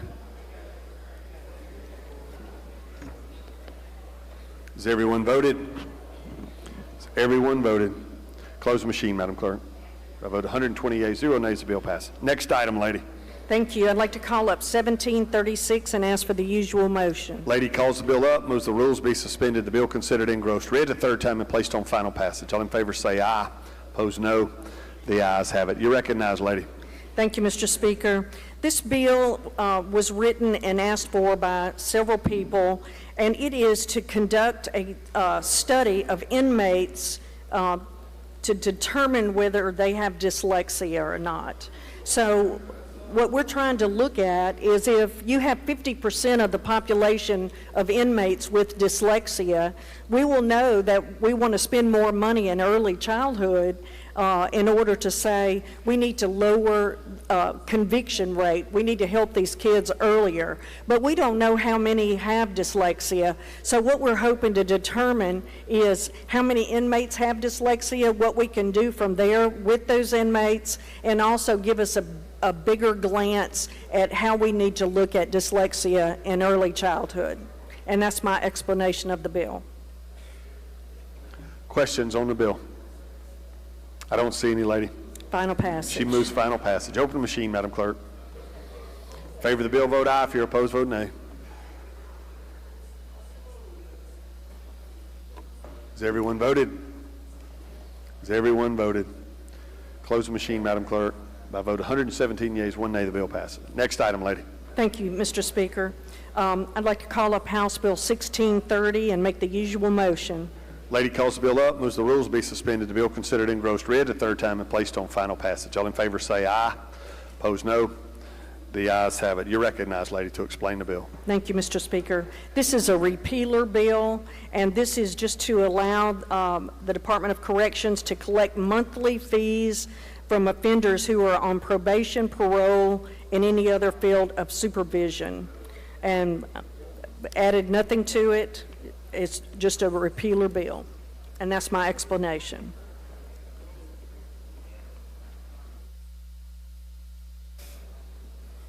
Questions on the bill? Gentleman from Harrison, Mr. Felcher. Lady Yield? Yes. Just a brief question. Where do these fees go once they collect them? Very good question. But they go in several different places, and I'll be glad to tell you what a few of them are off the top of my head. They go into a revolving fund that goes to help with, I'm going to mess up the word, when I have it in another bill, several places that the money goes, and I apologize. Is it like inmate welfare fund? Well, it does not go into the inmate welfare fund. It is mostly created when a person is convicted of a felony in this state. Hang on just a minute. Yes. The expenditures from this fund shall be made for the establishment of restitution. I could not come up with that word. I'm so sorry. And satellite centers, establishment and administration of operation of the department drug identification program and intensive field supervision program. And you're comfortable with those programs? I'm comfortable today. Okay. Thank you, lady. Appreciate it. Thank you. I don't see any further questions, lady. Final passage. She moves final passage. Open the machine, Madam Clerk. Favor the bill, vote aye. If you're opposed, vote nay. Has everyone voted? Has everyone voted? Close the machine, Madam Clerk. By a vote of 119 yeas, 0 nays, the bill passes. Next item, lady. Thank you. I'd like to call up House Bill 1444 and ask for the usual motion.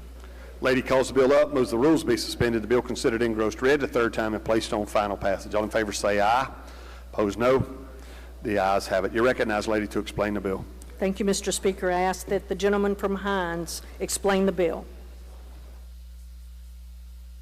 Gentleman from Hines is recognized to explain the bill. Thank you, Mr. Speaker. House Bill 1444, we passed this bill previously.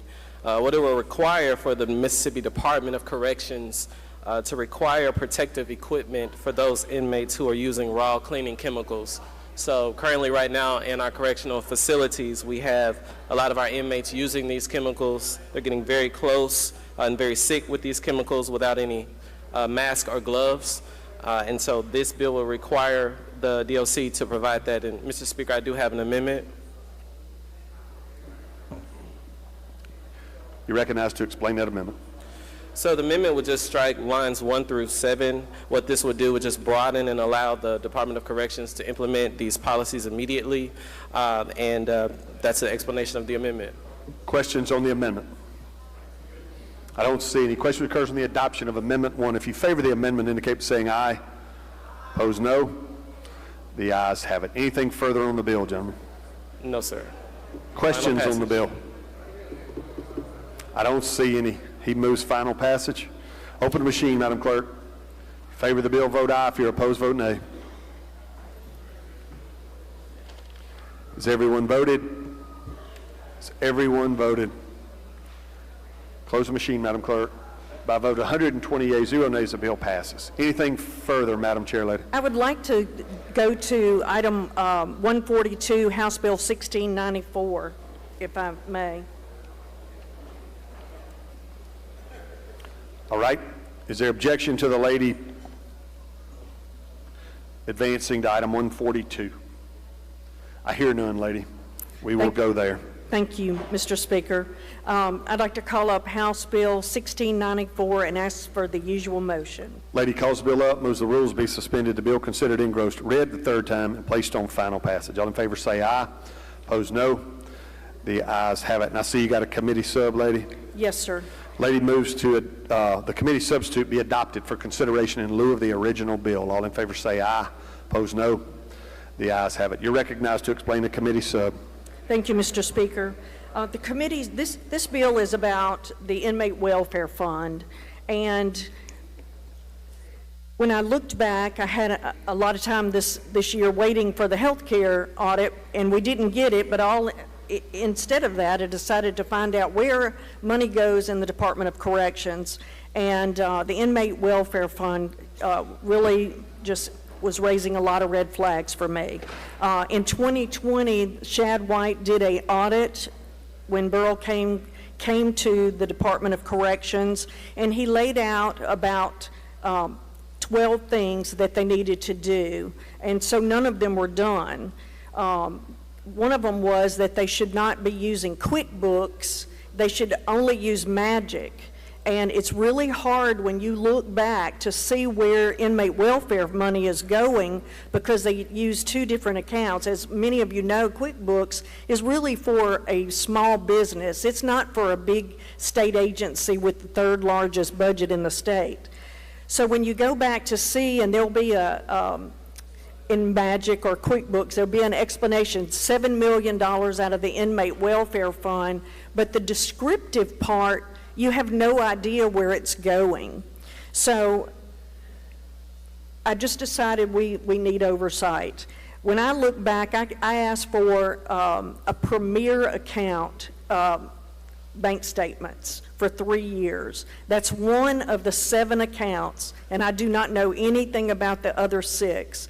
But I got 3 years of this account that is your canteen, your telephone calls, buying cigarettes, buying ramen noodles, just whatever the inmate is paying for or their family, this money is considered inmate welfare fund. But I had no idea exactly where the money was going. in those 3 years, and this is Becky Curry's account number, so I have, like I said, I also do not know what the other 6 accounts look like, but there was $32 million of inmate welfare fund that came through this one premier account. And at this point in time, I can tell you that a lot of the inmate welfare fund is 35% goes to farming, which is something that we make $0 on. Last year we lost $2 million. If you add MagCorps salaries to that, that makes it $4.1 million we lost. If you add MagCorps came out about $80,000 in the hole this year. So looking at the whole thing, we continue to pour money in it, and they continue to lose money. So I'm just trying to put more eyes, more sunshine on the Inmate Welfare Committee. And I've not changed any members, except I added 4 legislators as non-voting members. As you know, we're not allowed to vote, but I put the chairperson of corrections of the House and the Senate and the chairperson of AET on there also. Unfortunately, we are non-voting members, but we will see everything that comes through these accounts, and we will be able to tell you more next year. So that's my explanation of the committee sub and the bill, Mr. Speaker. Questions on the bill? Gentleman from Prentice, Mr. Turner. Speaker, will the gentleman Absolutely. Could you tell this body where that inmate welfare fund is funded from and by whom? It's funded by inmates purchasing items and inmates' family buying items for them, but it is absolutely 100% inmate money, and in the statute, it's only supposed to be spent on inmate welfare. Could you say that some of that was coming out of grandma or grandpa's Social Security checks? Oh, absolutely, and a lot more, yes, sir. Could I ask you another question about the membership of that Inmate Welfare Committee? Yes, sir. Who's on that committee now? Okay, give me 1 second. Let me get to that page. As you know, the state auditor or his designee is on that committee. The state treasurer or his designee is on that committee. I just put the House and the Senate. I'm sorry? Hang on, she told me to go backwards. I was going forwards. 13 members. Okay, here we go. The Deputy Commissioner for Community Corrections, these were already on there. I haven't changed those. The Deputy Commissioner of Institutions, the Superintendent of Parchman Facility, the Superintendent of Rankin County, the Superintendent of Greene, and the state auditor and treasurer. And then I've added 4 more sets of eyes. Okay, back in 2015, we added a member of the inmates' families on that. You know, I have. Let me turn the page. I'm sorry about that. I didn't keep going. The commissioner shall appoint the chairperson of the committee, and I have, as soon as I find it, the speaker has a, and I'm not looking, you have that number? Yeah, line 90 is where the family members Yeah, are. 90, I'm sorry. Okay. 2 members shall be appointed by the Commissioner of Corrections. 1 must have a relative incarcerated by the department at the time of appointment and shall be representative of inmate family. The chairpersons of the House and the Senate. And it seems... That's what I was asking. Yes, sir. All of that. I didn't change any of that. One other question. Yes, sir. How many times did that committee meet last year? I don't know. Would you check that? I will. Thank you. Gentleman from Hines, Mr. Banks. Gentlelady, please, if you would. Yes, now, sir. this fund is administered by an outside agency or outside corporation? It is called Premier and it has been used, that particular company has been used since Chris Epps was in office. Okay, and this is a private corporation? It is a private corporation. Is it on the stock market, or is it just private owned by a family? It's just private-owned business, and they supply us with anything for the canteen. And we do have a company, another company that does the telephone calls, but cigarettes, whatever they buy comes from Premier. Where is this company located? Where did it come from? Where did it pop up from? I will hang that. I do have. Are that. they in-state or out-of-state? Where are they? No, it's in-state. In-state? Yes, sir. It's so been going on. there's no out-of-state ownership, just in-state people. That's correct. Thank you. Gentleman from Marshall, Mr. Faulkner. Thank you, Mr. Speaker. Chair Lady, you yield? Yes, sir. The $32 million that you mentioned, you say that there's monies that's unaccounted for. We don't know where it went. What is being done to try to ascertain what happened to that money? Well, I have had Peer looking at it, but they have, and that's where I've got a lot of this information from. When in the description, when you say we're taking $7 million and we're spending it, but you don't give us where it's going, you give a really non-detailed information, we just can't tell you what that is. But that's why I'm wanting to put all these eyes on this. Number one, I had no idea that we were talking about that kind of money. And I don't know if you guys know this, we're in the forestry business too. I just found out that one. So we're in a lot of businesses, and there just needs to be some oversight and accountability, and we don't have that. Chair Lady, do you think that someone at the department should be able to tell us that? Oh, I think they could, whether they will or not. I will tell you that I asked for those bank statements and could not get them. And so then I went to our LBO guy, and he went over there and could not get them. And then I went to Peer, and they were able to get them eventually, but they didn't want us to have those at all. So I can just tell you that I went to a lot of trouble to get those 3 years of statements. That's unreal. My last question. You said this is one of 7 accounts? Yes, sir. I don't know where the other ones are. I don't know anything about them. Thank you. All right. I don't see any further questions, lady. Final passage. She moves final passage. Open the machine, Madam Clerk. Favor the bill, vote aye. If you're opposed, vote nay. Has everyone voted? Has everyone voted? Close the machine, Madam Clerk. By vote 120 yeas, 0 nays, bill passes. Anything further, lady? I would like to go on down to 169 if I could, and call up House Bill 28 and ask for the usual motion. All right. Is there objection to the lady advancing to item 169? Hearing none, we'll follow that procedure. It's House Bill 28. Lady has called it up and I believe made the usual motion. She calls the bill up, moves the rules be suspended, the bill considered engrossed, read a third time, and placed on final passage. All in favor say aye. Opposed, no. The ayes have it. You're recognized, lady, to explain the bill.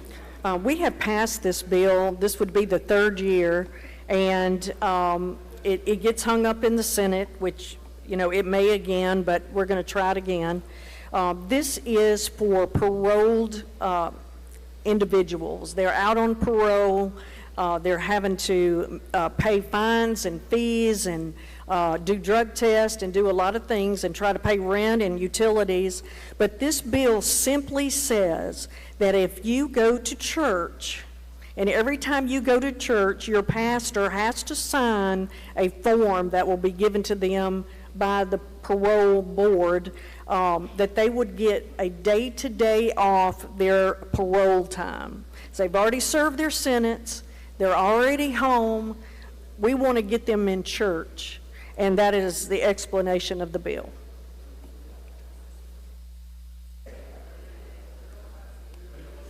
Questions on the bill? Gentleman from Hines, Mr. Bell.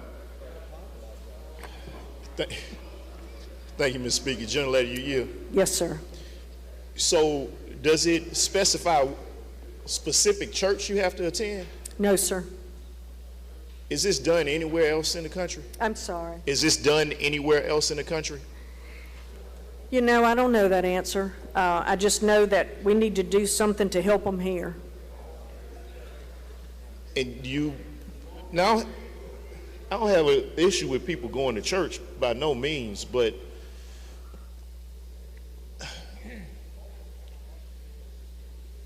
now these individuals have already completed their sentence, am I correct? Yes, sir. And you're requiring them to...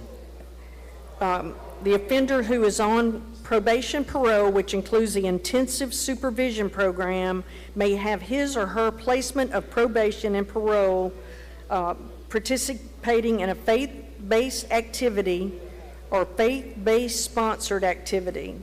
The offender may be awarded 30 days reduction of the supervision and for each 30 days participation in that program.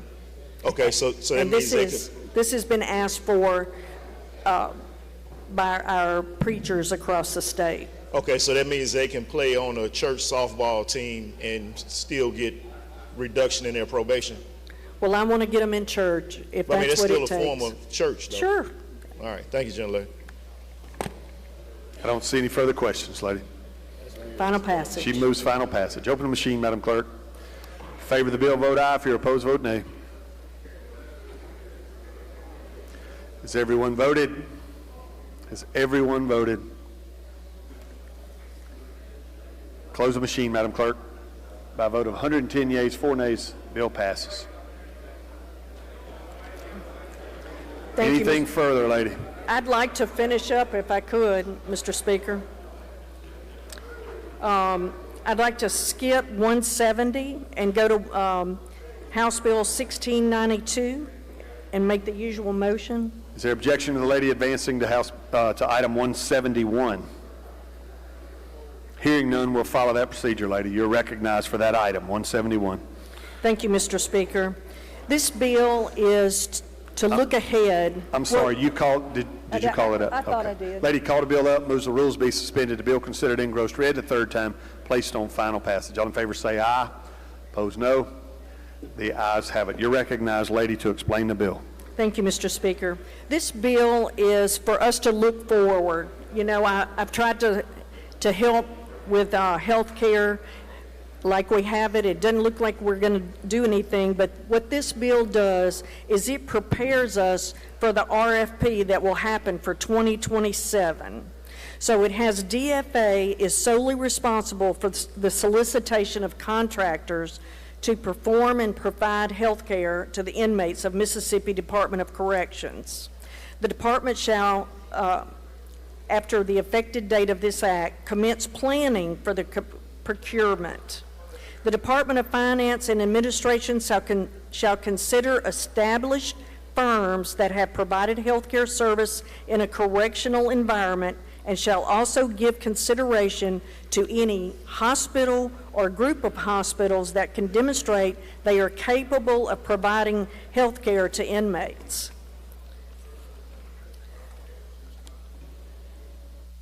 DFA shall establish selection criteria for the procurement, but shall not give more than a 33% weight to the bid price for health care. Administration shall not seek to extend the current health care contract unless it is determined that such an extension is necessary to protect the health care of inmates. The Department of Corrections shall render assistance to the Department of Finance in developing a solicitation for health care services, but shall have no authority to prepare or distribute a solicitation. So what we're doing is we want to move on.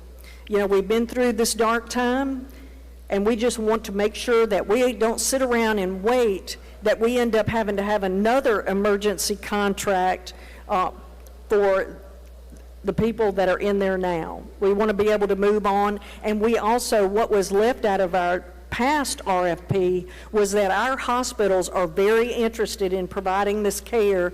The last RFP left them out. I'm just making sure that they're able to be in it, and that's my explanation of the bill. Questions on the bill? Gentleman from Harrison, Mr. Hullum. Gentlelady Yield? Yes, sir. Gentlelady, I really appreciate everything you're doing. Thank you.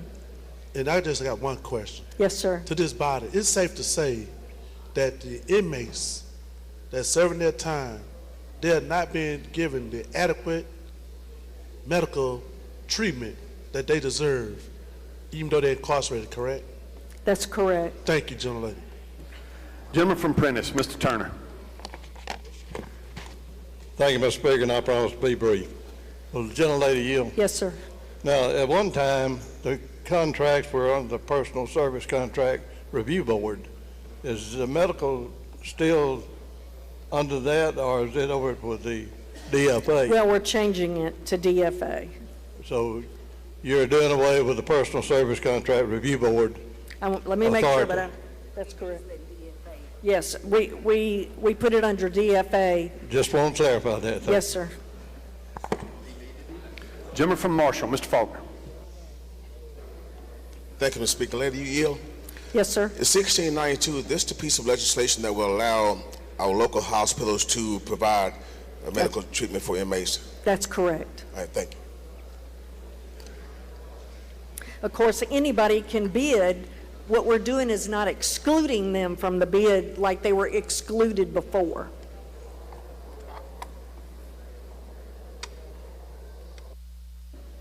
Gentleman from Prentice, Mr. Arnold.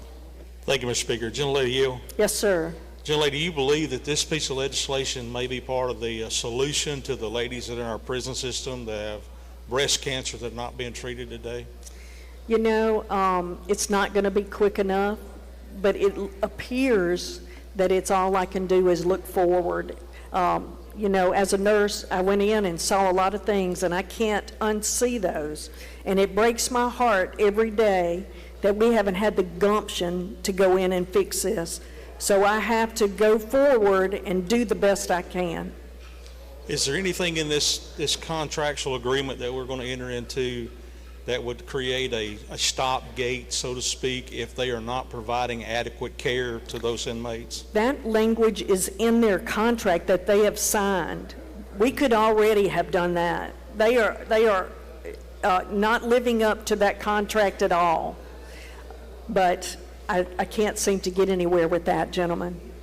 Thank you, gentlelady. One other question. Are you aware that the Department of Corrections owes one of our ambulatory services $180,000? I'm aware that the Department of Corrections owes almost everybody in the state. Thank you, gentlelady.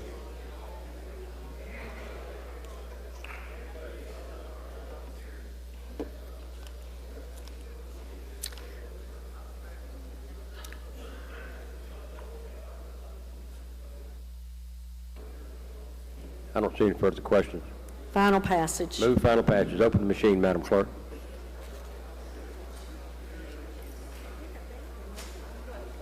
Has everyone voted?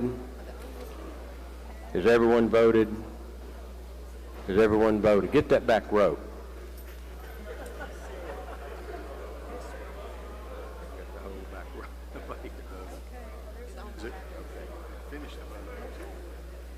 Close the machine, Madam Clerk. By a vote of 120 yeas, 0 nays, bill passes.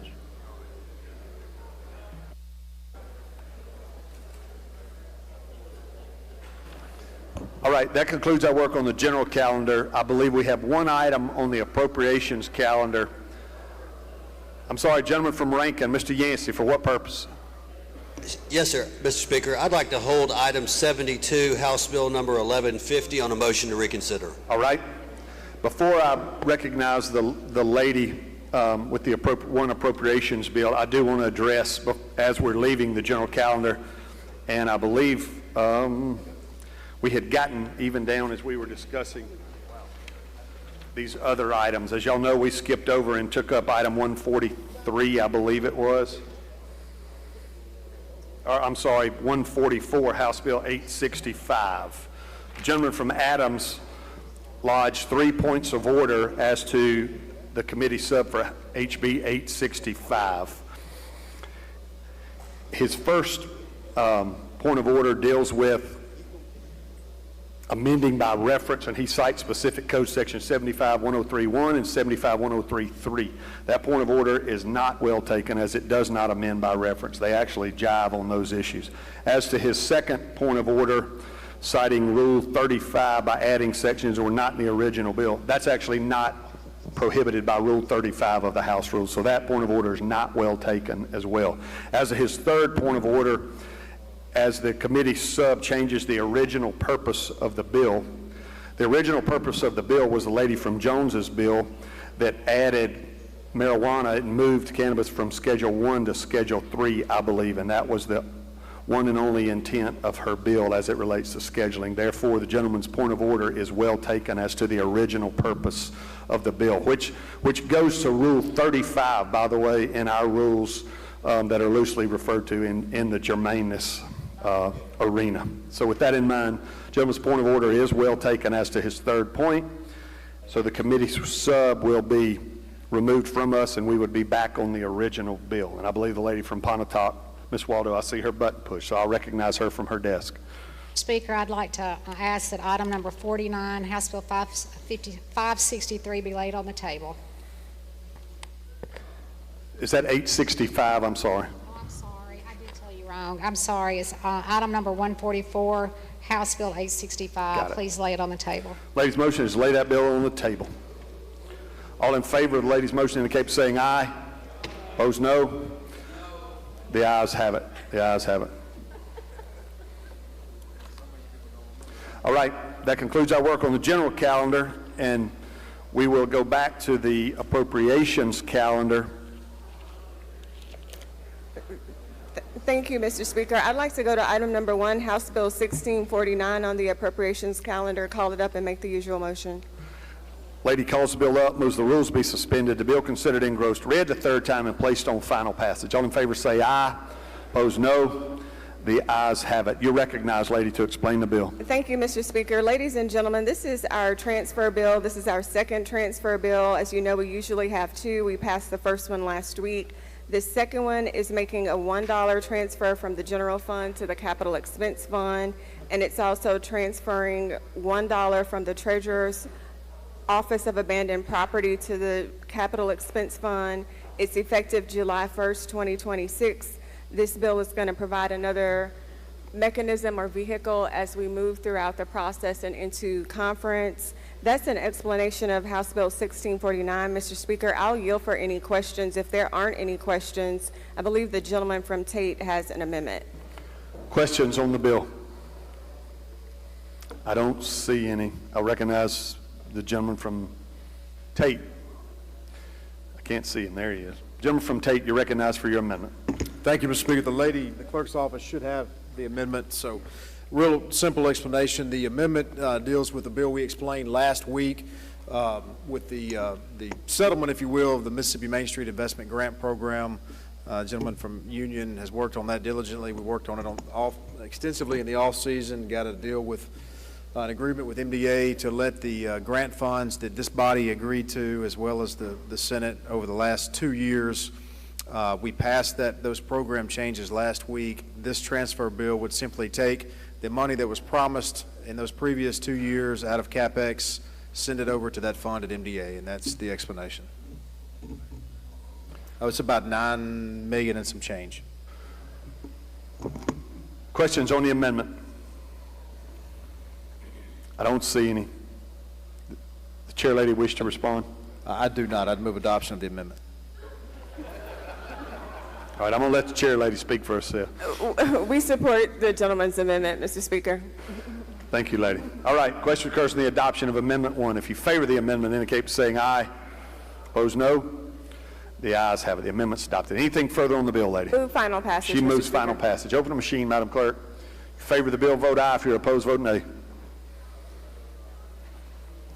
Has everyone voted? Has everyone voted? Close the machine, Madam Clerk. By a vote of 119 yeas, 0 nays, bill passes. Gentleman from Tate's working late today, y'all. All right, I believe that concludes our work on the calendar. Announcements by the clerk's office. Thank you, Mr. Speaker. State Affairs will have a hearing tomorrow at 1:30. Oh, excuse me, they will not meet. I am sorry. All right. Announcements by the members. Gentleman from Jones, Mr. Scoggin. Yes, sir, Mr. Speaker. I'd like to make sure the group knows that you're invited. Delta State University is having brown bag lunch tomorrow in room 201A from 11:30 to 1. Stop by and pick you up lunch tomorrow. Thank you, gentlemen. Gentleman from Neshoba, Mr. Bounds. Thank you, Mr. Speaker. On today's calendar, item number 171, item number 171, House Bill 1692, I'd like to ask for unanimous consent to change my desk mate's vote. I inadvertently voted him for it, and he needs to vote no vote. Unanimous consent. Not record a vote. Not recorded. Is there objection? Hearing none, change the gentleman's vote. Gentleman from Rankin, Mr. Newman. Adjourning member. Yes, sir. A good friend of mine, longtime school teacher in Pearl, Irma Gay Jones, passed away last night. I'd like to adjourn in her memory. Thank you, gentlemen. We will do that. Lady from Hines, Ms. Butler Washington. Thank you, Mr. Speaker. I'd ask for unanimous consent to change my vote for item number 58 on today's calendar from a yes to a no. Is there objection? Change the lady's vote. Gentleman from Hines, Mr. Bell. Thank you, Mr. Speaker. Request to change my vote, House Bill 329 on yesterday's calendar. I don't remember the item number, but I want to change my vote from nay to yay. From nay to... Shut up. Is there a serious objection? Hearing none, we will change the gentleman's vote. Lady from Lowndes, Ms. McLean. Thank you, Mr. Speaker. On item number 14, HB number 671, I'd like to change my vote from yes to no with unanimous consent. All right. Is there objection? Change the lady's vote. Gentleman from Union, Mr. Creekmore. Thank you, Mr. Speaker. I just want to remind everyone that there are several 4-H'ers at the Trade Mart hosting a reception for legislators, and many of you have personalized invitations in which you have constituents who are 4-H'ers there that are receiving some awards. So just to remind you all to please attend. Thank you, gentlemen, for reminding us. Thank you. Gentleman from DeSoto, Mr. Hall. Thank you, Mr. Speaker. I want to remind everyone that there's a legislative reception being hosted by local UHS hospitals, which include Meridian, Flowood, Louisville, Gulfport, and Olive Branch. All are welcome. Thank you, gentlemen. Yeah, Gulfport Hospital. Gentleman from Pike, Mr. Porter. Thank you, Mr. Speaker. I'd like to ask unanimous consent to change my vote on House Bill 1603 from present to yay. Present to yes. Change the gentleman's vote. Gentleman from Lauderdale, Mr. Elliott.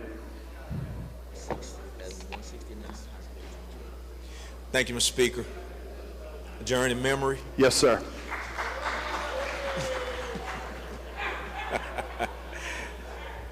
I wondered if you were going to get back to us on that. Oh, yeah, I'm a fighter. I'd like to adjourn in memory for Mrs. Donna Jill Johnson, most affectionately known as Donna Jill. She served as our circuit clerk in Lauderdale County for the past 30 years. She was a dedicated circuit clerk, and we just want to adjourn in her memory. Certainly, gentlemen. I would suggest we all be added as co-authors. If you don't want to be a co-author, please go by the clerk's office and let them know not to put your name on that. Yes, sir. So I'd ask for unanimous consent. Unanimous consent to change my vote on item 169, House Bill 28, from present to yes. All right. Record the gentleman's vote.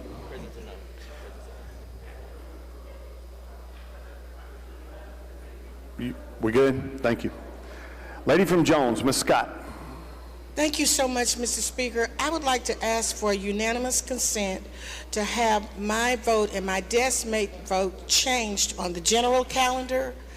Item number 48, House Bill 1305, from yea to nay. Is there objection? Hearing none, change the lady and her deskmate's vote. Lady from Humphreys, Ms. James Jones. Thank you, Mr. Speaker. I'd like to ask for the unanimous consent to change my vote. House Bill 476 from present to yes. Record the lady's vote. Thank you. The gentleman from Hines, Mr. Brown. Adjourn in honor? Yes, sir. I'd like to adjourn in honor of James Lapp Baker, a administrator in Jackson for the last 40 years, who passed away over the weekend. Thank you, gentlemen. We will do that. I would ask the House to join me in adjourning in memory of Alexis Grace Taylor. She was the first daughter of Lex and Margaret Taylor of Winston County. So please join me, as well as those you reps out there who represent parts of Winston County. She was 37 years old. So we will adjourn in her memory today and remember her and her parents. All right, I don't see any further members seeking recognition. I will recognize the gentleman from Rankin for the motion. I move that the House stand adjourned until 10 a.m. tomorrow. Gentleman's motion is the House stand adjourned until 10 a.m. tomorrow. If you favor that motion, indicate by saying aye. Opposed, no. The ayes have it. House stand adjourned until